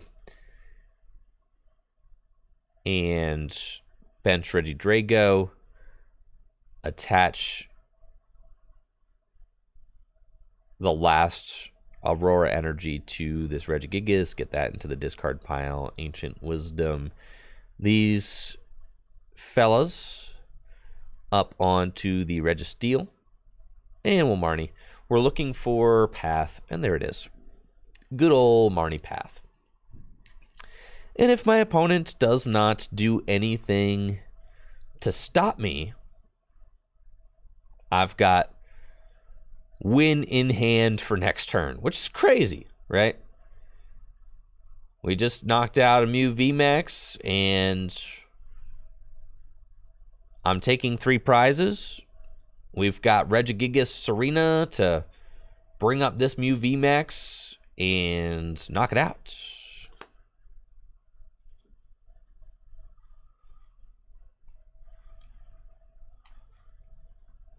They've got Oricorio. That's a good point, Trevor. Yes, if I attack with the Regigigas there last turn, then, I mean, I just have win. But if I loaded up the Regigigas last turn, then I put them in, like, kind of a checkmate situation because they can't Lost Zone my second Regidrago for game. But we do just Marnie Path them, which is, you know, a good old strategy for winning. So we're chilling. But yeah, that's definitely a good thought. It could happen. Mew's crazy enough. It could definitely do it. I didn't really think about that. But I guess you got to be thinking about that, you know? If you're playing Regi, you got to always think about what the worst case scenario could be and try to plan for it. Because if you do get caught sleeping, you're just in a terrible situation. And if you get caught without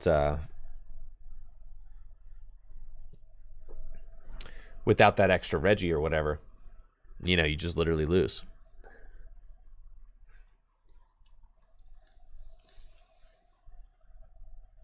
Our opening hands have been pretty solid the last few games. Kind of digging it.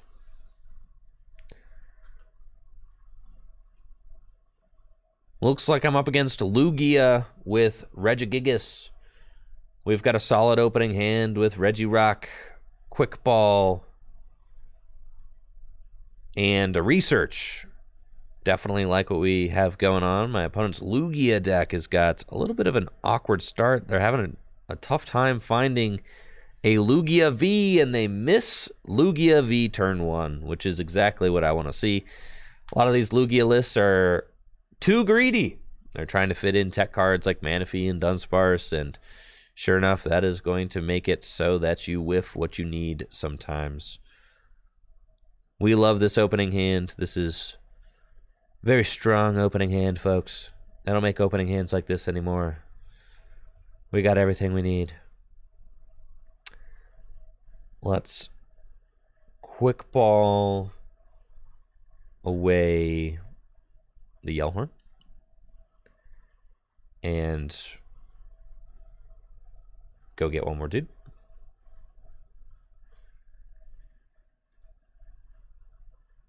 fine. We'll Dragon Sword. Then we got Capture Energy. And 2 Scoop Up Nets. Not great, but it's fine.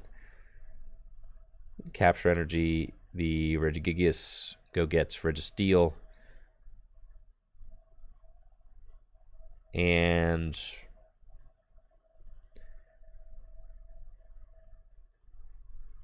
we'll Scoop Up Net, Regidrago.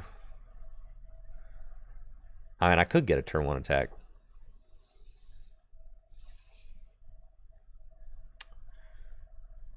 Yeah, we have turn 1 Accelerate Energy, but no turn 1 attack, unfortunately. However, I was not expecting to draw into double Aurora Energy Quick Ball. If I had not attached that energy, maybe we could have done it. Okay, nothing we need there. Getting the Aurora into play is nice. And then I'll Ancient Wisdom 2 onto Regigigas just to have them there in case my opponent does something weird like collapse Stadium.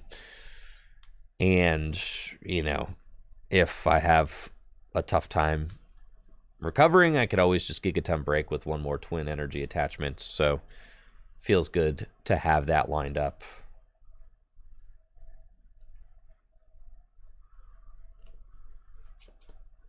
They've got Evolution Incense for their Lugia.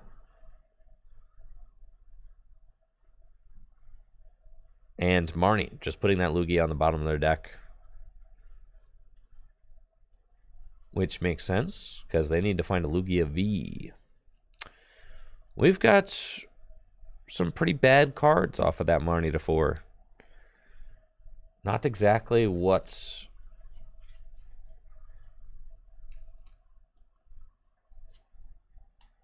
we want to see.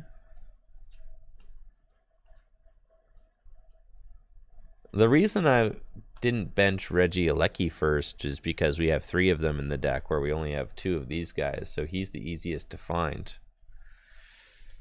So that was my thought, considering that I hadn't seen a Speed Lightning Energy yet, and I still have not. I've got a retreat cost of 4, so I can actually do this. Kind of chilling. Put that 4th energy onto Regigigas. Retreat into Regidrago. We'll put the Choice Belt onto Regi Alecki and Dragon Sword for 2. Okay. And we're kind of chilling. That's fine. Trekking Shoes. For shoes. Shoes for shoes. Shoes for... We'll keep him. That's fine. And then Ancient Wisdom onto the Regidrago. And we are cruising. 160 damage. We'll knock out the Evil Tall. Take our prize. And it is a Twin Energy. They finally got Lugia ready to go. I haven't found a path yet. That would have been nice. But it's okay. All they need to do is evolve into Lugia V-Star, and they can whip out that Archeops and use its Primal Turbo ability to accelerate special energy into play. That is what they're trying to do. But, as you can see, they do not have it. So they have to gust and read the wind. That is not ideal for them. No. No, it's not. So, we want to find a Scoop Up Net so I can just one-hit KO this thing. We do not find Scoop Up Nets, unfortunately. So, I will Ancient Wisdom. Do I have enough energy in the discard pile? No, I don't. That's cool. And we're passing. Yeah, we ain't got nothing in this hand. Nothing at all.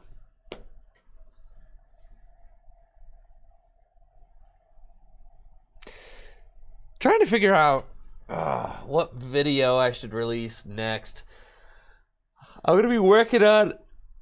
I'm gonna be working on editing up a tabletop video from Jesse and I's stream yesterday. I should probably release a Regi video, but I feel like I've got like maybe 1.5 decent games in so far. Some of that is my own fault because I'm playing like a dude. And then I'd also like to make a Gym Leader Challenge video on my latest metal deck. That's something that I also, but I don't need to rush that out. We've got plenty of time to release that video. You know, my Kling Clang metal deck. I'm excited about that. That doesn't really have a timeline. I think probably would like to get this Regi Gigas video out this week. So this is probably the one that I gotta do. But my goodness, it's just like Regis. Oh, the Regis. Okay, here they go. They have got a fully developed board now, and they're knocking out my Registeel. They've got the Dunsparce and the Manaphy, which is pretty terrible for me. That's like the exact opposite of what I want, but it's fine. We'll promote Regidrago, and holy smokes, I don't have an out to steal in my deck, and they're both in my discard pile, so it's not great, but it's fine. We'll Ordinary Rod and shuffle those guys back into the deck, and then I have to try and play some cards. We'll just attach the gift energy there, and yep, Giant Fangs for 160. That's cool. I mean, their board kind of stinks for sure. They don't have a backup Lugia. Their backup attacker looks like it's Lumineon. Yeah. So I mean, they have Dunsparce and Manaphy, but at what cost, right? It's not great.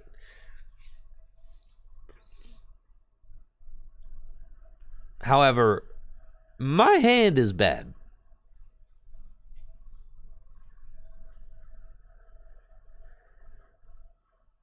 Yeah, it is not good.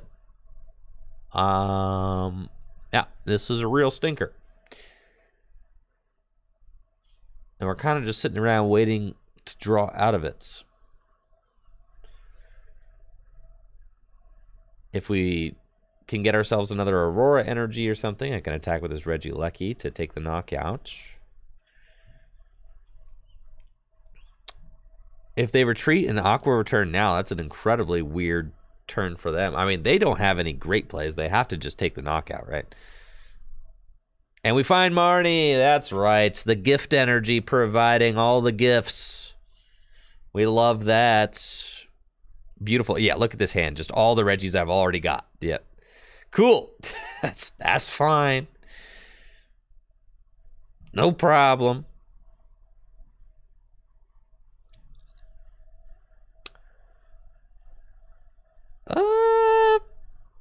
I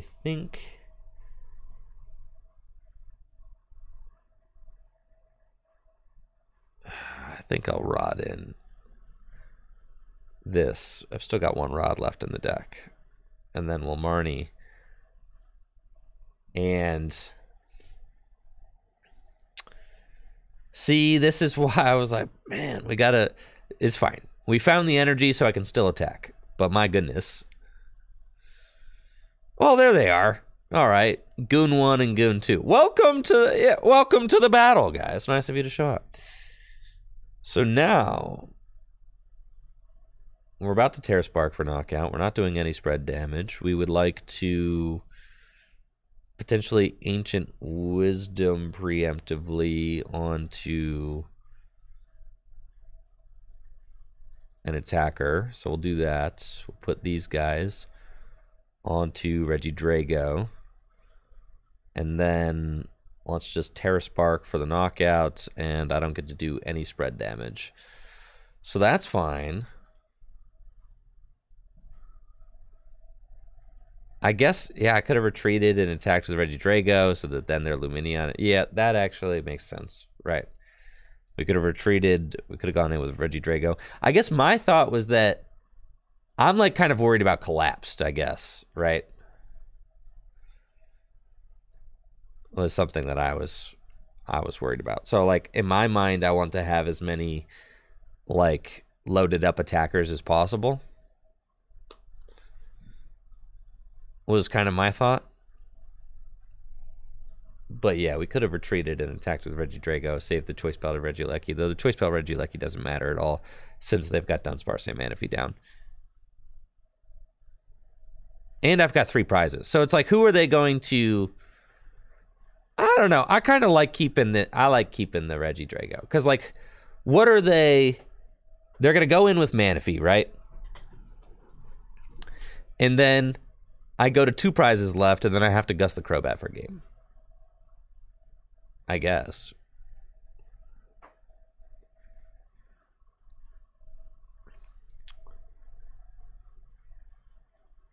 I just take the Crow. I take it right now. Yeah, cool. I could take the Lugia right. No, I can't. I could take the Crobat right now, though. So that, well, that is what we do. Yes. Definitely take the... Because they could collapse it, right? But what if they collapse the Crobat, then I lose, right? I guess.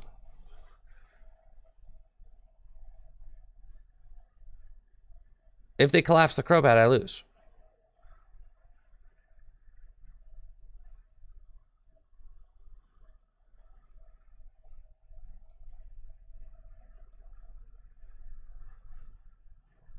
Yeah, I feel like we just take this guy now. Quick ball away the Aurora Energy. And get Regieleki.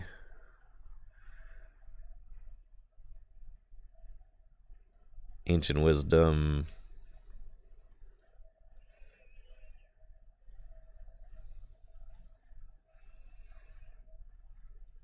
Cool. Giant Fangs. I'm forced to go through Lugia, but I could Regice. It's fine. I'm forced to go through Lugia, yeah, kind of regardless, right? Because, like, you have to assume they play Collapsed. Maybe they don't, but I feel like you kind of have to assume that they do.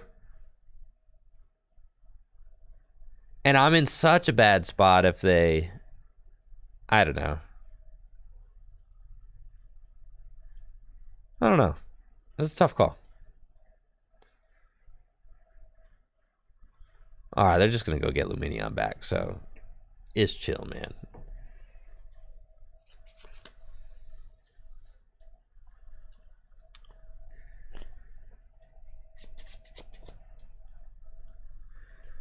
That's true. All right, I think... Huh. Yeah, it's tough. This matchup feels not good with Manaphy and Dunsparce. I still think I'm going to win this matchup, but that's because my opponent had a terrible opening hand.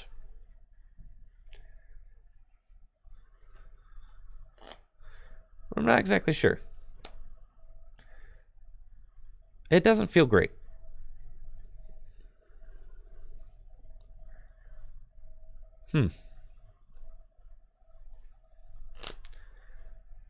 Registeel KOs Lumineon. Regieleki KOs Lumineon.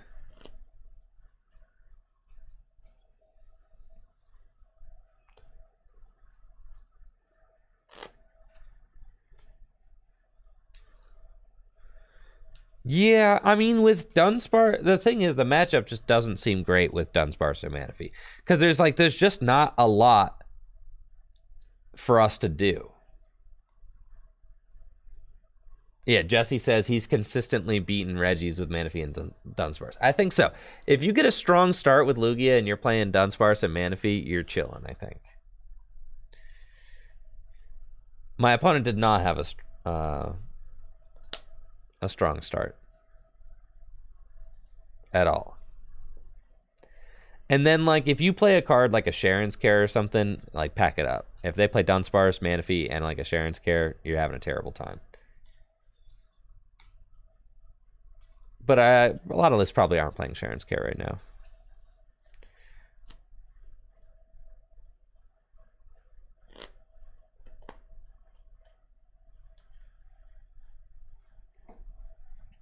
Yeah, Manaphy and Dunsparce, it should be lights out.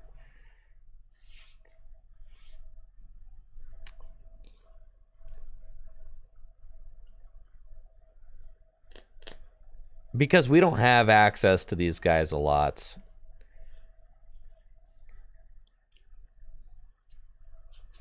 At all. You know, I mean, we have no boss's orders in the deck.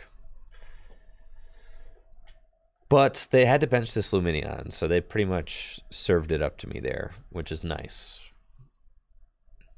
I guess they lose if they don't bench the Luminion, so I'm okay with that. Okay, the collapse. See, I was worried about that. I told you they played collapse. I told you. I knew they did. I knew it.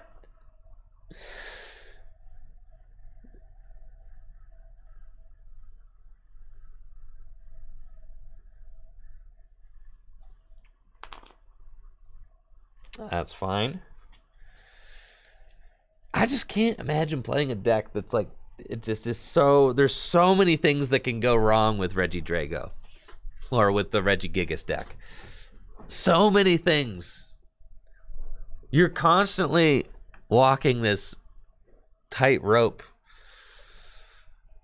It feels so bad.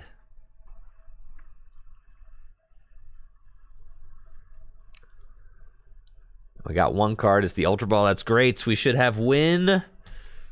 No, they collapsed their own guy. Now I lose. Right? It's like I would have lost either way. They collapsed their own guy, and now I just lose. We lose, we lose, we lose.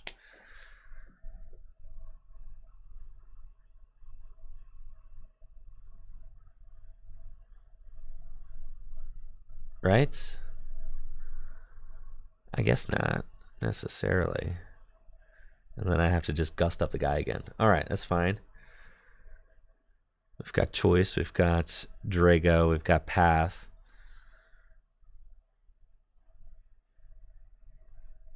We've got Trekking Shoes.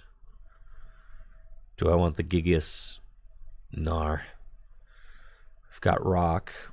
Don't need that. Don't want to discard this. I need to save the Serena. So 130 plus 150 will do it. So I just need to go here.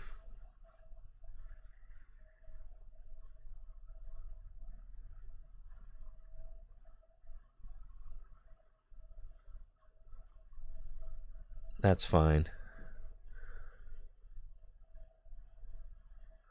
Ultra Ball away. That's kind of awkward. It's fine. It's fine. Ultra Ball away these. Steel does not do 220. Does he have free retreat? Who has free retreat? Nobody has free retreat.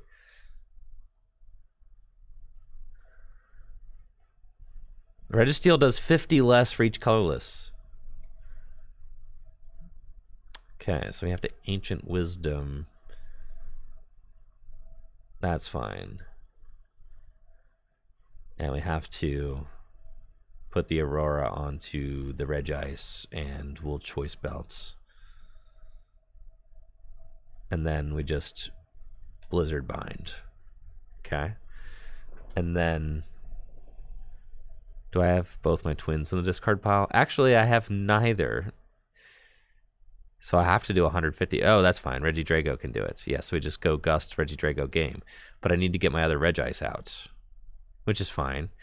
Because if they take this knockout, then I will fill my hands, which is also fine. So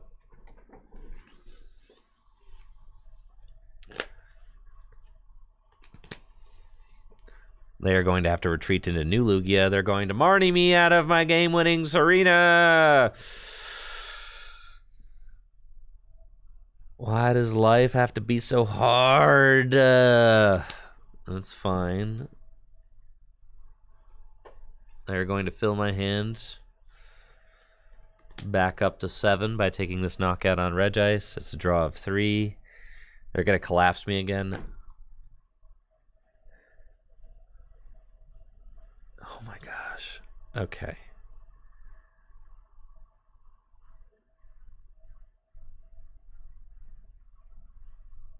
I guess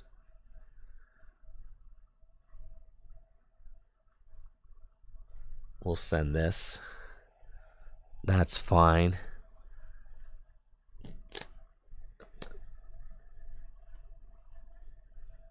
Okay, at least we get the path right back.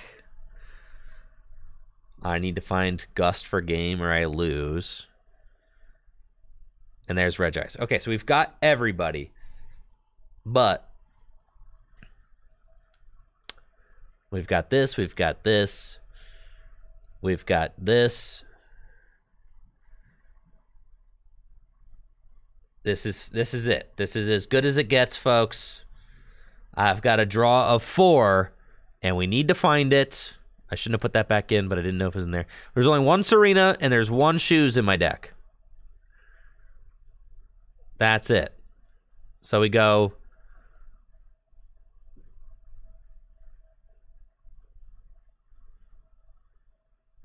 Oh, man, but I don't even have... Okay. Oh, I attached to the... Yeah, I could just do it with the Regi Drago. That's fine. We'll attach here. It doesn't matter. Because if I Gust, I have game.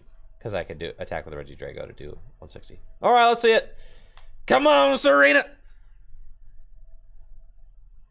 Dang it. All right, we just lose. Dang, bro. This is so cringe. All right, maybe they're out of energy.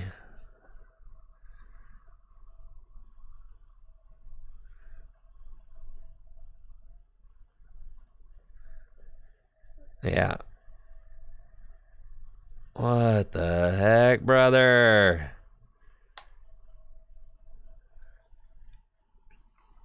They ain't got the energy. They don't have it.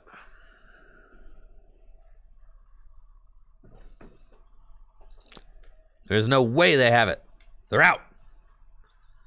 Fail it. This is terrible news.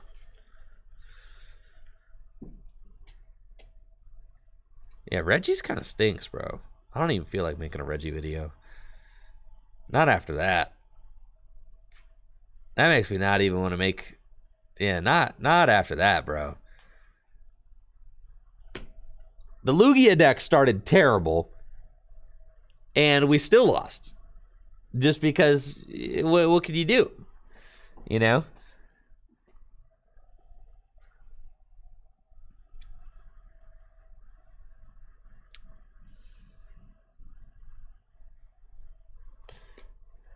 Huh. And even, like, I felt like we drew out of all of our collapse situations, like, really well.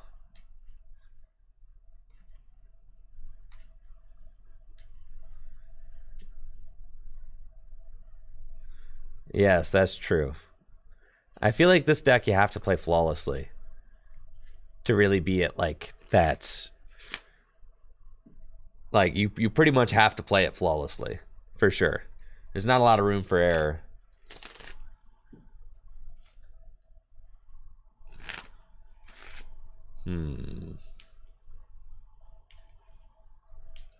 Okay. Doesn't feel good. Just feels bad, man.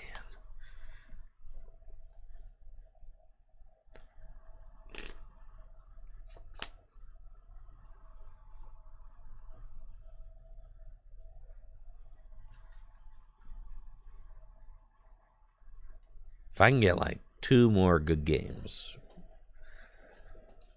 we're feeling okay. Gosh, Lugia with the Dunsparce and Manaphy, though.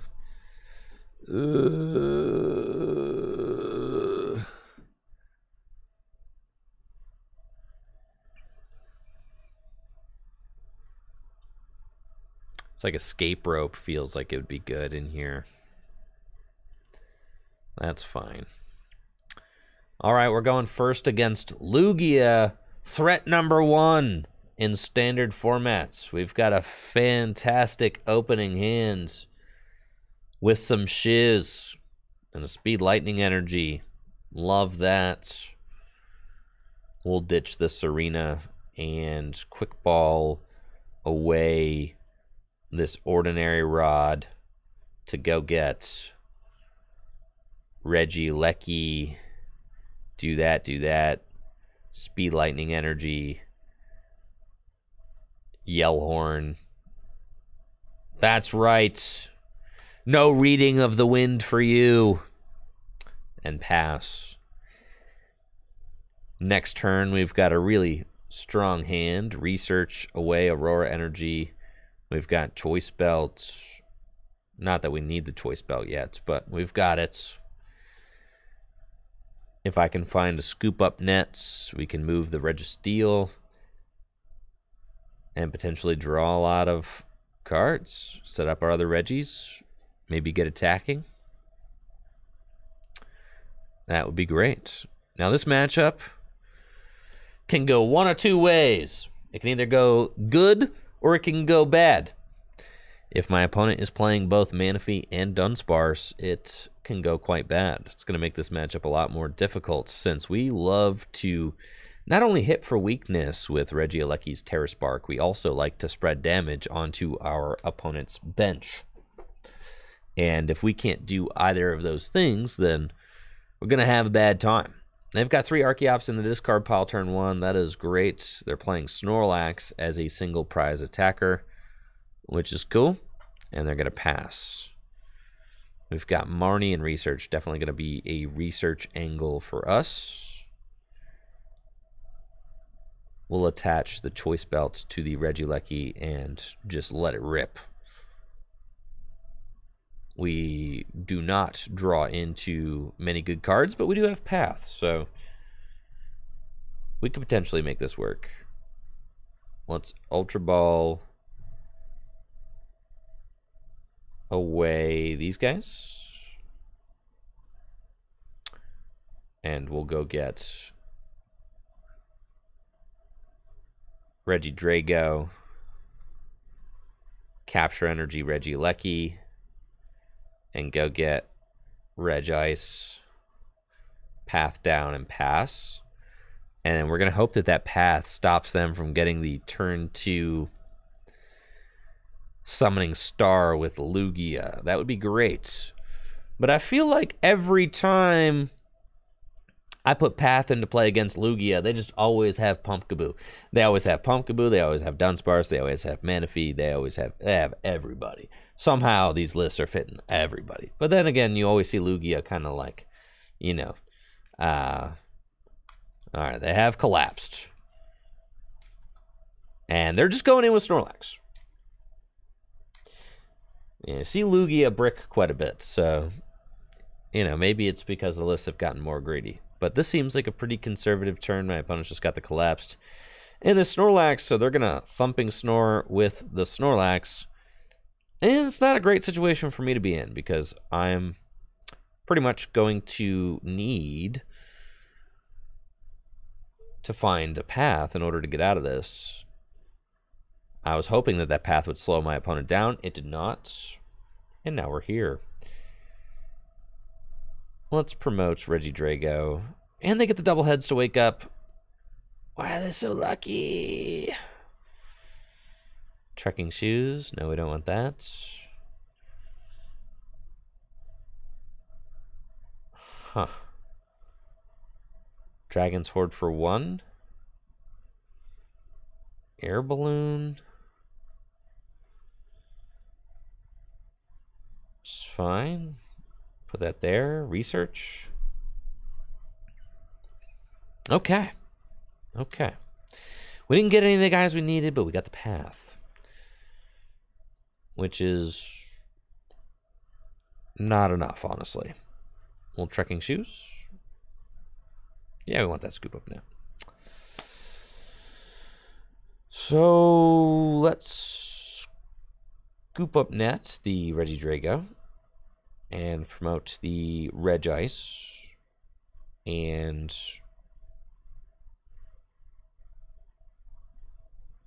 then let's pass. That's fine. Next turn, we lay it all down and go for it. They've got Thumping Snore, which is fine.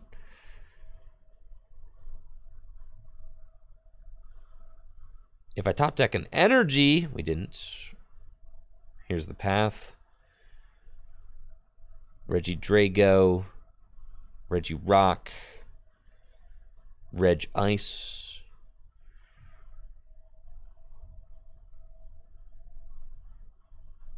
Let's Rod and shuffle these guys back into the deck.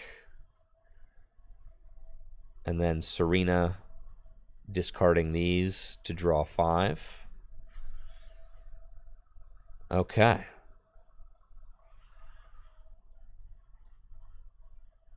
We can attack. Let's go. Now, I think it's correct to save the Regi Alecki. Yes, and just attack with anybody else this turn. We've got another Registeel. That's fine, we'll take it. Probably correct to just attack with Regi Rock. So let's make sure I have the energy. I do. Yes, we'll retreat into Sir Rock. Ancient Wisdom to Mr. Johnson and give him the Giga Impact. That's cool. Knock out the Snorlax. And here's to hoping that my opponent does not have Dunsparce. That would be great. If they don't have Dunsparce, we're good to go. We've got a Choice Belted Regi Alecki ready to rock and roll this next turn. Can knock out Lugia quite easily. What do they got there? Quick Ball?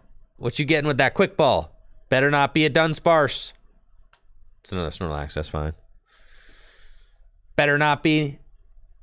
No Dunsparces out here. They're just going to keep throwing Snorlaxes at me, aren't they? Yes, they are.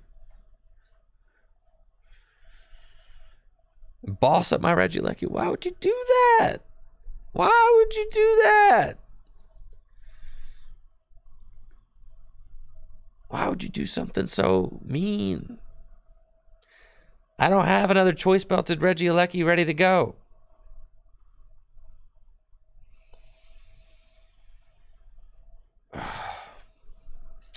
And now if I research this, it's like I'm just going for... If I research this, I'm just going for the other Choice Belt to take that knockout, which feels so bad. And if I don't do that, then I pretty much lose. So, you see how bad that is? I pretty much have to go for it, but my goodness, this is terrible.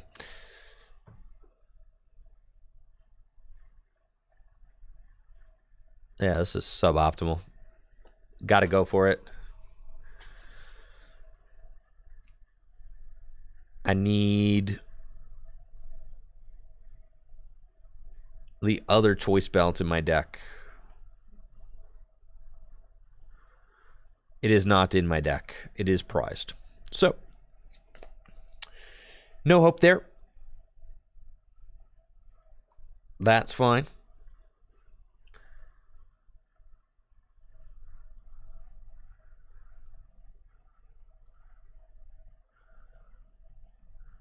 Okay.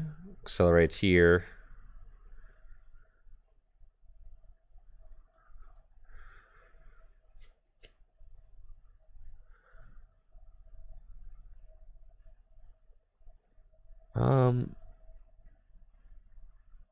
Is it still correct to just attack with the Regieleki? I mean, it feels fine.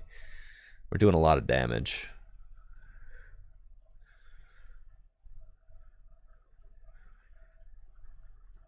Terra Spark. That's cool. We're doing 240 damage, which is still sick. I like that.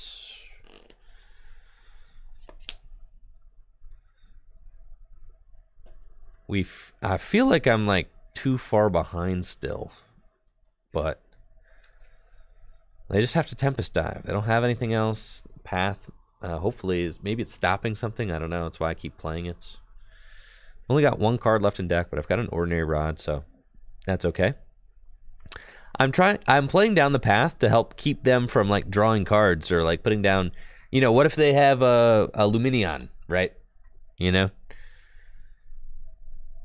But I guess it could come back to bite me, because what if they play another Collapse, then I just lose. So I don't know. But that's my thought, is I'm trying to like, and that just might just not be correct. Totally possible. Okay, we'll put that up. I've got Marnie's. I still feel like I have way too much work to do. I don't think that we can win this. And it's like I literally haven't even... Yeah. What the... It's terrible... Terrible matchup. I guess. Why does this feel so bad? Anybody? Why does matchup feel bad?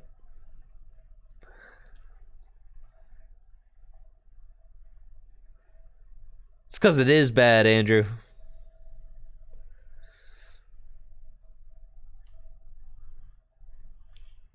I know, man. The Regi deck is definitely not worth it. It's so much work for like a shot at winning.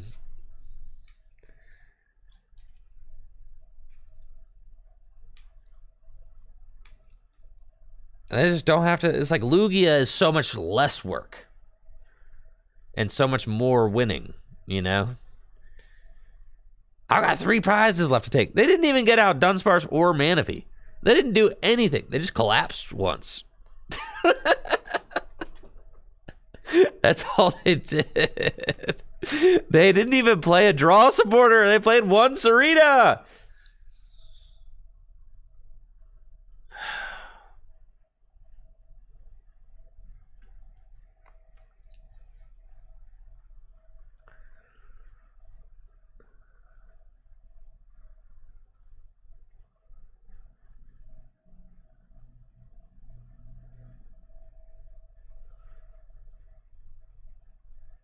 I'm decking myself out.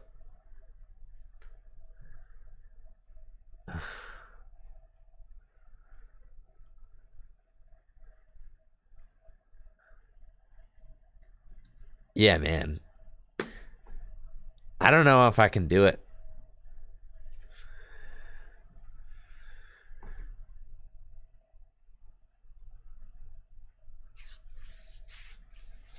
I don't think I have the...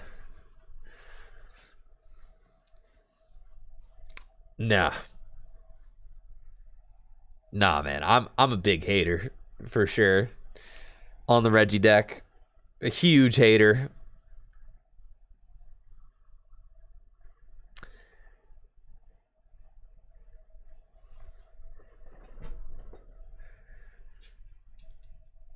Lugia bandwagon.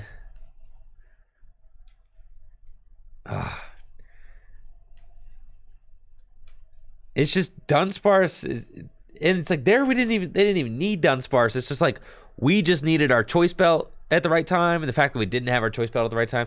And then there's also the Collapse Stadium situation, and the fact that everybody's playing Collapse Stadium.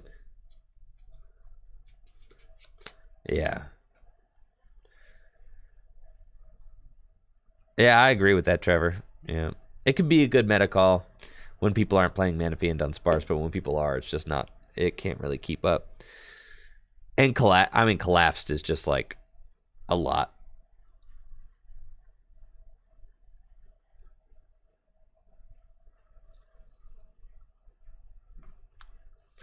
All right, who's up for a game of Gym Leader Challenge?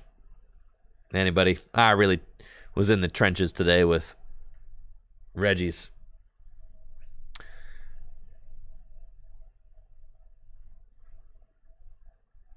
I'm trying to have some fun.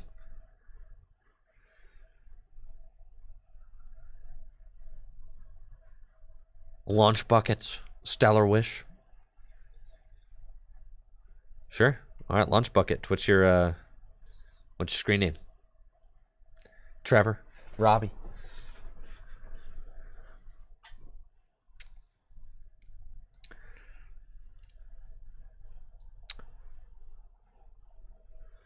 Nemo.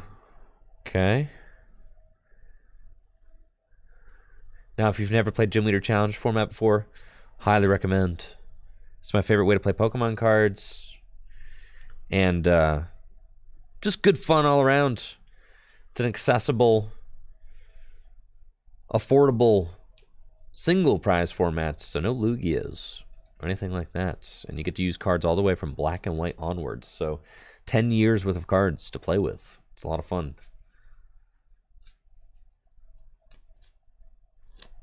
Make sure to check out gymleaderchallenge.com if you got any questions. You can find all the rules there, but there's basically a couple things to keep in mind. It is a single prize format, so no rule box Pokemon. There's also a mono type format. You have to pick your favorite type and then build a deck using only those kinds of Pokemon. And then finally, it is a singleton format. So you can only play one of each card except basic energy in your deck, like Commander format in Magic the Gathering. It is a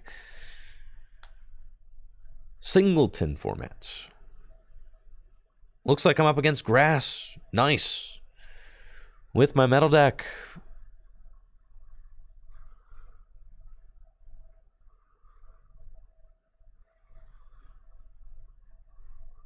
Let's do it.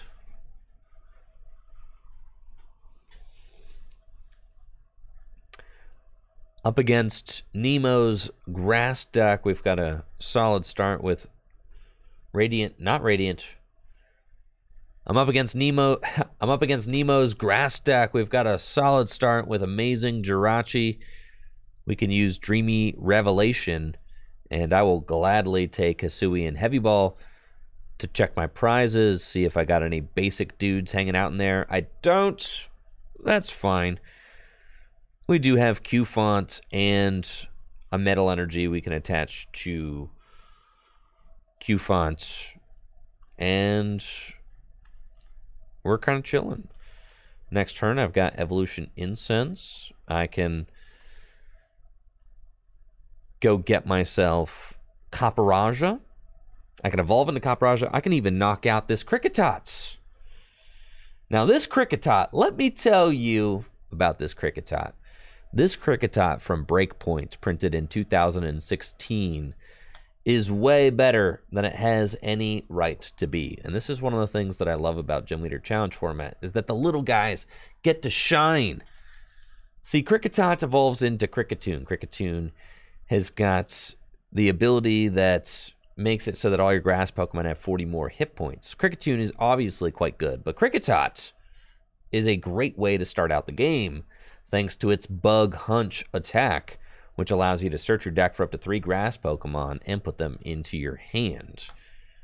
So that is a very strong way to start out a game in Gym Leader Challenge format, since setting up your Pokemon is always good. And putting 3 grass Pokemon straight into your hand, that's pretty much one of the best things you can possibly do. Especially when setting up the Pokemon will allow you... setting up Pokemon allows you to go get things, right? I mean, if you have Roselia down, it's exactly where I was going. If you have Roselia down, you can use Bug Hunch to go get Roserade. Roserade has the Luparfum ability, which allows you to search your deck for whatever card you want, put it into your hand. There's also Turtwig and Grottle. Grottle has the Sun-Drenched Shell ability, which allows you to search your deck for a Pokemon, a grass Pokemon, and put it into your hand. This is honestly looking like the dream setup for Nemo over here. I think they're really, yeah, they're really cooking. They have got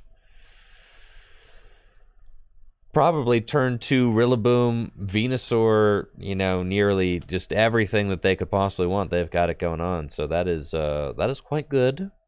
A little bit intimidating, but it's fine. We're chilling. I've got things. I've got a fine hand. I ain't even stressed, bro. Okay. Let's Dreamy Revelation. Didn't find a lot that was very exciting there. We can do that. And then it's Evolution Incense. We can get Caparajah. Let me check my deck real quick. I can Guzma and Hala for...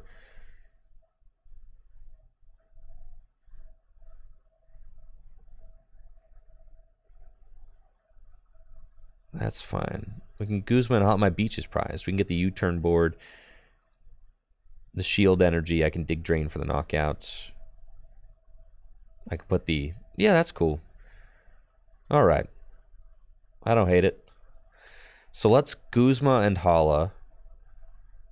And we're going to do it all. We're going to get rid of these. And we're going to go get U-turn board, shield energy, and parallel city. Yeah, that seems fine. And then we're going to go metal goggles, shield energy, Caparajah, U-turn board, parallel, retreats, and dig drain for the knockouts. It's pretty cool. Now, our Caparajah is taking minus 70 damage from the opponent's attacks this next turn. Since Caparajah has a resistance to grass of 30, it's minus 30, shield energy minus 10, metal goggles minus 30. On top of that, Parallel City makes it so that my opponent can only have 3 benched Pokemon. I actually considered turning it the other way to decrease their damage by 20 more, but I decided limiting their bench is probably pretty good during setup, so we're just going to keep on rocking with that. Now, if they counter my Stadium, I can Lusamine and Parallel again, which is something that I'm very excited about. And if they don't deal 8 or more damage counters, I can Muscular Nose for 220 damage next turn.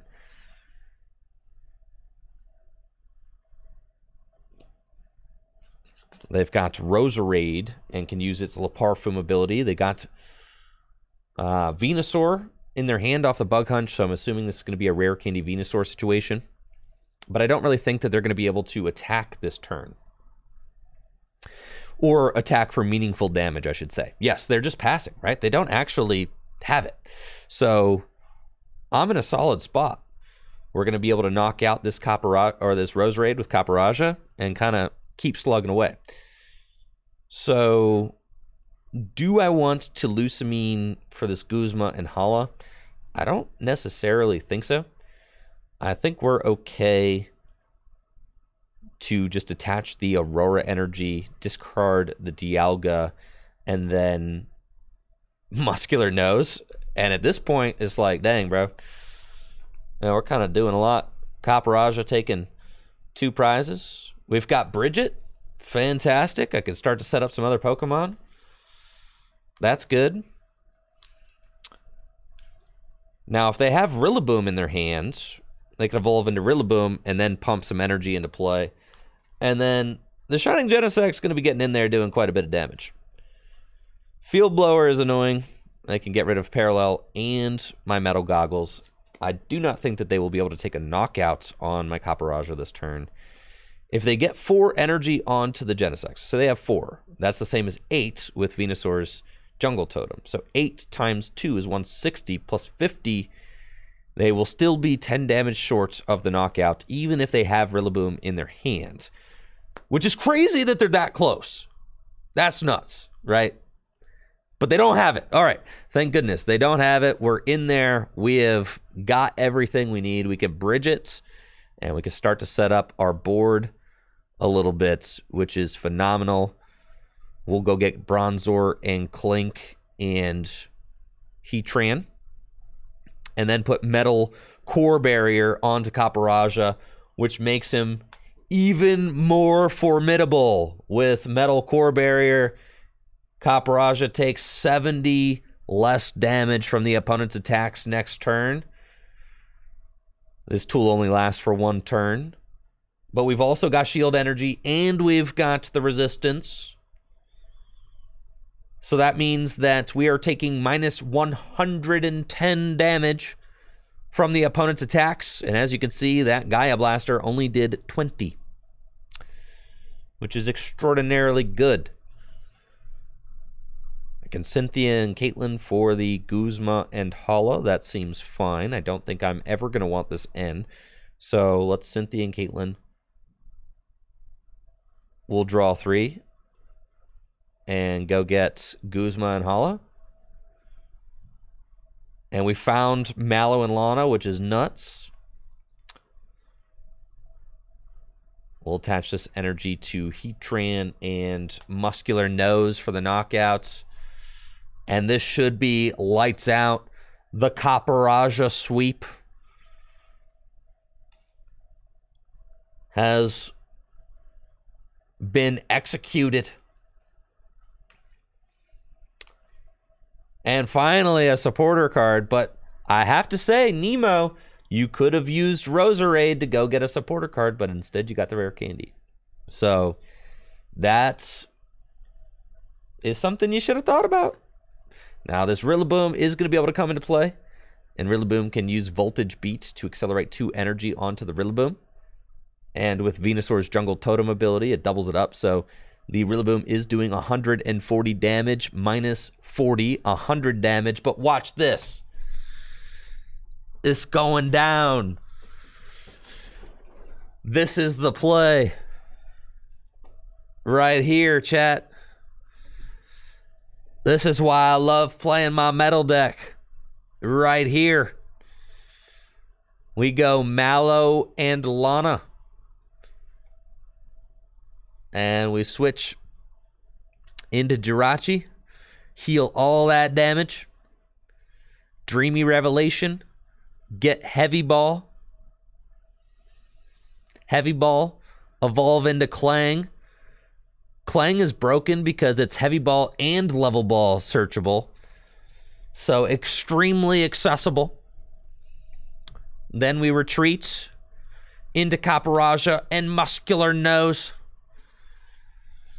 for 220 damage. And we've got Kling Clang ready to rock and roll. Next turn with its triple gears, which can accelerate up to 3 basic energy from the deck to your Pokemon in play.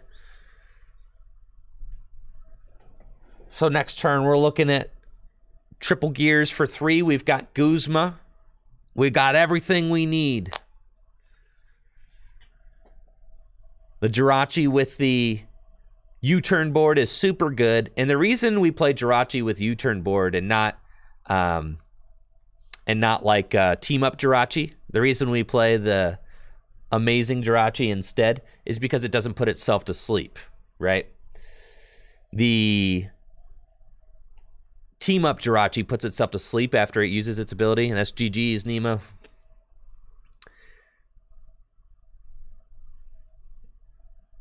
Metal too strong. It's too strong, bro. GG's, Nemo. All right, who else we got? Stellar Wish Gaming. What's your screen name?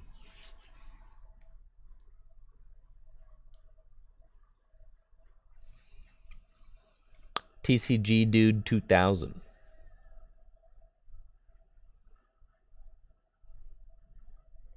Yes, GG's lunch buckets. The problem with a skateboard is that if it gets field blowered, then you're out of a tool. So the reason we go this is because it's field blower proof, right? Because U-turn board, when it gets put into the discard pile, comes straight back to your hand. And a lot of decks play Field Blower. Like almost every deck plays Field Blower. So if you're relying on like a skateboard with Team Up Jirachi, then your opponent can just Field Blower that away. But this U-turn board, it's like you're pretty much guaranteeing that you're always going to have that pivot with Amazing Jirachi. Yeah, Melmetal's also really good. For sure, but... yeah, I'm TCGO. I'm TCGO share 20. Yeah. There you are.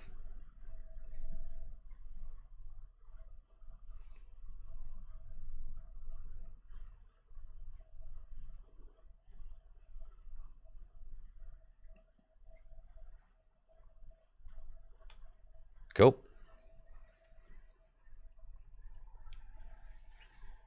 Yeah, the U-turn board's really good. Definitely, I love that. Absolutely love that with the Amazing Jirachi, and it's cool because I thought Amazing Jirachi was gonna be like a good card. I did.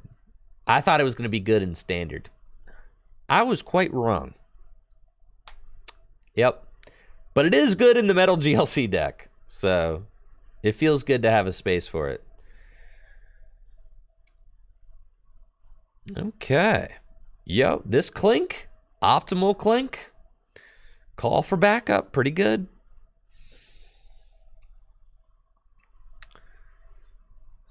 Playing against TCG Dude 2000's Water deck. They've got the Boundaries Cross Squirtle in the active. This is a awesome card. Love this Squirtle. It's got the Shell Shield ability, which prevents all damage done to this Pokemon by attacks when it is on the bench. So a little built-in bench barrier with Brooklet Hill. They can go get themselves a basic out of the deck and put it straight onto their bench. I've got a pretty solid looking opening hand. I wish I had some more basic search, but is cool. We got Clink. Clink can use Call for Backup to go get a metal Pokemon and put it into my hand, so I'm digging that. I don't necessarily want to waste any of these tools on the Clink, like Metal Core Barrier or Metal Frying Pan. That would be tough. And I've got Clang in my hands, so if we had something like a Bridget or a Gloria or Ball Guy to open this game, we would certainly love to do that to save the Clang.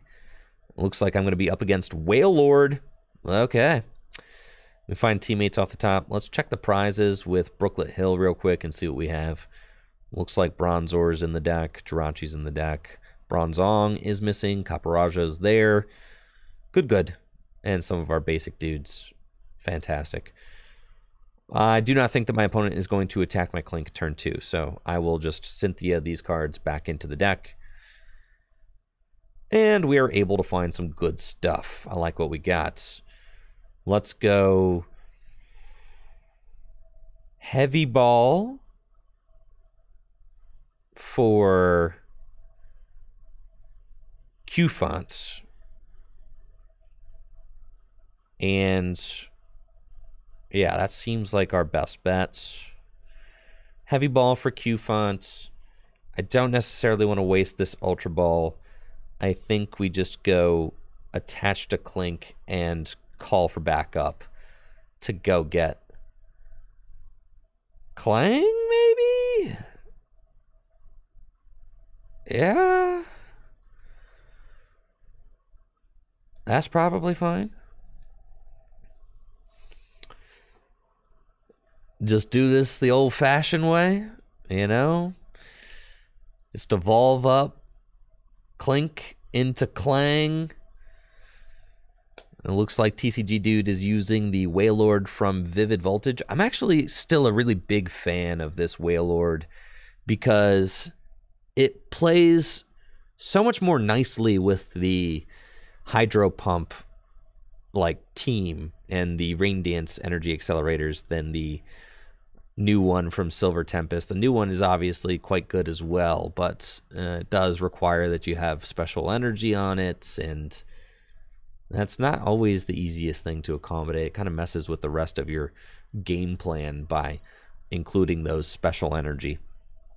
I feel like you kind of have to alter the construction of the deck to accommodate for the Silver Tempest Wailord. So I definitely like to see this one. It is still a very good card. 160 damage, 170 damage for 4 energy, and it scales, so it actually has like an infinite damage ceiling. 200 hit points, can't be affected by, well, it can be affected by special conditions, but you heal them as soon as you attach them. Looks like they're getting the Squirtle out of harm's way so that they can evolve it into Wartortle, which has a retreat cost of 2, so they're retreating preemptively. And then Abyssal Hand for a draw of 5. Hisuian Heavy Ball will net the Sobble. And I kind of have to worry about whether or not this Clang is going to make it through the turn, actually. Because if they evolve into Blastoise, find 4 energy. I actually like this, though. I think, well, do I really want to get rid of the goggles? I can retreat into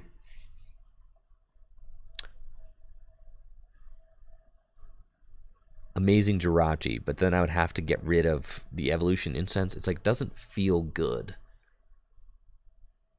I have to get rid of the Evolution Incense, and I like my Bronzong's prized. I think it's worth it, though. We want to save this Clink at all costs. So we're going to Ultra Ball away these. That's fine. And we're going to go get Amazing Jirachi. Attach here. Retreat into Jirachi. Clang and Marnie. And then we find some pretty good cards off of that Marnie. We've got Nest Ball, so we can go search out this fella. Heatran. Big Meat Dog. We've got the Fire Energy in the deck, which is good. Dreamy Revelation for Beach. Don't mind if I do. Love it. Slap that Beach down. And we'll Beach for 3. That is pretty good. So, now we have to hope that they do not have, like, Gust Knockout or something with the Wailord. That would be annoying. But so long as they don't have that, I'm in a pretty good spot. I am wishing that I had Caparajah or an out to Caparajah in my hand. Unfortunately, I had to Ultra Ball away that Evolution Incense in my previous hand to get the Clang. But we're doing all right. They've got Capacious Bucket. They can only accelerate to the bench right now, so they might be going in with Lapras. As we can see, this Wailord's got the Float Stone. Lapras with 2 energy can easily take a knockout on Jirachi, so that is probably what they are aiming for. And then I've got Raihan. But I need an extra card in order to make the most of this Raihan. I'm like 1 card short. Well, not necessarily. I could definitely go in with Heatran with Raihan. I think I could go get Counter Energy if it's in the deck, but I don't remember if it's in the deck. I can Level Ball and check. I still think we're promoting the Heatran regardless. 100 damage with Lapras, 1 water on the Wailord. They're going to take the first knockout of the game. And we got Dialga. Let's take a look at what we have in the deck. We'll Level Ball and go get Bronzor. Do I have Counter Energy in the deck? We do. All right, so that, I think, makes sense. We'll get Bronzor, we'll get Dialga. We'll Raihan to Heatran and go get the Counter Energy. And I guess, like, okay, am I...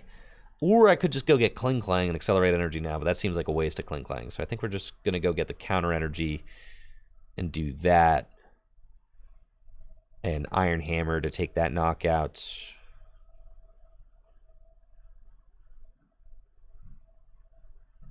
That's fine. And then we're saying 320 damage. Lapras is weak to metal. And then we're saying that next turn, assuming I get blasted by this Wailord, I am going to need to find Klinkling and Caparajah, right? Would be what we're looking for. If I can find those two, then I'm good to go. But if not, I could be in a little bit of trouble. They've got Drizzile and can use Shady Dealings.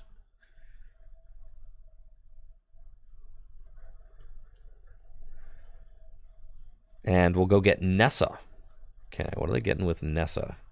Oh, they might just go in with, like, Lapras again. Nessa. Because they have to have, as this Wailord has the Floatstone on it, they pretty much have to go find...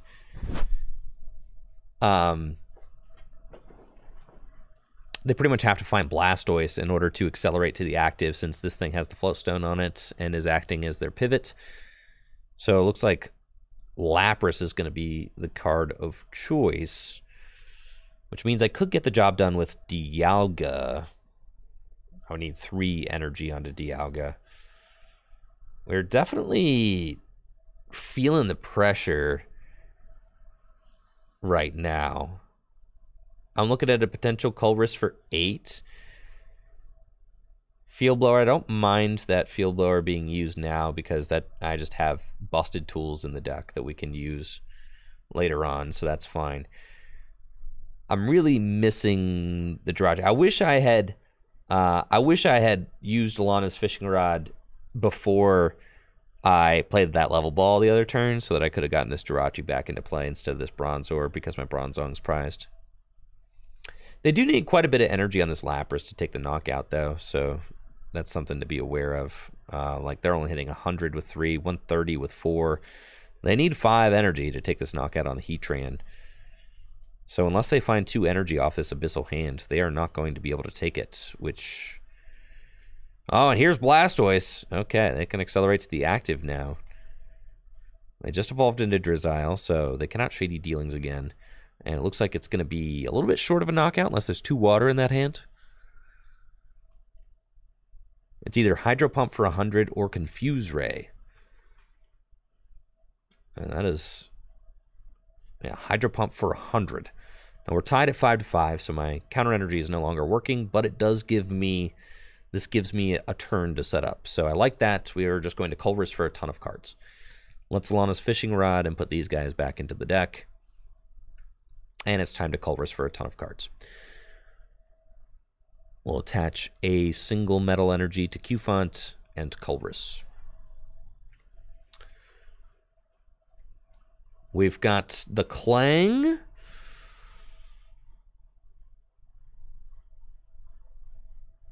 So I could use the Clang this turn, and I could Iron Hammer. Oh, I forgot I could have just attached to the active and Iron Hammer for knockout, because Lapras is weak to metal. I know this already. But I don't want to waste the Clang, because if they gust my Q-Font this next turn, then I'm in like kind of a world of pain. So I don't necessarily want to do that.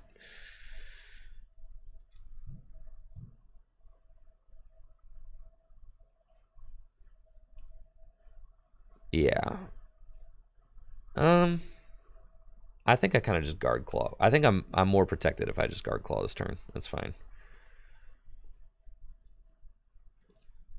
It's not necessarily about, like...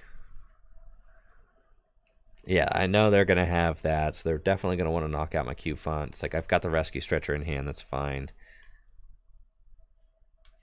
And then the Heatran, if they do knock out the Q-Font, then that's the reason why I was like, I'll just save this here, because if they knock out the Q-Font, then well, I definitely should have... they reactivate counter energy, which is cool. But I definitely should have saved the... Maybe they're not gusting! They're not gonna gust! Oh, we're chilling then. They want to draw more cards. Set up that Wailord. Good stuff. Scoop up net, reuse that. And Colress. Okay. I thought for sure... Oh, set up the... That makes sense. Set up the Starmie. Starmie is usually very important. Okay, I really like the situation that I've got going on. I'm feeling very confident about this. I can use Magirna to finish off this Lapras, so I don't even need to put my Caparajah in harm's way. They've got a huge hand. I've got Jirachi with my U-turn board. We are in a great spot now. Promote Jirachi. We've got Dreamy Revelation and teammates. Pretty much access to the entire deck at this point. So let's use triple gears. We want to accelerate the 3 metal energy into play. We're going to put 2 onto Q-Font. I was thinking about going in with Magirna this turn to knock out the... It's fine. I don't think that they can actually deal with the Elephant if I put that up, so I think I'm just going to go with Elephant instead. So we're going to do that, do this. Let's Dreamy Revelation. We find Metal Goggles, but that's not necessarily what I want. It's fine.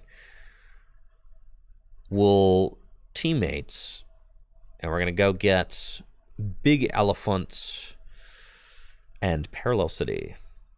So that's what we want. And this is going to really, really, really hurt them. This is going to be like really, really, really bad for my opponents. We've got Metal Core Barrier, which makes it so the Caparajah takes a lot less damage from attacks. We can parallel them, which is going to force them to remove 2 Pokemon from their side of the board.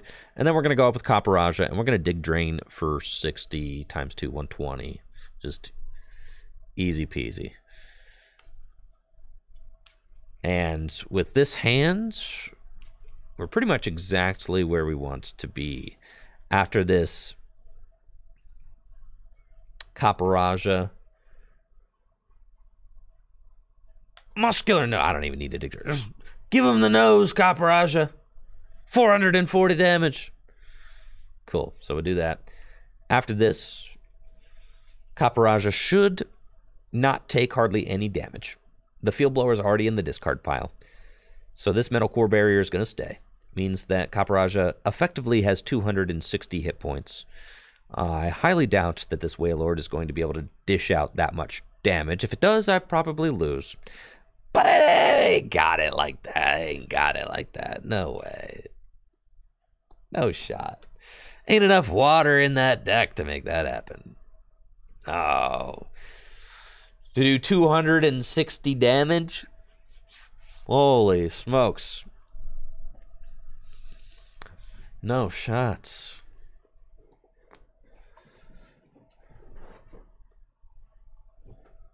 So they're probably just going to have to smack into the Caparajah for not enough. And if they do that, I've got Mallow and Lana.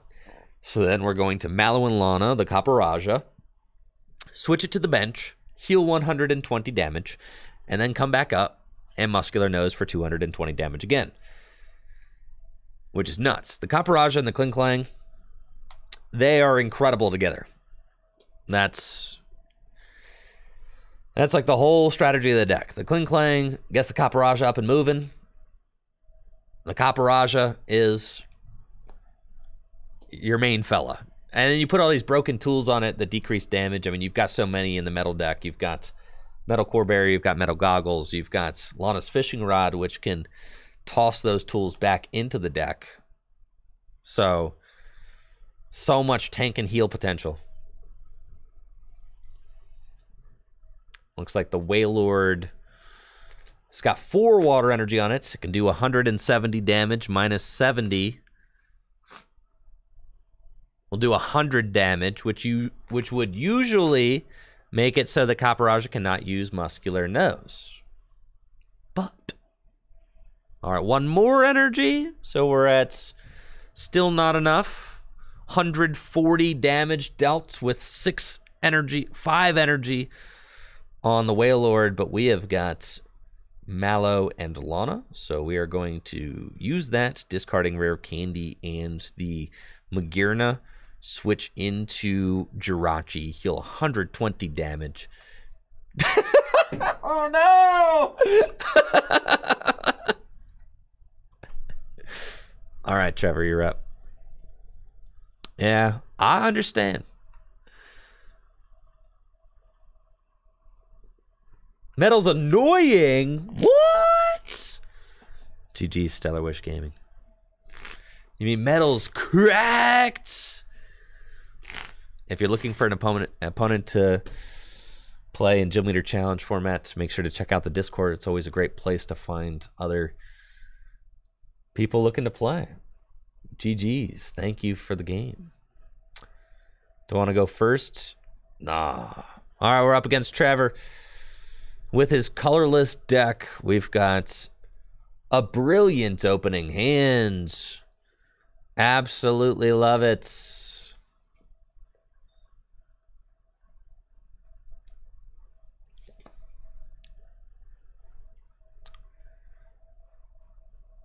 Playing against Trevor's colorless deck, we've got amazing Jirachi in the active to his Porygon. I've got Heatran and Ball Guy. Ball Guy is pretty much a perfect way to kick off the match. Will allow us to search our deck for up to 3 cards with Ball in the name and put them into our hands. We can go get Hisui and Heavy Ball to find a basic in the prizes if there's a crucial Pokemon prized. We can get Nest Ball, Quick Ball, just set up all of our favorite basics. Rare Candy in the hand is pretty good. First, I think I want to Dreamy Revelation. You see? I'm going to go get Bridget. And then next turn, I'm going to go get Ball Guy, and I'm about to pop off. Oh my goodness. Okay, Bridget. And we're going to go get this guy. Make sure, yep, Sir Clang is in the deck. Fantastic. We're going to go get Bronzor. What about Bronzong? You in there? Bronzong's always prized. Why is Bronzong always prized? What's up? What's up, Bronzong? You don't feel like showing up to work, huh? It's fine. We'll go get, who's another solid fellow? We'll get Magearna. That's fine. And then we can bench Heatran. We can attach this Metal Energy to Heatran. And we'll pass. Oh boy. We've got the busted turn 1, turn 2. Our deck is about to pop off like you've never seen a deck pop off before. All thanks to amazing Jirachi. That Dreamy Revelation ability getting us the Bridget. We can hold Ball Guy. Ball Guy is a great card to hold because it allows me to go search out my evolution Pokemon so that I can spring those evolutions into play. Trevor plays Winona to go get 3 colorless Pokemon, and oh boy, it's game time. Let's Ball Guy. We got Heavy Ball, we got Ultra Ball, and we've got Level Ball? What other ball do we really just something to discard, I think, with... Yeah, we're chilling. We're going to go get these guys. And then we can use Heavy Ball. And with Heavy Ball, we can go get Klinklang. And then we can Ultra Ball away, I think Rescue Stretcher and Level Ball is fine. Yeah, let's do that. Get rid of these.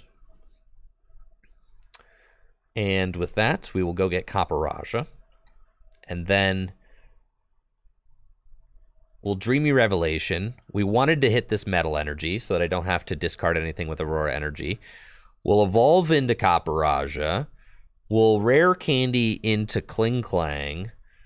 And we're going to use Kling Klang's triple gears ability to accelerate a fire, a metal, and a metal energy into play.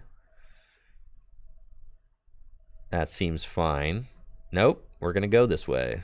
I think, all right, if I get Caparajah going now, is it better to get Caparajah or Heatran going? If it's the Heatran, then they could potentially take a knockout. I might just not want to go in. I think I save. If I go in, then Snorlax could come up and do too much damage. So we have to think carefully. Like, do I actually want to go in and knock out this Porygon? I think so. Let's do it, right? Let's get in there. All right. We're going to do Metal Energy here. Metal Energy here.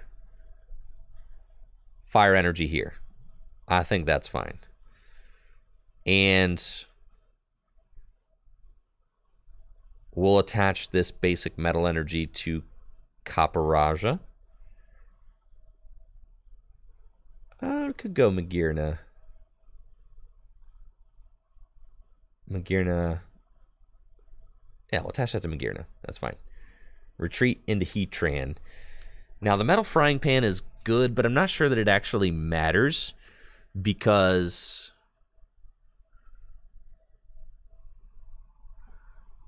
I could go in and Guard Claw for 30. Guard Claw with the Metal Frying Pan could make it so that the Metal Frying Pan I don't want to waste. I feel like we're fine. Let's just Iron Hammer. Let's just do it.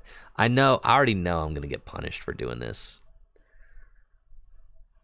It's fine. I'm going to get punished so bad. I already know. It's tough. It's a tough call to make. This is a crazy turn too, but Snorlax is so good. Is like if Trevor just has Twin Energy or Double Colorless, it's 180 damage coming right back at me, right? And that's so much investment into this Heatran just lost, which feels really bad.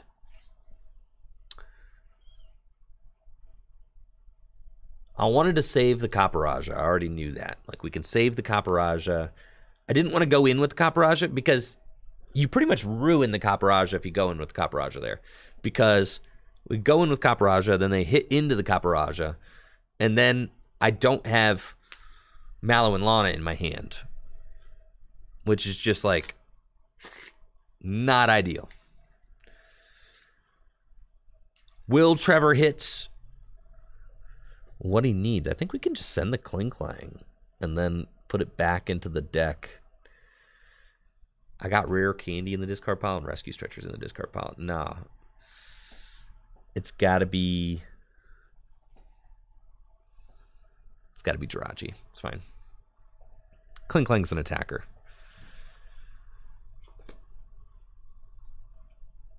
Now, that being said, he does have the double. I knew he was going to have it. I knew it.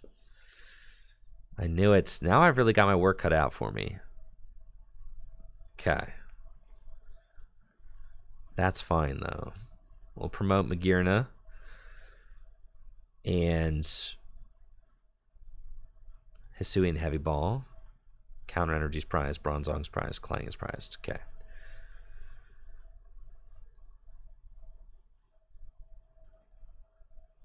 That's ball. Oh, we play Super Rod in this deck? Since when? That's crazy. You're telling me I can put the Kling Klang back into the deck? It's nuts.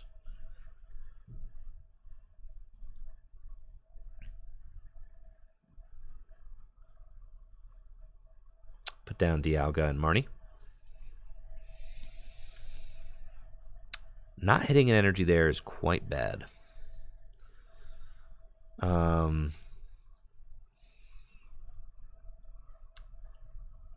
Lana's Fishing Rod, put back in the Heatran. Not worth it to play that yet. Let's Tag Call. Fail it. And just Overhaul. Yeah, missing the energy there is really, really bad. Trevor getting the double heads there is really, really, really bad. But that's okay. What are we doing now? How do I respond? I need to get a crazy Caparaja going, but I need Raihan, definitely. Yeah, Raihan would certainly help. That's fine. We're going to go behind 2 prizes. And I'm going to have to fight my way through a Snorlax and a Slacking.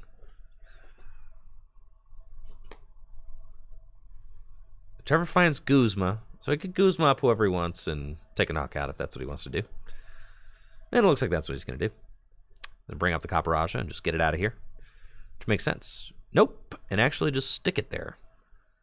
Why would you do that? That is curious. Okay. That's fine. We've got Tropical Beach. And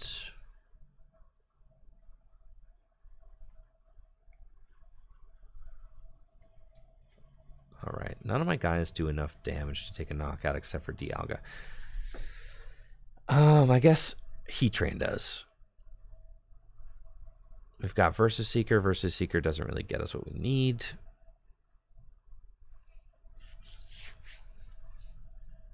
So let's quick ball away this.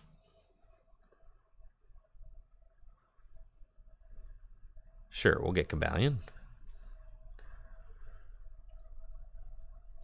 Evolution Incense and fail it.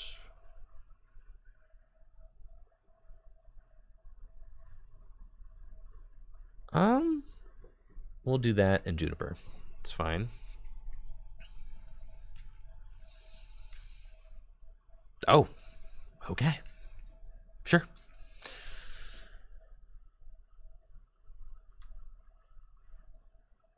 And we'll pass. So now, so that's 160, 180, 200, 200 minus 10. Dang, that's perfect math. All right, you got me, Trevor. Yeah, I'm losing. I'm losing. There's nothing I could do about this. I'm just like too far behind. I think. Ugh. I should not have gone in with the Heatran. That's my fault. It's my fault. I should not have gone in with that Heatran. I needed to hang back 1 turn. I needed to hang back. That Snorlax is too scary. But I did not respect the Snorlax. I didn't think he had it.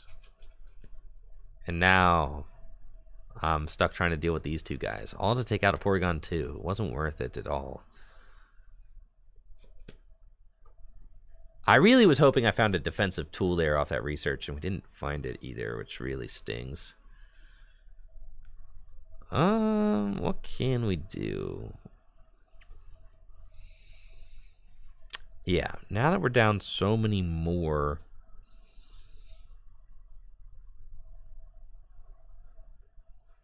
pretty terrible.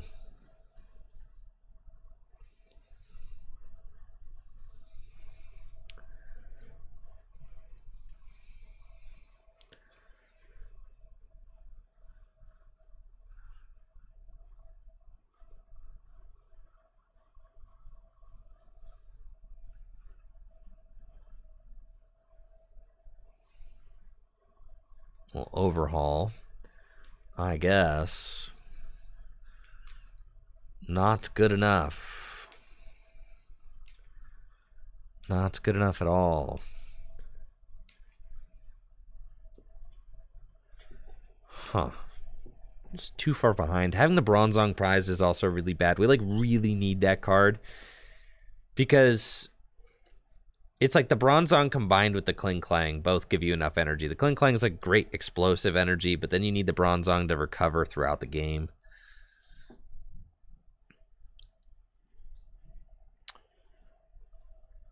You know, or else you're just kind of having a bad time.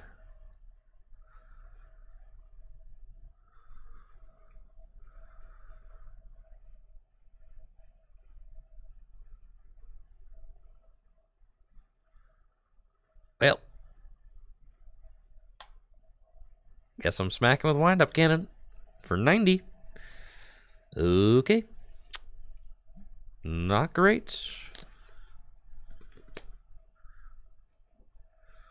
And Trevor's pretty much got his whole deck in his hands at this point.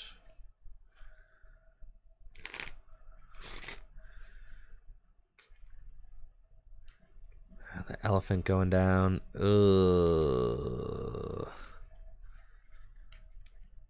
Elephant needs to never go down. God, we had the perfect turn 1, turn 2. All right, goodbye, Dacne. I'm sorry. Have a nice day.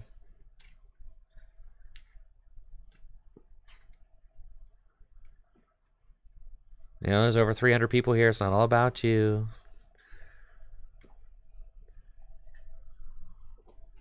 But thanks for checking out the stream. I'm trying to put on a show for everybody, you know? I'm not going to answer obvious questions that are already answered in the chat. Okay, we're going to promote Bronzor. And... ugh. Yeah, this is bad. I got Raihan to the Dialga. And I have to go get... I don't think there's anything I can do.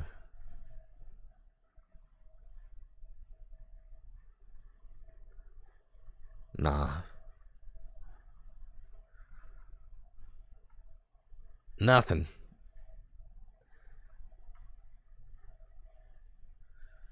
That's bad news for sure. Gotta put the Copperage back in the deck if there's any route to win. We can go here. And do that. And then retreat into Dialga. And we got Metal Blast, but it's enough to take 1 knockout, but then Snorlax just comes up and does 190 again. This card's nuts. We find Colress, but still no Bronzong. So we won't even be able to attack next turn, which is no bueno. Rick, I don't think that I'm going to be streaming too much longer, so sorry. Snorlax is so cool, yeah. He's a monster! A monster, I tell you. Alright, Trevor and I are 1-1 now after this game. Because I sauced him the other day. And now he's saucing me.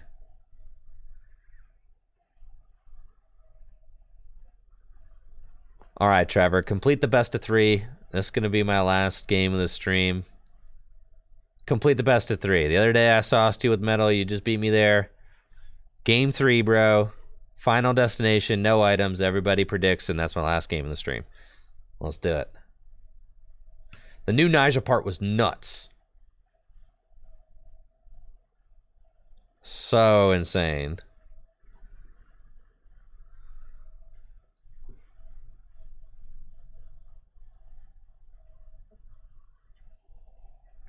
I think he's got a, you know, and apparently Nyjah has another part coming out at the end of the month. I'll go second, Trevor.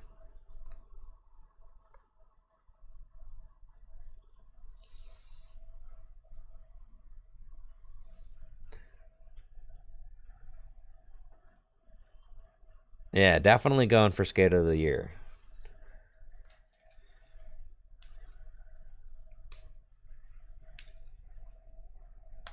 Maybe Robbie. All right. You know what, Robbie? Did you beat me last time, Robbie? You did, didn't you? All right, Robbie. I got you after this game. I forgot. I promised you a game too. Yep. That sounds good. Robbie, so second to last game. Robbie up next. That's fine. Got you.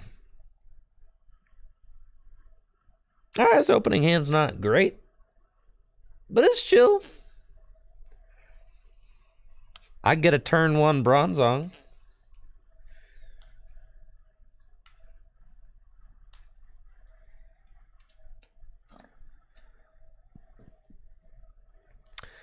All right, we're going into game 3 against Trevor's colorless deck. He's got Tasui and Heavy Ball, Swing and a Miss. I've got Bronzor and Q-Font, Level Ball.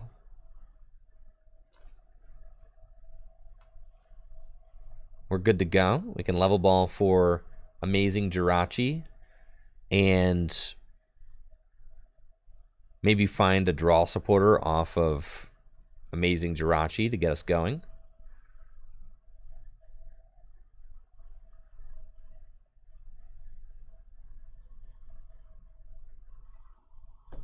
Let's see what we got. Metal Energy is pretty good. Level Ball. Do we have Jirachi?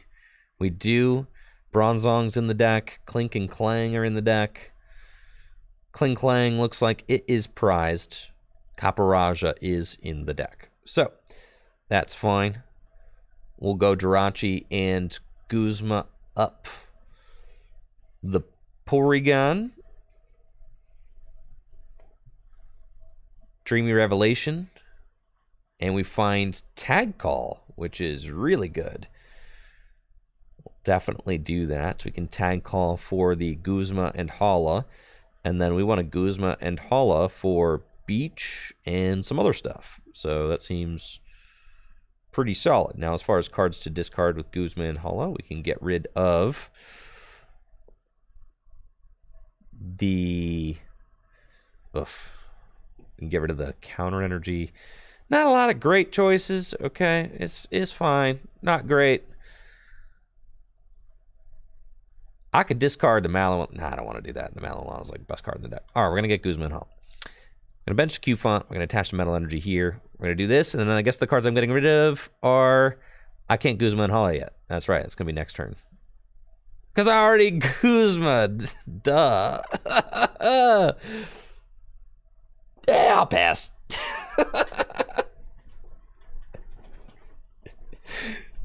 Guzman Hollow next turn is going to be broken. Yeah.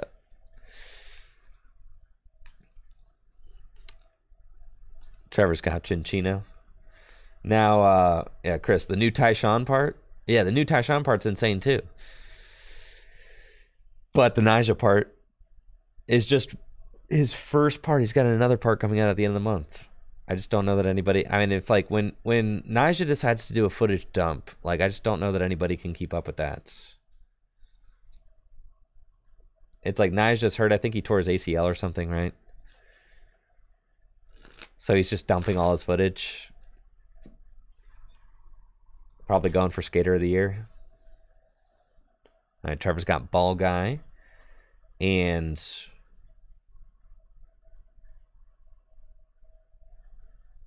Chinchino, Bidoof, Porygon, Porygon 2.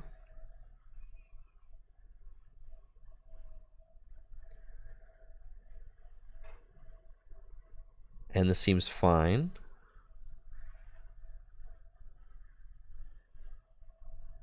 Capture Energy on the Porygon. Could Calculate. Man. You think we're going to see a Calculate? That's so sick. Love that. Look at the top 6 cards of your deck. Put them back in any order. Not a play you see every day.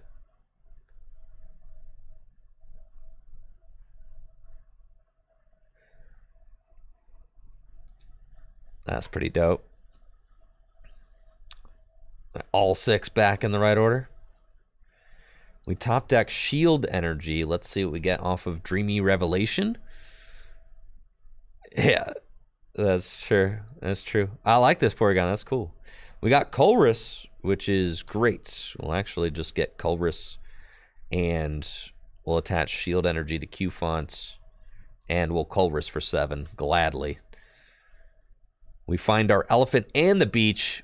Beautiful, which is exactly what we want. Let's go Tropical Beach. And let's go to the beach. Now, Trevor and I playing an advanced game of chicken at this point. We are setting up our main attackers, getting our boards established. And neither of us are going to want, you know, to put our main guy in harm's way until, like, we're doing something meaningful with it. So Trevor doesn't mind sending up Kangaskhan, because Kangaskhan, hammer in, knock out Jirachi, that's fine. And he's got that easily with a twin energy in his hand. So my response, and he's got Marnie, I liked this hand, but it's cool. I'm sure my next 4 cards are fine. They're fine. Okay. Lana's fishing rod. U-turn board. Actually, this is nuts. This is a really good hand off of this, because I can get the Jirachi back. So check this out. U-turn board comes back to my hand. Trevor takes a prize. I promote Kaparaja. Top deck the metal energy. There's no reality where I miss the metal energy, right?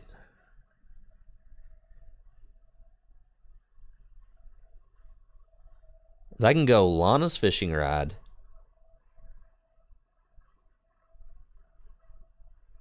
Nah, I ain't gonna. Lana's fishing rod, put that back into the deck. I could have quick balled away the frying pan, put that back in. Then we can quick ball away the metal energy or the...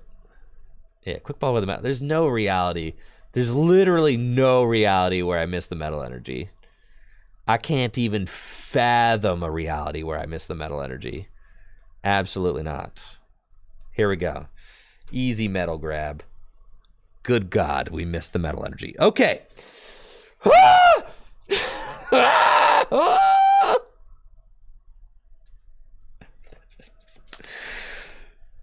Why?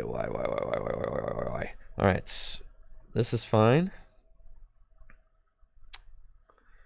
Can't get any of the guys that I want because my Heatran's prize too. Okay. That's tough. Huh. What a terrible whiff.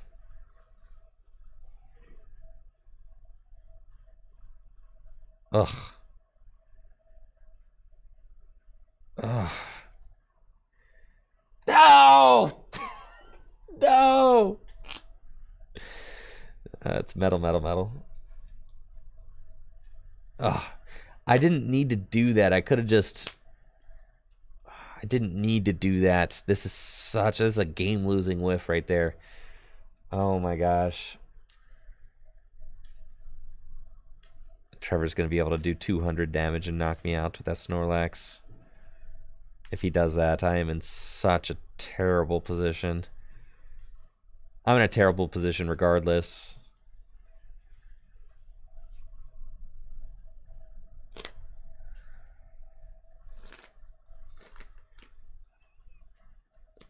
Ugh.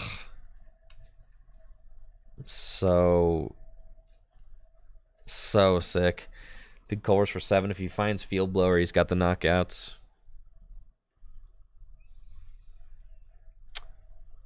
Man, I'm gonna have to go back to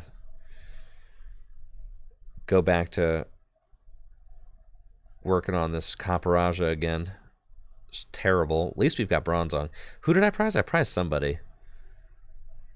He's definitely got the Field Blower. This man gets the Field Blower every time. He does not get the Field Blower. Okay. But it is still 160 damage, which is a lot to deal with. Like, more than I care to deal with at this point. So...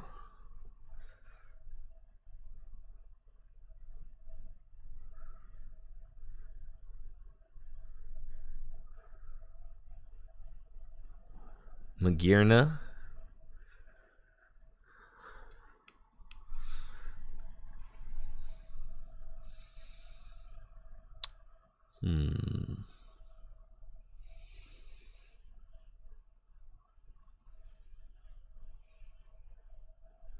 Dreamy Revelation. Teammates.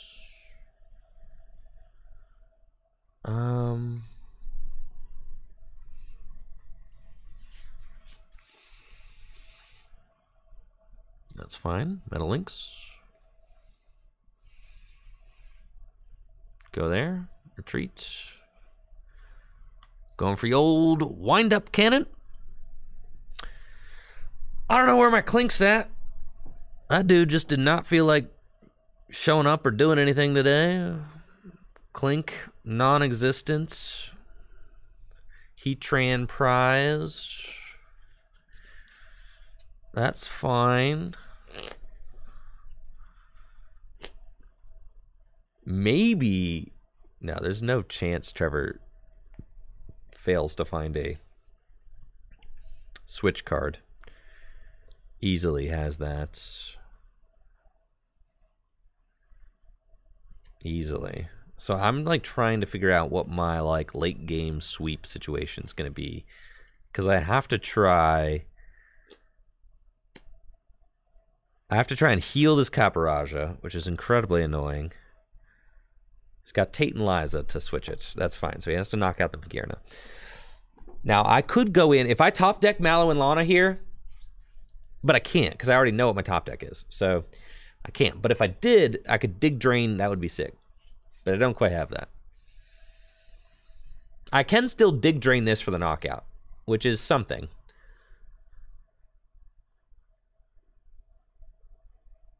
And we get N.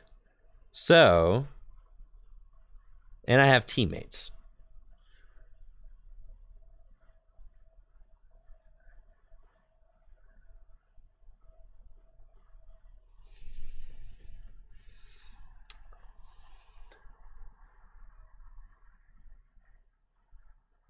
Do I care to N?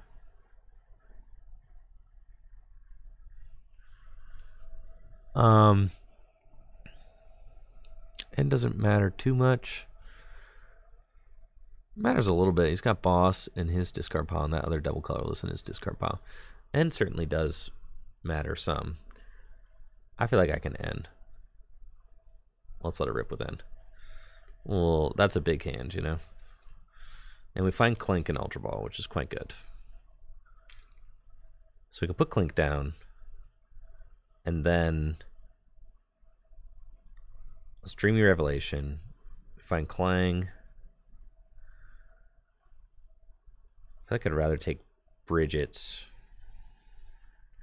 And then Ultra Ball the Bridget away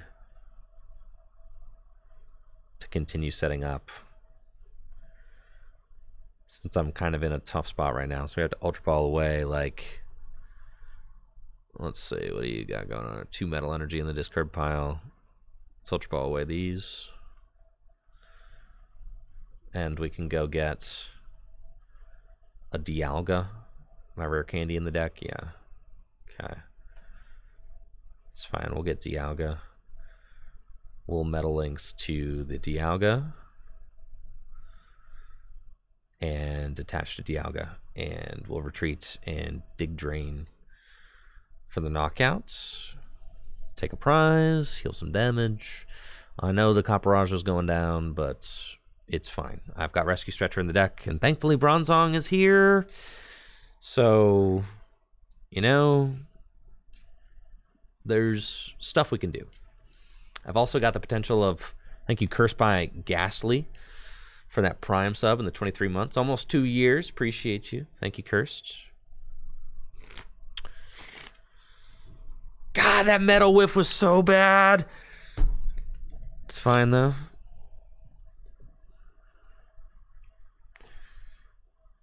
We definitely want to hit our parallel. If Trevor hits his parallel, I am like, really not happy about that. I'm really trying to find mine right now. Bad. I'm really hoping that Trevor cannot find his parallel city.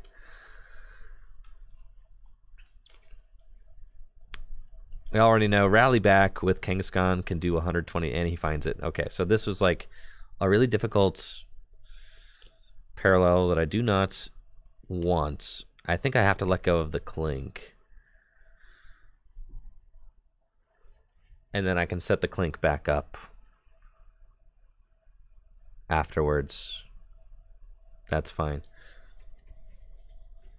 Yeah, we can do that. But yes, I wanted to be the one to find my parallel last turn, and I was not, so that really hurts. Ditto, that's fine. I can knock out Ditto. Ditto can use Snorlax, though. Thumping Snore, you know, can take a big knockout, potentially. 80 damage, takes a KO. 3 prizes remaining, that's fine. We find Aurora Energy. Let's go in with Cynthia. Yes, more cards. We find Rescue Stretcher and Rod, but not really anything good, actually. Like, I need something that's going to help this Dialga not get knocked out. Like, Metal Core Barrier is what I need right now. Dreamy Revelation. There it is. Okay. So we got that.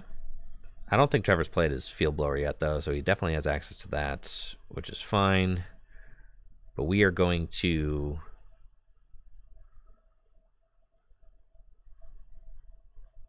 Rescue Stretcher.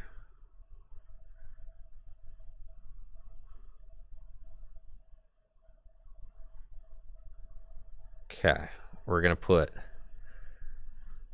the Q font back.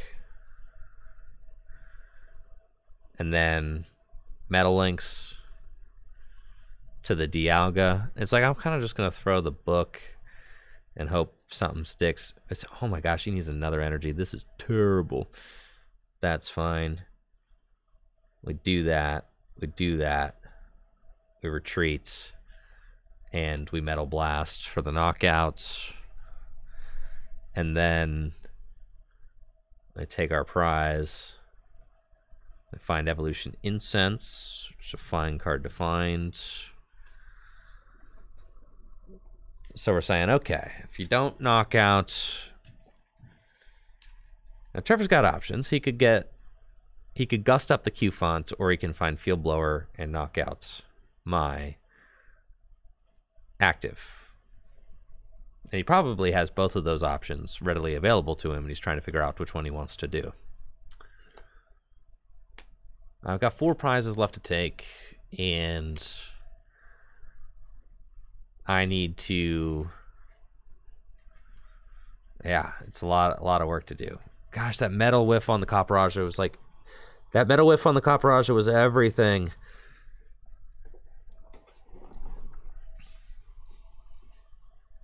It was everything. That was so tough. Alright, Ditto can do 160... which isn't enough with the Metal Core Barrier, so Trevor has to ask himself if he wants to use it now. If the Dialga lives, it helps me swing a turn, which is quite good. I've still got a tool left in my deck. Goggles. I've still got Goggles left. So it's Guzman the Q font, right? Which I kind of like am expecting. So now, and Trevor might go get Boss off of the prizes, right? But now I've got Dialga here. Hammer in, that is not a knockout. Was it an accident?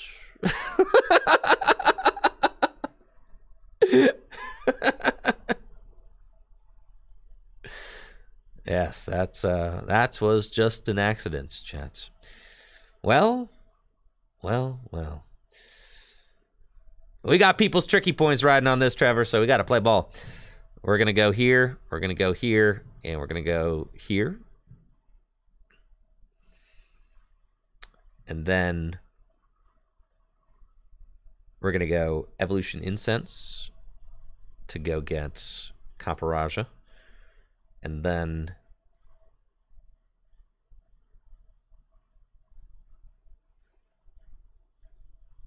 we got to go Mallow and Lana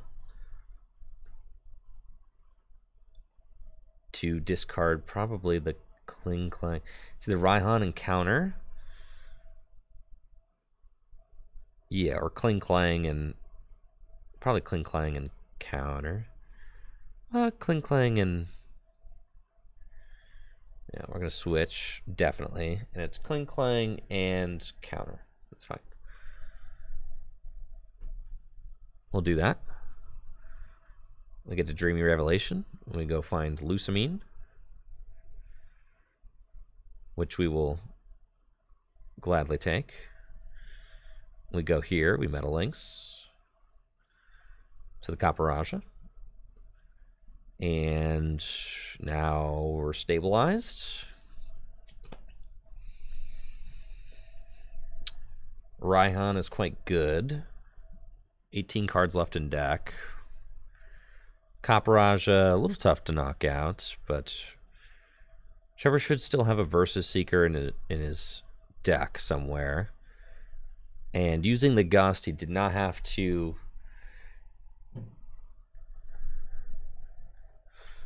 Yeah, we're 3-3 prizes. This close. This close. Close game. We put all the Pokemon back into the deck. He pretty much has his whole deck in his hands. The question is, can I go 2 for 1 with Copperaja? Can I prevent... Can I do it, right? If I'm able to find a Metal Energy or an Energy off of Jirachi, I don't know if I have one. I mean, maybe.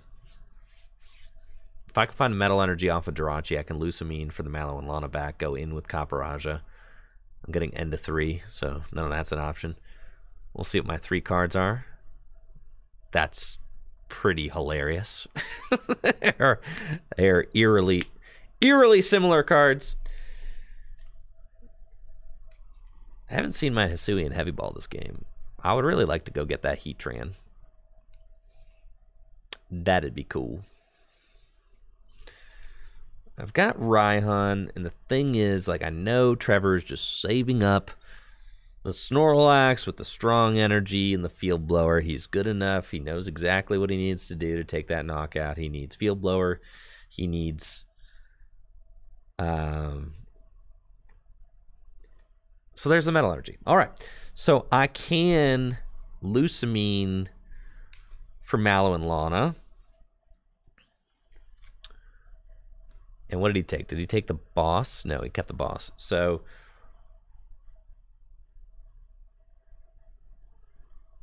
let's Dreamy Rev first. We find Teammates, which is also quite good. Ugh. Okay.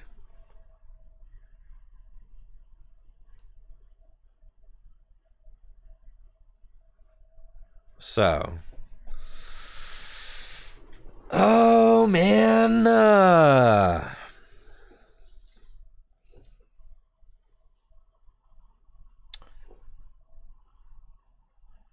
have to Teammates. I've got Goggles. I've got the Metal in my hand. And I kind of have to go get Hisuian Heavy Ball. So I think we go Goggles here, Hisuian Heavy Ball. Get me the use Heatran. Come on. Get your butt out of there. Put that down. We've got this here. The Metal Links.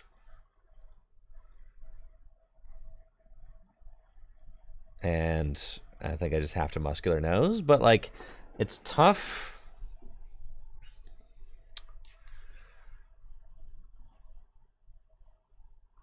It's tough. I think I'm just out of it. So I think it's that missed Metal Energy on that one turn. I think just, you know, and it was partially it's my greed. Yeah, it's my greed. I could have not done that, but it would have put me in such a better spot if I did. All right, so Trevor's got 1 card left in deck, and he can go get the boss, which he'll be able to use on my Jirachi for game. Yeah. Dang, Snorlax doing 220 damage. That's just enough. And then he can gust my Jirachi with the boss that he's going to take right there. Wow, this was a good game, though. And he takes the boss. I promote Jirachi. I need to Raihan in order... Well, I don't have to. If I found N, I could use that.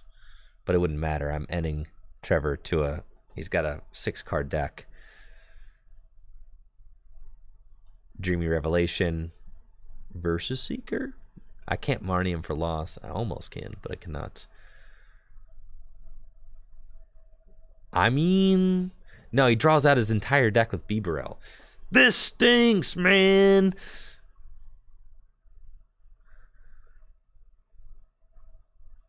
Andy woke up. Dang, alright. I'm making sure there's nothing like quick guard, because he could boss. He woke up. So, that's bad. So I have to take this knockout. So yeah, all I can do is just Raihan to the... I mean, Heatran can do it, right? But... Oops. Yeah, it doesn't matter.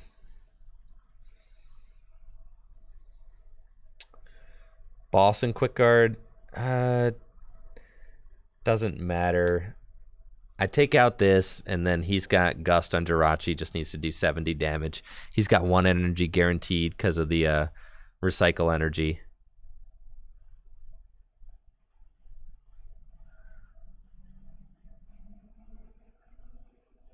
Yeah, all he needs is like 1 more energy, and that's it. And there it is. GG's. That was really close. Man. About as close as they get. Always a pleasure, Trevor. Dang, man. Oh, the whiffed energy!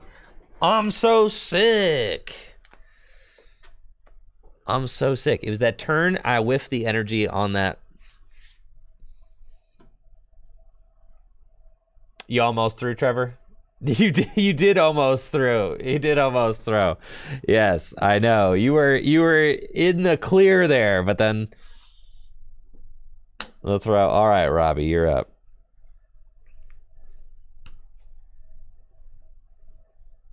That was a close one for sure. The Snorlax is so nuts.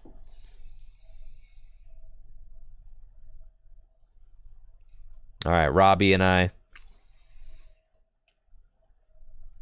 Metal versus Psychic.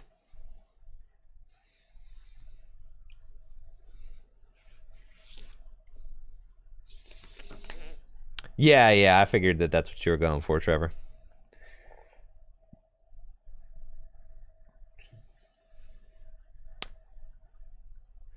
Robbie, you still good to play?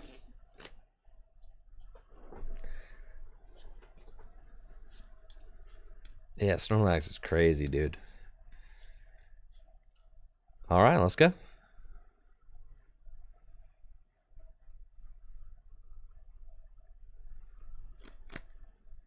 Yeah, that's nuts. I mean, the fact that you didn't even need Field Blower on that. Muscle Band, Strong Energy, 220 damage swing. Oh, you're good. Here, why don't you send me a challenge then?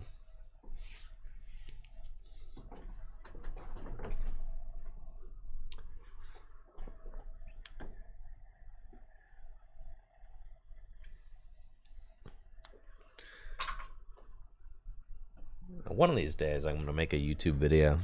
Not today. Today, 7-hour stream. That's a no video kind of day. Yes, good luck, Robbie. But I'm okay with that. Now that we got the VOD channel, there's always a video, you know?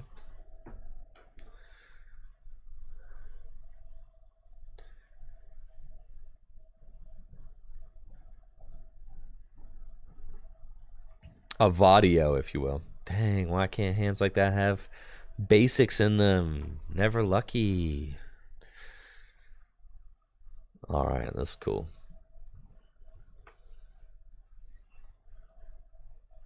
Best of luck to Robbie.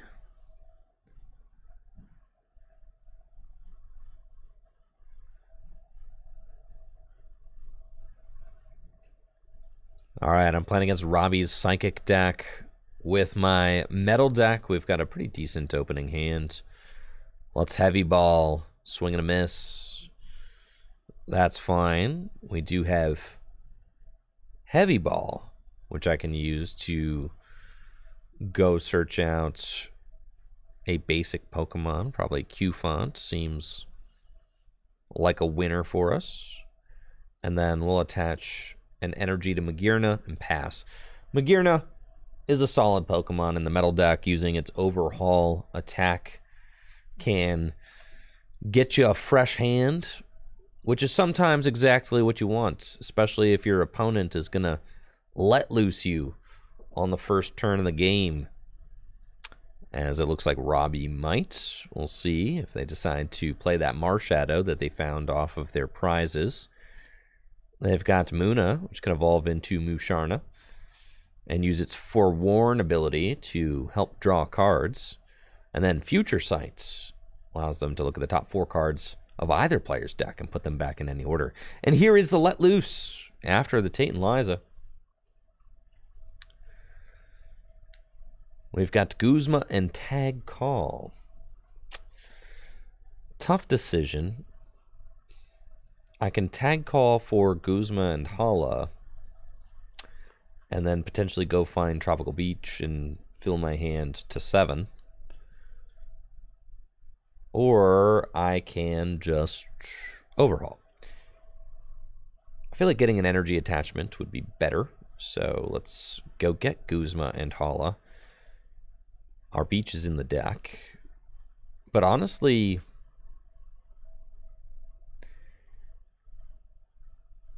it's a tough discard. And we're probably discarding Cobalion and Guzma with the Guzma and Hala. That's fine. And then we just go in. So we'll do this. We'll Guzma and Hala discard these guys. And we're going to go get Beach and Shield Energy and Goggles. We can put the Shield Energy on Q-Font, Tropical Beach into play, Goggles onto the Q-Font, and Beach for 5. Still a little bit of a tough-looking hand. So I'm just kind of hoping that Robbie doesn't pop off this turn. Maybe takes one more turn to set up. That would be good. Looks like another Let Loose. Yikes. It's fine. Scoop Up Net, resetting that Marshadow's ability. And hopefully that Beach stays. I mean, I guess I can always overhaul. We're fine. No sweat. Dimension Valley. I could Wind Up Cannon, take a knockout on this Munna, but I don't have much in the way of draw support right now, so I probably don't want to do that. There goes Dreepy. Refinement to draw 2 cards. And Future Sights can reorder either player's top 4 cards. I can bench Bronzor.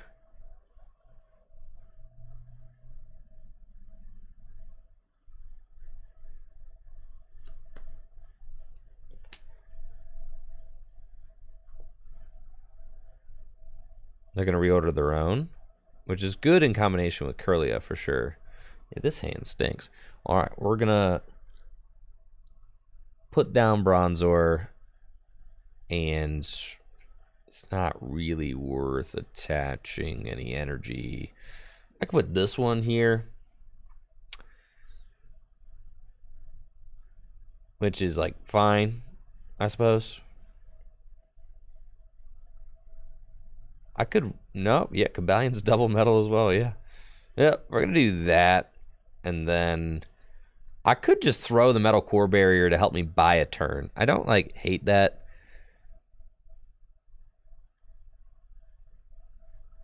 Yeah, we'll do that, and then just overhaul.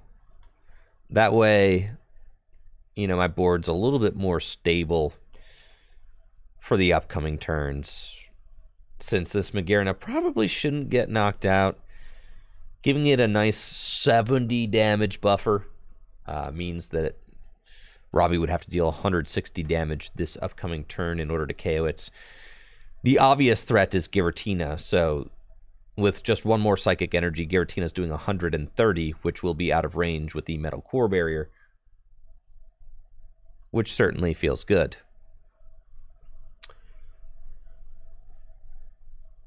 They've got Mysterious Treasure. They can go get Gallade. Once Gallade is up, then Robbie is getting whatever support he wants to his hand every turn. Yeah, which is really tough to deal with. Definitely.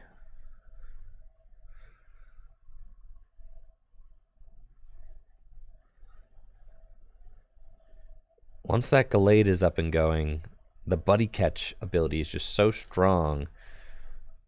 I mean, it's something where, like, you know, could go get Guzma. Guzma up Q-Font. Now, Q-Font's taking minus 40 damage from attacks.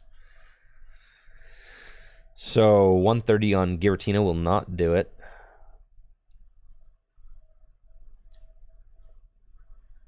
It's going to be a Marnie, which is tough. I kind of liked that hand. Had some things going on.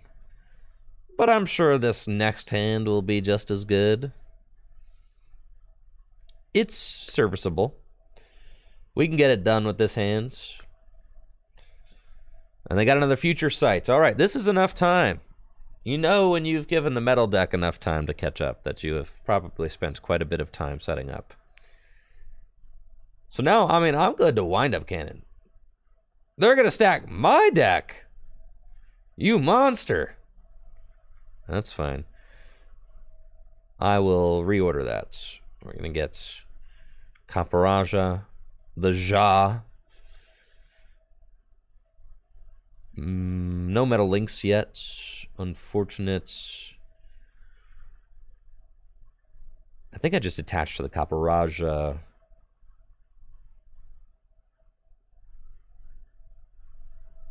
Discard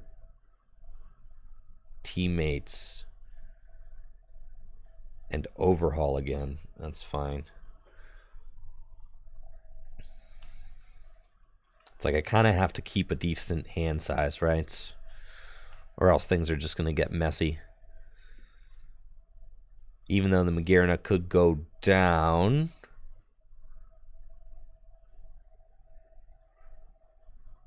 Need to keep a decent hand size.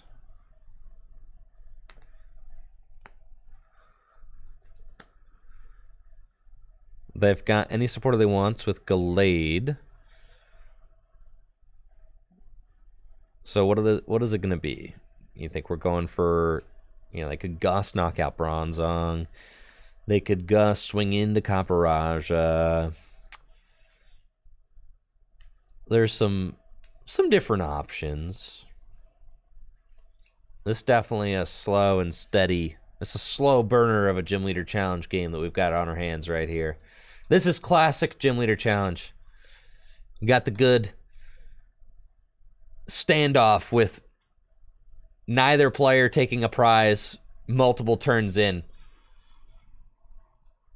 Yeah, this is classic Gym Leader Challenge for you. There's Musharna. That fatty's got a retreat cost of 3, so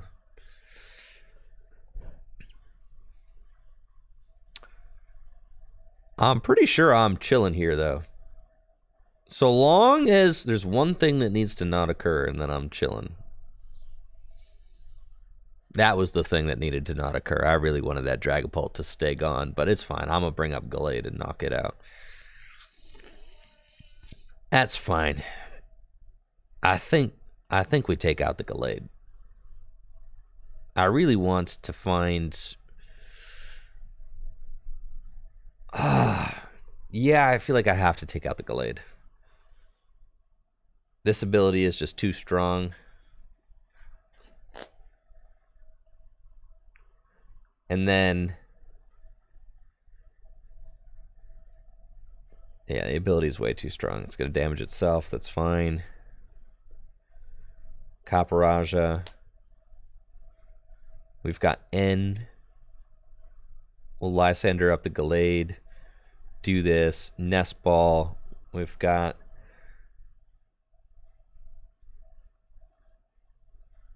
Who's next? Setting up Kling Klang is probably pretty good. Yeah, that's probably pretty good. Probably want to do that. Metal Links onto Clink. Give him that muscular nose, Copperaja. Give him that muscular nose. We'll do it. There's Clang. Nice to show up. It's perfect timing, really. So then the Copperaja might get smacked. And the thing is, you really want to have the Mallow and Lana on the turn the Copperaja gets smacked. You really want to have that. Can't always get it, but it's usually for the best if you can make that happen. And that's why we play Tag Call and the Mallow and Lana, so you have extra search for it, but we had to use our Tag Call early to get that Guzman Hollow. So it's fine. We don't have like a great game plan for when the Copperaja's out and we don't have Mallow and Lana. It's like, I guess I'm just going to dig drain. But I'm getting End, so I might find the Mallow and Lana. I'm telling you. It's right here. Oh, we did not find it. Sad. I've got Rescue Stretcher and Rod and Ball Guy. None of this is great. I guess I can Ball Guy. I mean, I guess. Not particularly trying to Ball Guy. Giratina, if Giratina, you know, Tina's itself a couple more times. Yo, get this guy out of here. I'm not really trying to get muscular schnozzed. Oh, well, now I can Dig Drain for knockout. That's sick. Yeah, that's perfect. You definitely should not have put that damage there. I will gladly take that. We'll Level Ball for the Clangarang. And do that. Then we will Quick Ball away a basic Metal Energy and go get Heatran.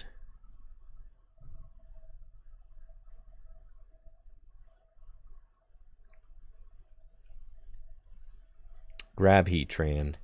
Metal Links onto Meat Doggy Dog. And then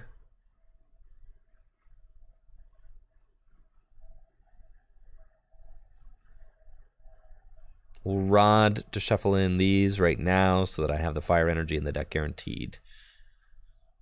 Attach this energy to Heatran and Dig Drain, I guess, right? Yeah, sure. Okay. It's fine with me. Heal ourselves. Not, you know, being threatened by this Mimikyu smacking me with muscular nose. That's nice. We've taken the lead. Now we are going to have to deal with this Dragapult. I should just put Canceling Clone or Hex in my deck, but what the heck, bro? I got to put Hex Maniac in here pronto. They've got boss's orders. I'm okay with that. That's fine with me.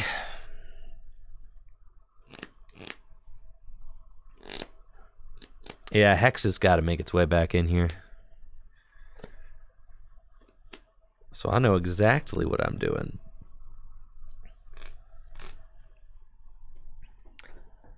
I need this Copperaja to try swinging into the Dragapult. Absolutely need it.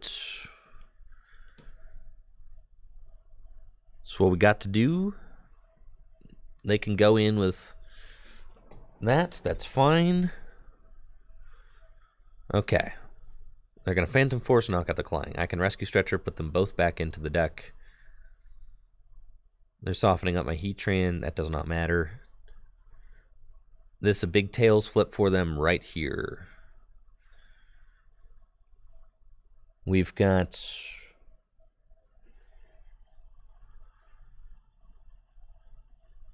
Rescue Stretcher.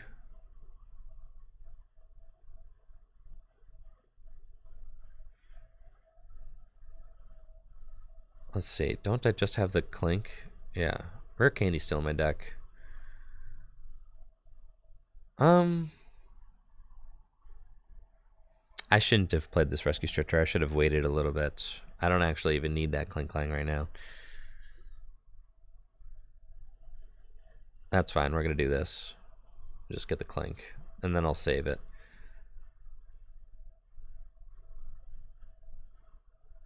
I forgot Raihan. I think that's what we definitely want to play.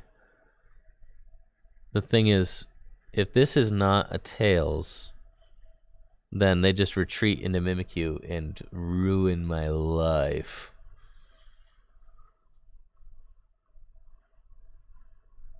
Okay. Yeah, it's not going to be great. We're committing. Full commitment, you know?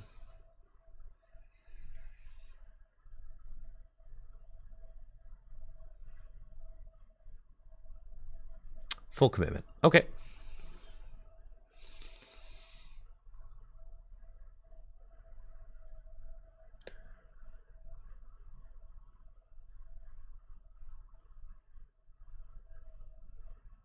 Okay. We got it. There we go. Good. Okay. Oh. Oh. Oh, man.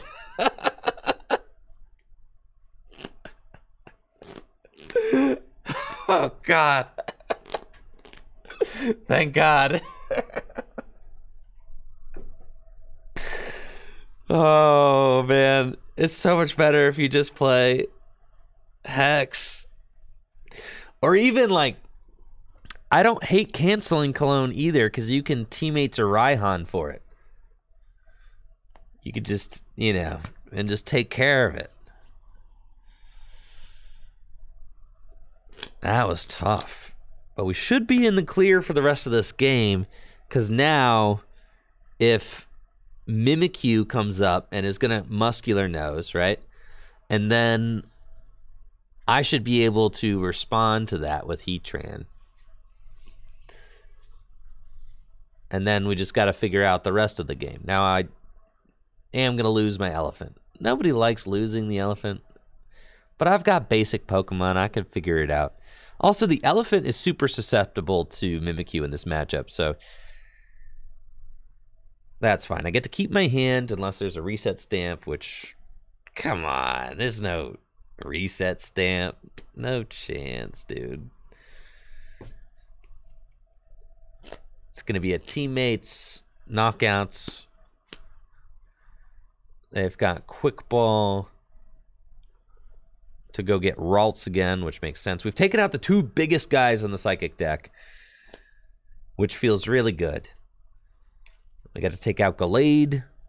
We got to take out Dragapult. They're powering up gear. I definitely got to get this Dimension Valley out of here. This thing is ridiculous.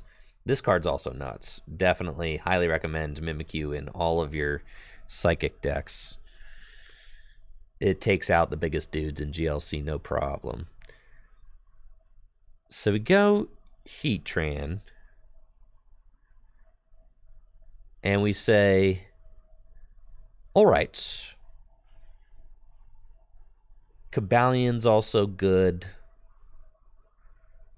We're going to Ultra Ball away these guys. Go get the Clang. Rare Candy into the Clang. And go get Fire and, wow, that's just the right amount of energy. Attach the Fire to Heatran and the two metals to my Kling Clang. Tate and Liza. Shuffle draw 5. We got the Metal Frying Pan. That's fine. Metal Links to Cabalion. And Bull Iron Hammer. Okay. I'm feeling pretty good about this. things are really winding down. Kabalion can hit those big numbers at the end of the game. That's solid. And then they've got Raihan. Hopefully they don't have rare candy. They didn't use a rare candy yet, did they? I'm really hoping that they don't rare candy into Glade right now. They're rare candy into Glade. They always have rare candy into Glade right here. Yeah, that's just what they do. Okay, this is fine. I've only got... This is fine. I've basically got game in hand right now. I can't lose, brother. I can't lose. We're chilling, right? No? Not quite. Okay, it's closer than you would think. It's really close, actually. So, I'm going to need to pull a game-winning Gust to get around the Gallade. That, or if the Gallade can knock out my Kabalion. Yeah, the Gallade can knock out my Kabalion, which is a problem. Okay, this actually... All right, so right now, with 4 prizes taken, it's 150 damage to my Kabalion. It's 10 damage short, which is terrible, terrible, terrible, terrible. Okay, so the Glade coming up this turn is only slightly problematic.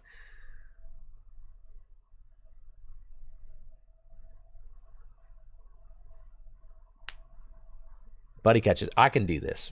Okay, I can do this for sure. We're going up with Sir Clang. We got Lucamine. What can I Lucamine for?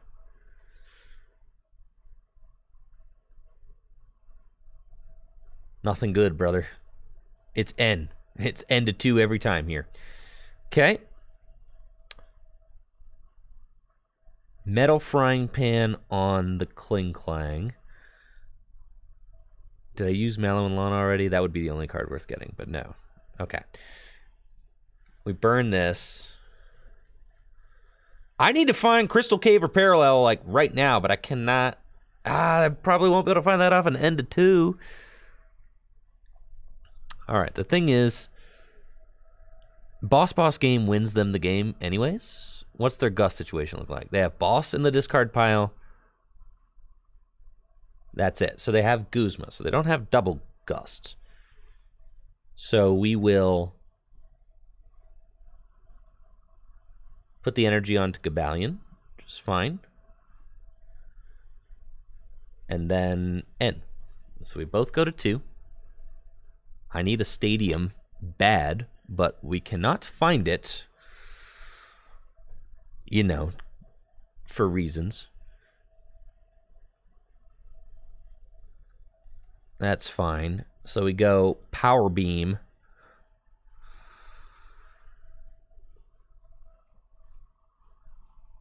And then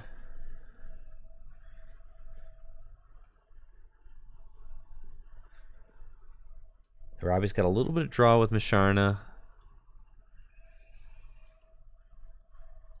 I need...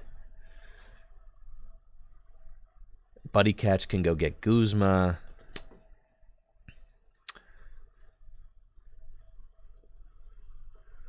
Doesn't matter. Gust wins the game anyways. So he Guzma's up Kabalion, takes it out. And then I have to hope he doesn't have game with Versus Seeker. It's basically the situation that we're in.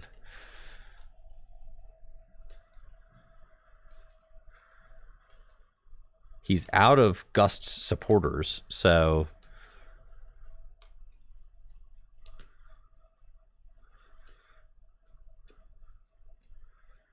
Oh, that's not a knockout. The Psychic Resistance!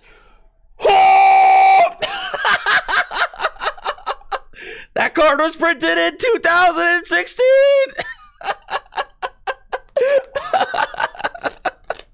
The Psychic Resistance! Out of left field! Didn't see it coming! I didn't even see it coming.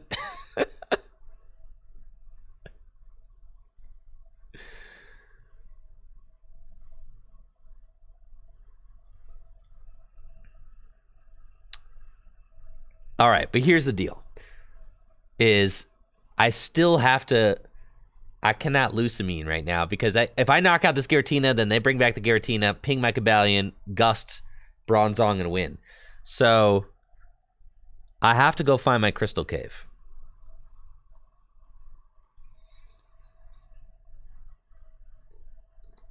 Which we find. Play it. And now I can knock out that thing, right? So we retreat into Kling Klang. Metal Links to Cobalion.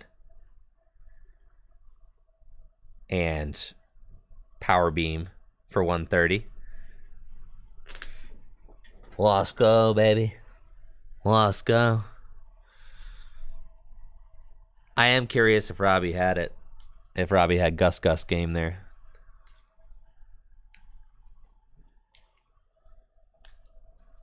That was a good game.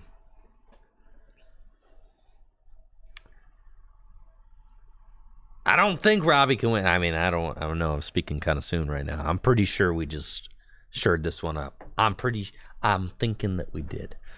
But I don't know. There's no way they got it. They cannot. Simply no. How about no, Scotty?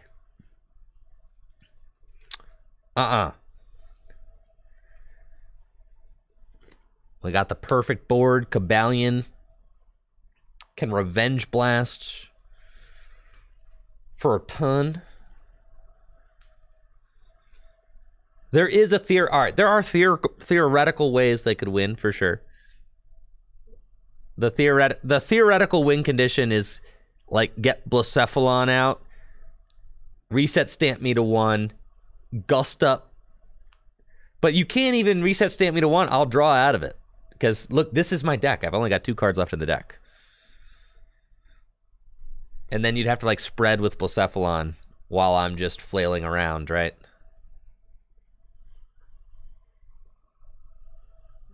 They got the Field Blower. Whew! So they got knockout on Kling Klang with Gallade, which is super close. I mean, that is just as close as it gets. But we have got game that is GG's, Robbie. GG's. This thing's only got 30 hit points left. Our brave Magearna.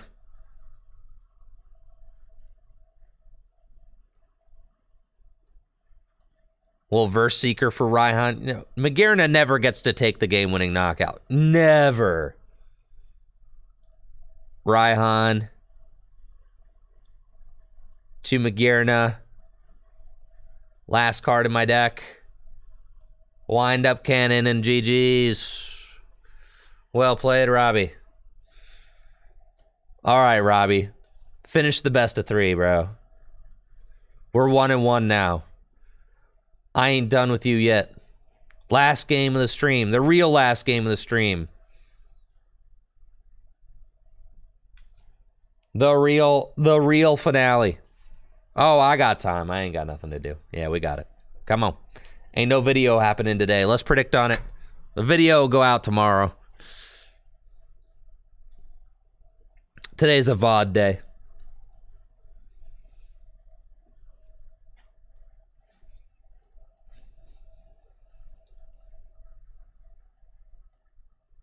Metal or Psychic? Who's taking it down? In the grand finale? I'm not going to lie, the more I learn about Robbie's deck, the more scared of it I am. That thing's got... It's got Mimikyu in it. It's tough for sure.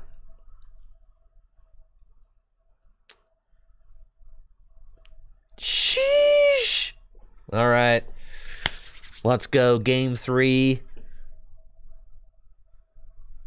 I'm up against Robbie's Psychic deck with my Metal deck. And I've got a pretty decent opening hand.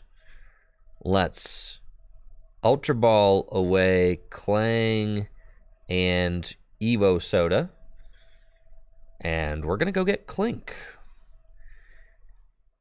No reason.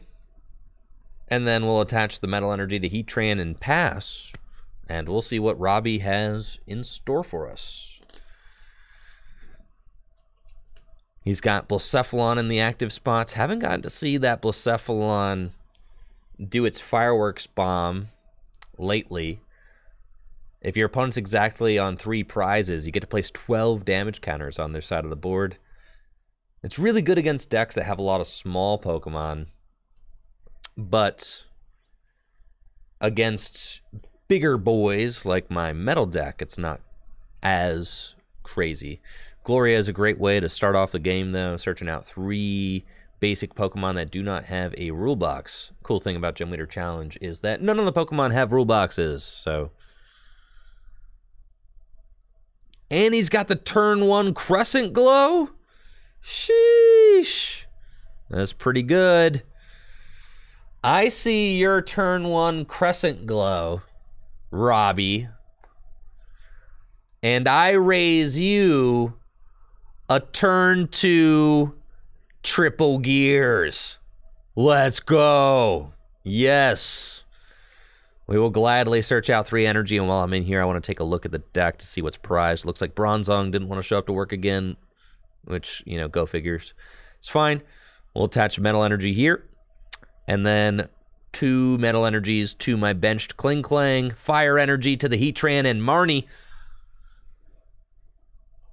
This is about as good of a turn 2 as we could possibly hope for. However, I got to worry about that Giratina, which is going to come out and knock out my Heatran. So it's like, right? It's fine. You know, with that spell tag, it's going to be able to hit the numbers that it needs to hit. We still do it. I'll bench the Bronzor. We'll Nest Ball and go get, I think Q-Font is fine. We could get Q-Font or we could get Jirachi. Jirachi could be good. Allow me to pivot. That's fine. Definitely don't mind that. And then we'll Iron Hammer. For the knockout on Cresselia, we are going to have to eat that spell tag damage. Unfortunately, I do expect probably 1 damage counter onto the Heatran and 3 onto the Kling Klang. Yep, perfect. Take our prize. Bronzong? Dialga. Why is it never Bronzong? It's never Bronzong.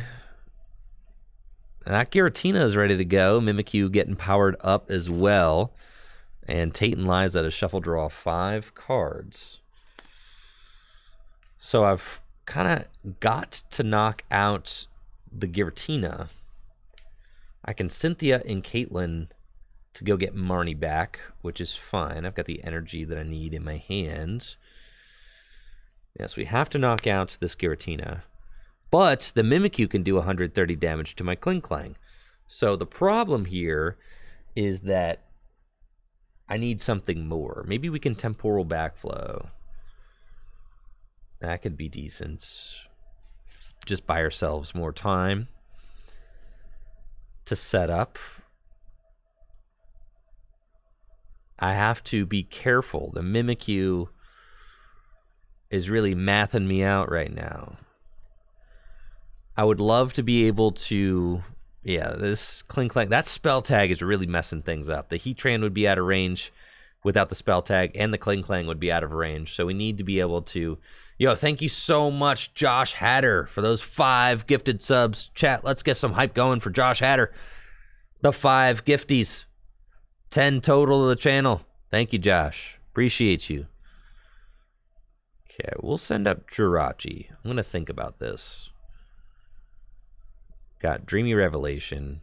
We find Heavy Ball and Bridget.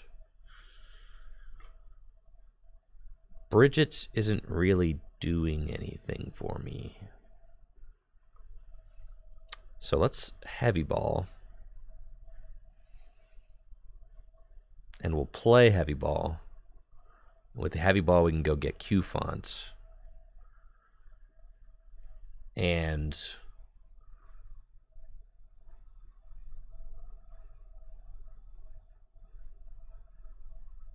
I think that this is a tough decision to make.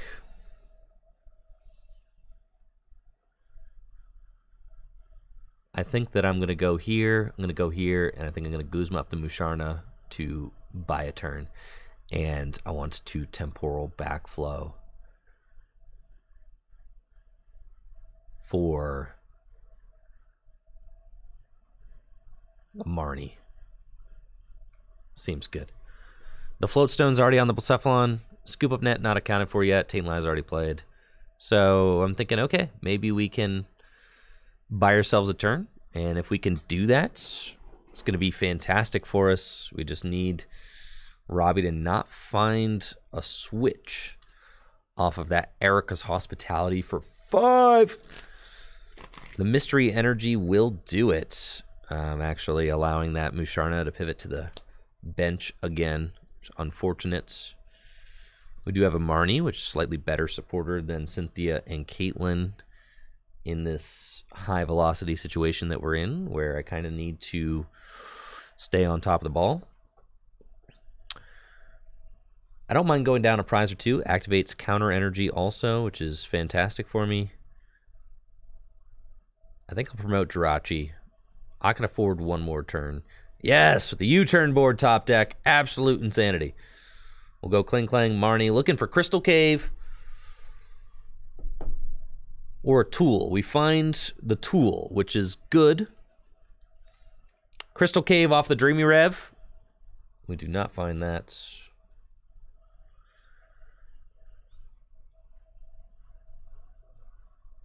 Let's get this Tool. It's gotta be Bronzong off the prizes. Come on. It's gotta be Bronzong right here. It's Bronzong every time, baby. It's not Bronzong. All right, it was not Bronzong. I need to put Town Map in this deck yesterday. I'm in dire need of some Town Map. Yeah, the Bronzong doesn't want to show up. I'm frankly sick of it.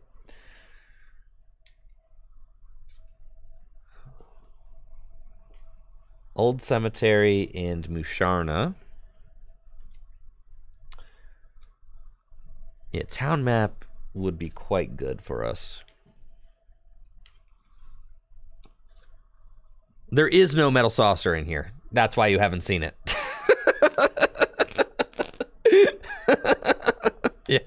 Yeah. Yeah, there is no Metal Saucer. Yeah. Seems like you would think it was an auto include, but you're fine. Just use this guy. All right, we got Tag Call and Kaparaja. We're chilling. Tag Call is insane right now. With Curlia, the Mimikyu can come up and hit me. Right? And there's no Berserker. No. Ain't no space, man. We had to fit a whole Kling Klang in here. And you saw what that Kling Klang do. He's crazy. All right, so it's Mimikyu time, right? No Field Blow. I need there to be no Field Blower. No Field. All right, perfect. Yes. That's exactly what we needed. Kling Klang hangs on. We got Tag Call. Go get the Mallow and Lana. Kaparaja. Mallow and Lana. Discarding Bridget and Level Ball into Jirachi. And now we find Bronzong off the prizes every time here. Come on. What do we want here? Rescue Stretcher? Yeah, probably. Take that Rescue Stretcher. Come on. It's Bronzong every time. Power Beam. Yeah, hook me up with the Bronzong. No luck. All right, we're right back where we were, though. This Kling Klang could get knocked out very easily, and without Bronzong, I am in a bad situation. If they have Gallade, that's a lot of energy in the discard pile. Holy smokes. 1, 2, 3, 4, 5. Yeah. Gallade and a counter energy or something with like a Malamar, and I could be in a real bad situation. Gallade can do 160, which would be enough to take this KO.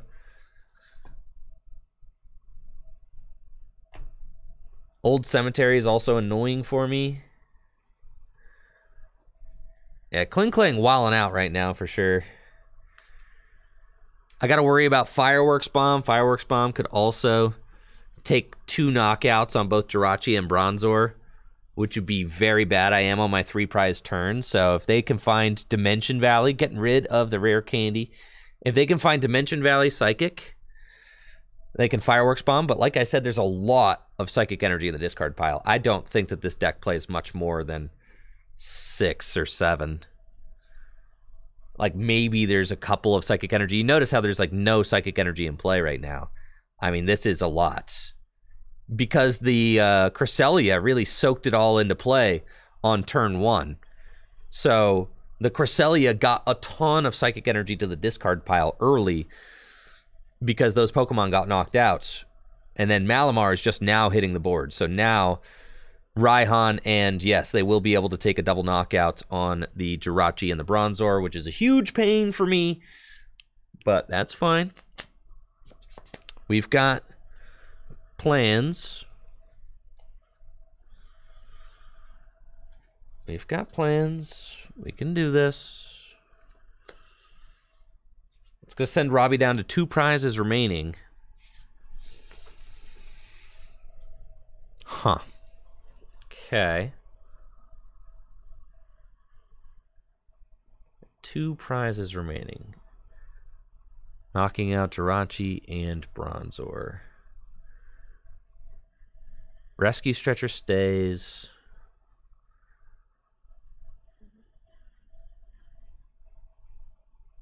Do they have it? I mean, they need to attach that second energy, or else it's not happening, right?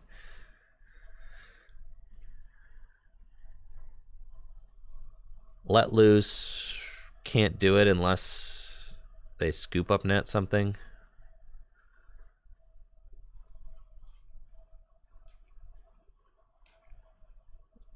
Are they coming up with Dragapults? Yes. They're actually just buying a turn. Okay. So, I'm okay with that. I'm okay with that. I think what we do in this situation is we just Cynthia and Caitlin, and we get the Mallow and Lana back. We really wanted to find our stadium there. We didn't find it, but that's okay. I do get an energy attachment here. Ugh. It's fine. This rod, cave, parallel. Okay, good stuff still in the deck. And we just go for Power Beam. That's fine. We'll eat that heads there. Really didn't want to give up that extra turn, but I had to increase my hand size for sure. Now if the Blacephalon comes up and takes those 2 prizes, it places... There's the Dimension Valley, that's fine. We can get that Dimension Valley out of here. They know I Cynthia and Caitlin for the Mallow and Lana, so they know I have that. There goes Parallel City. And they've got Musharna to dig a little bit more. We just need to get through this Dragapult. Here's the Blacephalon. It should be taking 2 prizes. I suspect. So, boss on Caparaja, that's fine. And then take 2 prizes. That's quite annoying, but it's fine.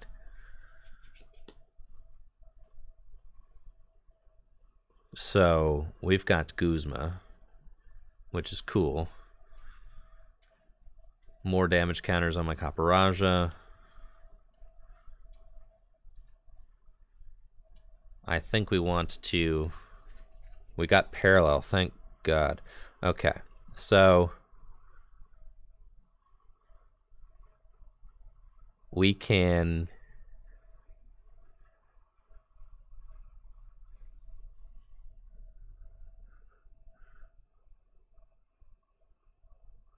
Yes. Let's... It'd be better if it'd be better as anything else, but that's fine. We'll parallel.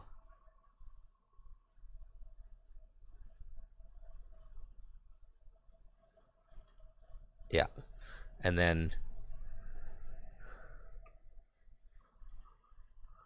they have to discard a couple Pokemon. Okay. And then we rescue Stretcher. Okay. We go get Jirachi back.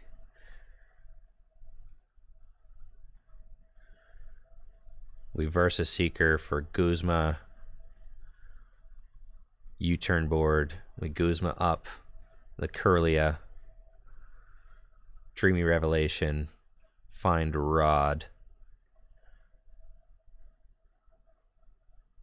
Okay. Can Rod 3 energy back into the deck. Let's see what I find off of this. We'll attack here with Power Beam for the knockouts. They've got just 2 prizes remaining. We find Beach. Still no Bronzong, bro. Killing me on the lack of Bronzong situation. So, what am I doing about this Dragapult? There's Field Blower. He does play it. Okay.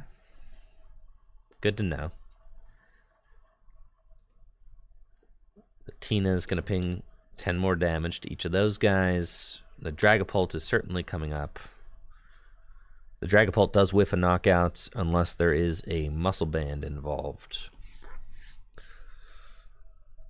Pot Helmet goes on to Tina. I need to find like Crystal Cave, or I mean I could Guzma and Hala for Crystal Cave. For sure. Is it going to be Tina going in right now? Could be.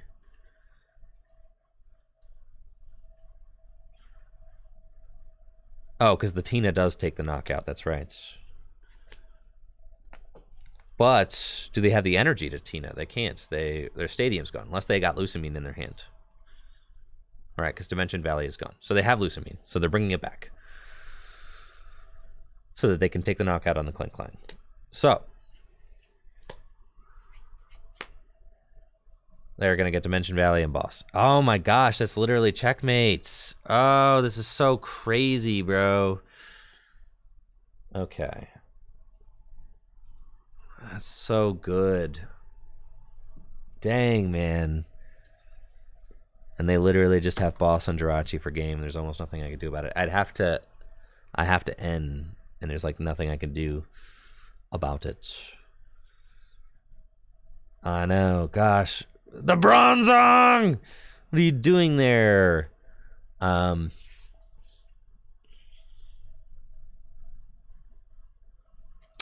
bro. That's tough. We do find N, but it doesn't really matter.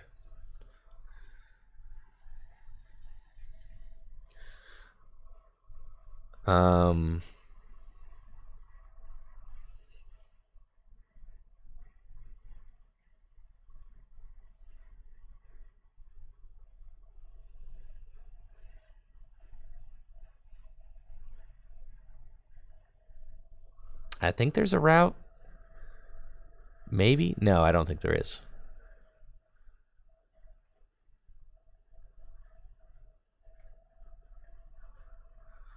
I don't think there's a route.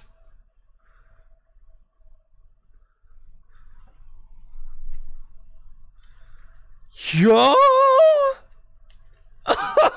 Whoa! Hold on! Hold on!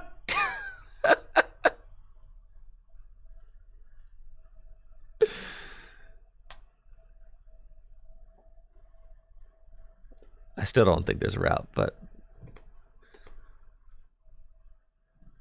there's the Bronzong.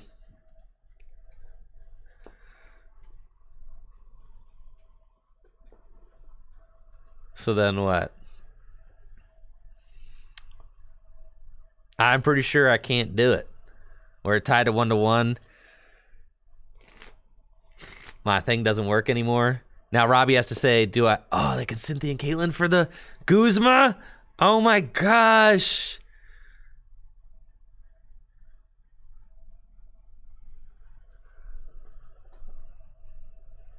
No, for the Lusamine. Okay. That's fine. But now they have to ask themselves, do they swing?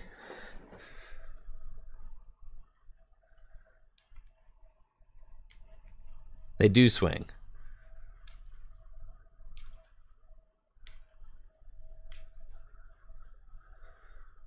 But this has only got 3 damage counters left. No!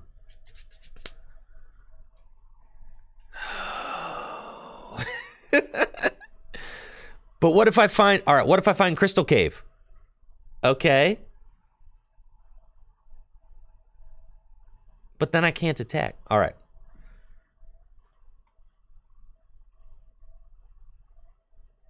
Crystal Cave? Dang it. All right. GG's. It's over. Nothing I can do about it. Well played, Robbie. Dang, that was so close. So close, man. So close. That was a good game for sure. Good one to finish things off. All right, that's it. I've been streaming for too long. I'm getting out of here. You guys take it easy and have a good one. I'll be back tomorrow. Great games, Robbie.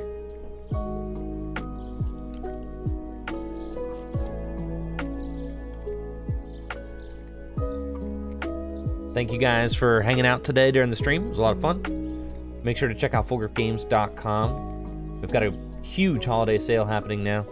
Shopping at fullgripgames.com directly supports the content that I create here on Tricky Gym.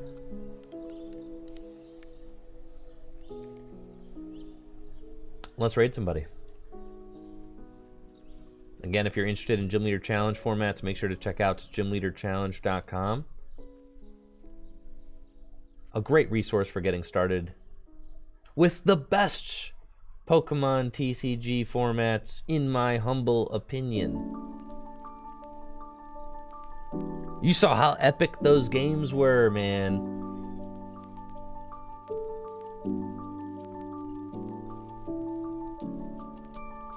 Epic games all around. It's what keeps me coming back. Even when you lose. Games are epic. Alright, let's go say hi to Jan.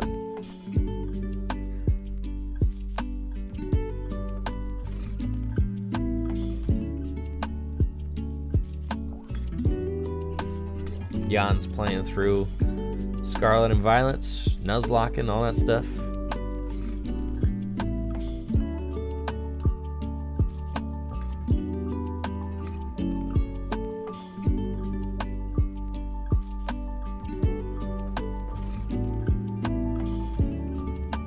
Thank you, Tricky Jim, for the raid.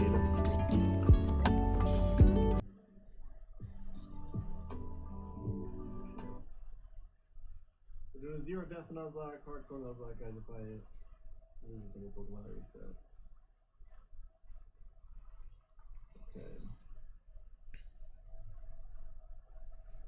dog literally rolls the whole gym. Oh, should I be doing calcs with this maybe? How much? Oh, this has like crazy base attack, right? Okay, hold on. Let's redo these calcs. Maybe this just sweeps.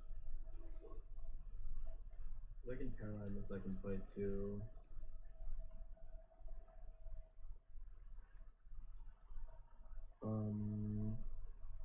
What's this Pokemon name? Fucking boss